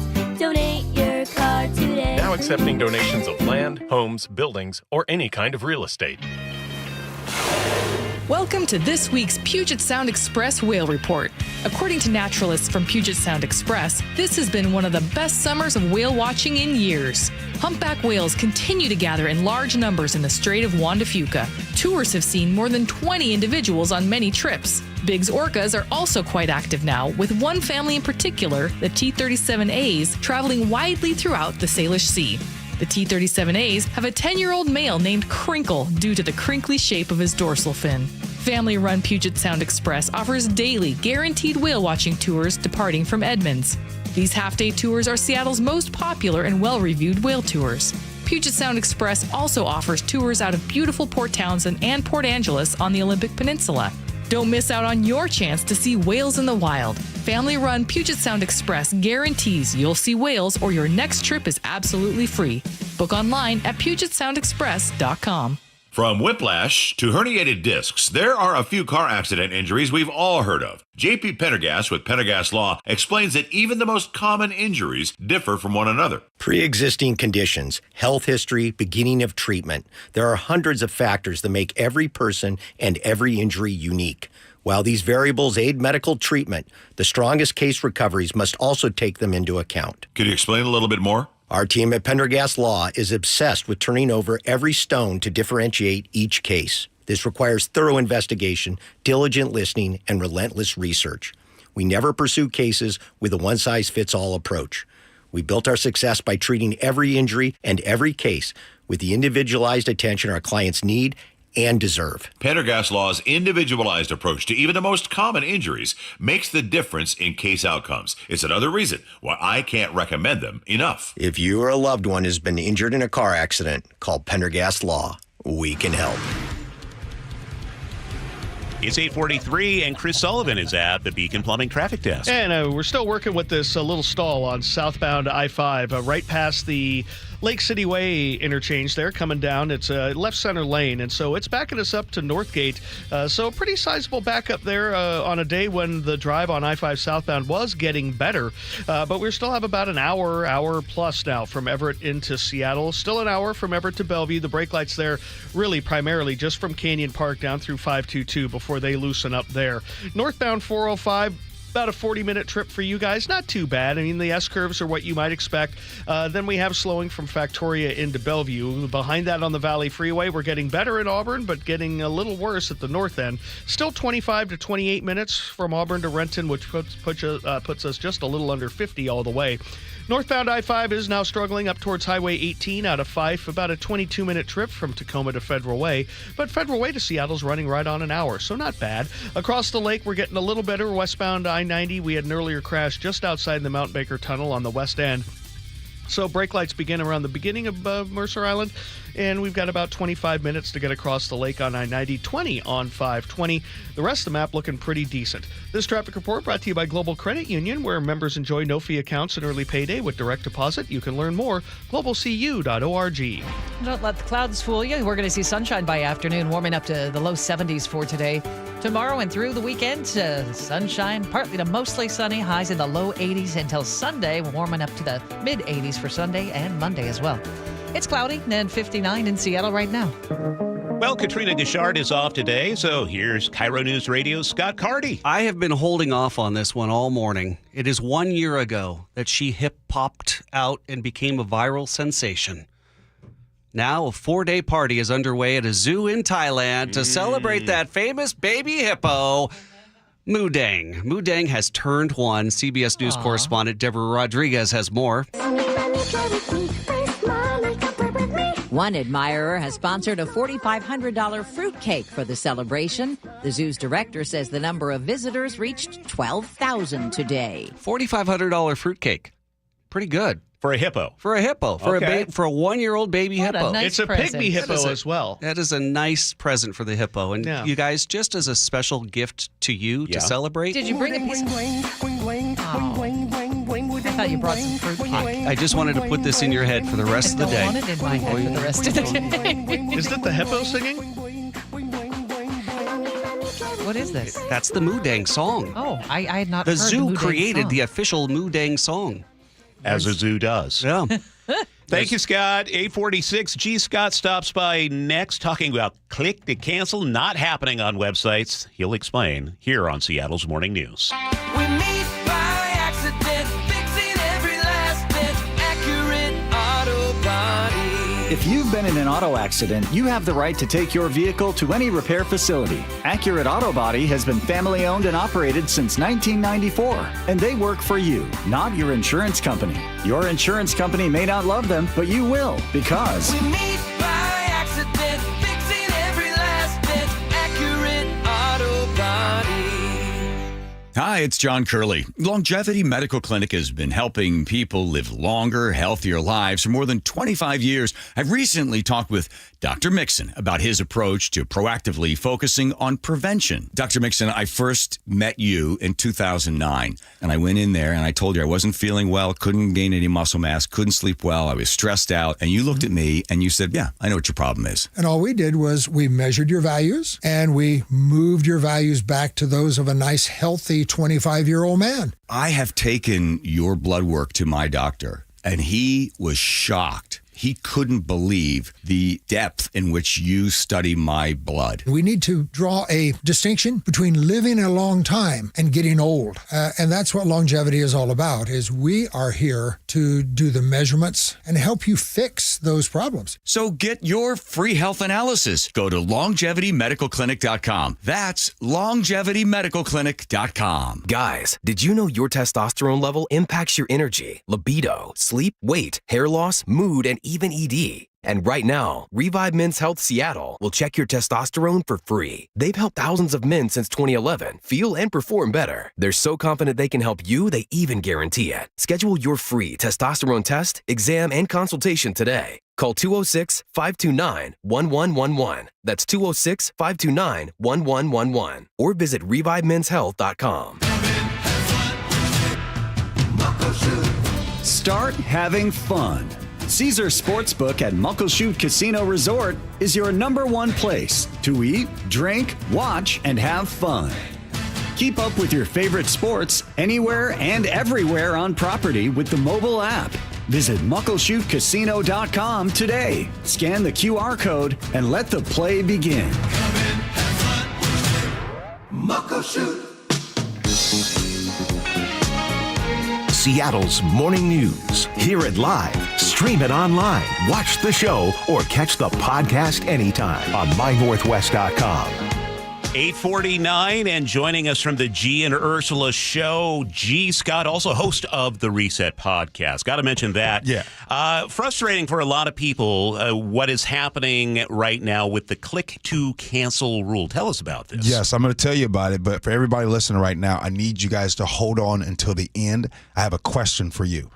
Okay. So the click to cancel rule, which would have required businesses to make it easy for consumers to cancel unwanted subscriptions and memberships, has now been blocked by a federal appeals court just days before it was to go into effect. Now, question before I continue. You ever have something that you have been paying, or even right now, you have something that you forgot that you're paying for because you had no idea, you had no reminder that the free trial was over and you forgot about that subscription?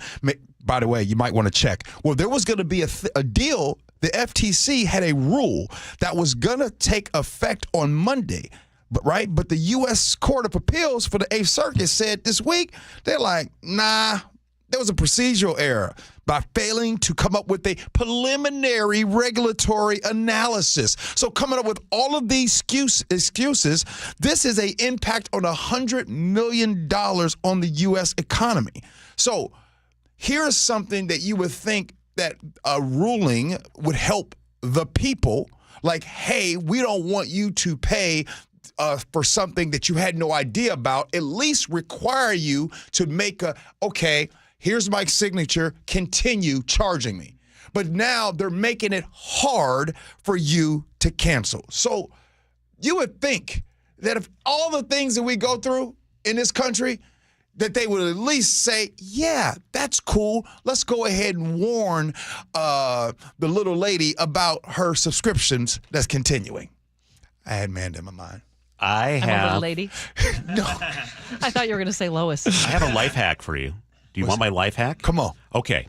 So I had a subscription one time where there was no click to cancel. This was like a subscription to something that you had to call, and it could only be at a certain time. Yeah. Impossible, right?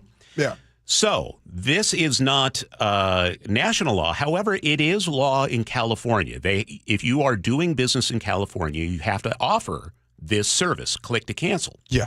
So if you change your address to an address in California on your subscription, magically on websites, a click to cancel option appears. Wow. So change your address to California. Legally or illegally, right?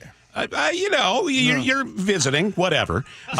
You pop it up. All of a sudden, it will give you a click-to-cancel option on at least national services. It's right there. That's my little life hack. I like that. All right. Before I go, David, you did not tell them about my question, did you? No, I did not. Okay. All right. Here we go. Oh, I thought you already asked. Here we go. Oh, here we go.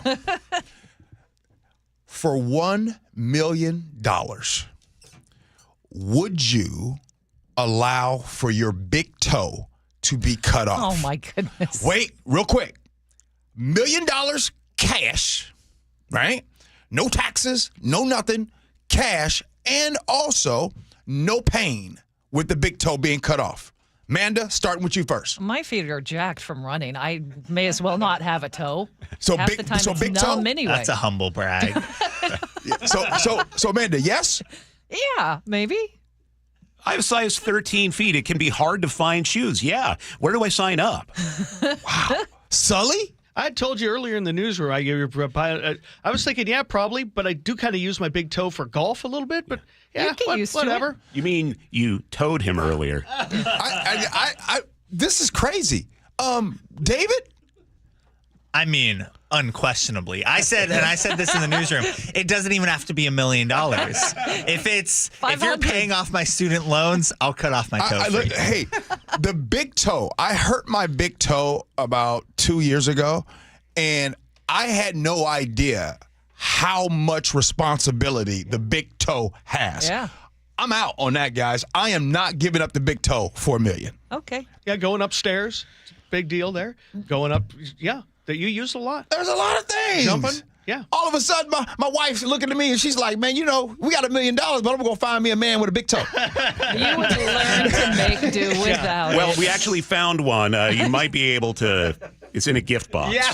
Oh, Are we really making light of that big toe that was found? It's 8:54. G. Scott will be on the G and Ursula Show, 9 to noon. Sully is at the Beacon Plumbing Traffic Desk. And we are still working with the remnants of this stall we had just south of 522 on I-5 southbound. It looks like it's moved over to the right shoulder, but we do have some brake lights through the area. About an hour drive still from Everett into the Seattle area. Back under an hour from Everett to Bellevue, but we're trending in the right direction. Northbound I-5, really not too bad up past the Kent Des Moines Road, but then from the middle of Boeing Field on up, it's still a little slow, but 40 minutes from South Center and an hour from Federal Way is pretty good. Valley Freeway is thinned out. Rented to Bellevue is still about 40. The Lake Bridges are hanging in there. This traffic report brought to you by D.R. Horton. National Red Tag Sales event going on now through July 20th. Visit a D.R. Horton community today. drhorton.com, America's builder and equal housing opportunity builder. Eventually, it will be a beautiful afternoon, warming up to 72 for today, and then a little warm stretch for Friday. Saturday will be into the low 80s, mid-80s Sunday and Monday. Right now, around the Puget Sound area, we have mostly cloudy skies. A few sun breaks starting to pop up. It's 59 in the city. Are you willing to leave your trash out for another week so that people at Republic Services can get a raise? G and Ursula talk about it next here on KIRO News Radio. You listen to Charlie and Manda on Seattle's Morning News every morning. What do they listen to every afternoon? I listen to John all the time when I'm driving home, driving my kids around. I also listen to the John Curley Show, and even by the end of the day, I still like to keep my brain active, and he's very good at doing that. John, first of all, is hilarious. I never know where this dude is coming from. The perfect bookends to your daily commute with KIRO News Radio on 97.3 FM and the KIRO News Radio app. KIRO FM and HD1 Tacoma, Seattle. Ooh, ma. What was that? That is business phone bliss with the Ooma Cloud Phone System. It handles all our voice, video, and messaging needs. You sound very... Calm? I am. Ooma has everything I need to run my business more efficiently, like virtual receptionist, call routing, and video conferencing. And it starts at just $19.95 per month per user, plus taxes and fees. Ooma. Nice. Find your business comm at ooma.com/radio. If you could hear Old Spice Fiji Antiperspirant, what would it sound like? First, you'd start with Fiji Antiperspirant's amazing scent of palm trees. Add pure notes of fresh coconut and layer on 24/7 odor and sweat protection. You won't hear any dyes or parabens because with Fiji, you won't have any. So while your regular antiperspirant sounds like this, Old Spice Fiji sounds like this. Sounds like it smells amazing. This is the story of the one. As a safety manager at a manufacturing plant, he does everything he can to keep his coworkers safe. From finding ways to reduce risks to keeping safety supplies in stock. And for that, he relies on Grainger. Grainger offers a broad range of quality products and next-day delivery, so he can always play it safe. Call 1-800-GRAINGER, click Grainger.com, or just stop by. Grainger, for the ones who get it done. Whoa, it's you, the Capital One Bank guy. That's what they call me. Mind if I get a selfie? Yeah, sure thing. Say no fees or minimums on your Capital One checking account. Wow, that's a keeper. So, where are you heading? I'm off to spread the good news that Capital One helps people keep more money in their wallet with no overdraft fees. Oh, you're the best Capital One Bank guy. Hey, mind if I get a selfie? Sure.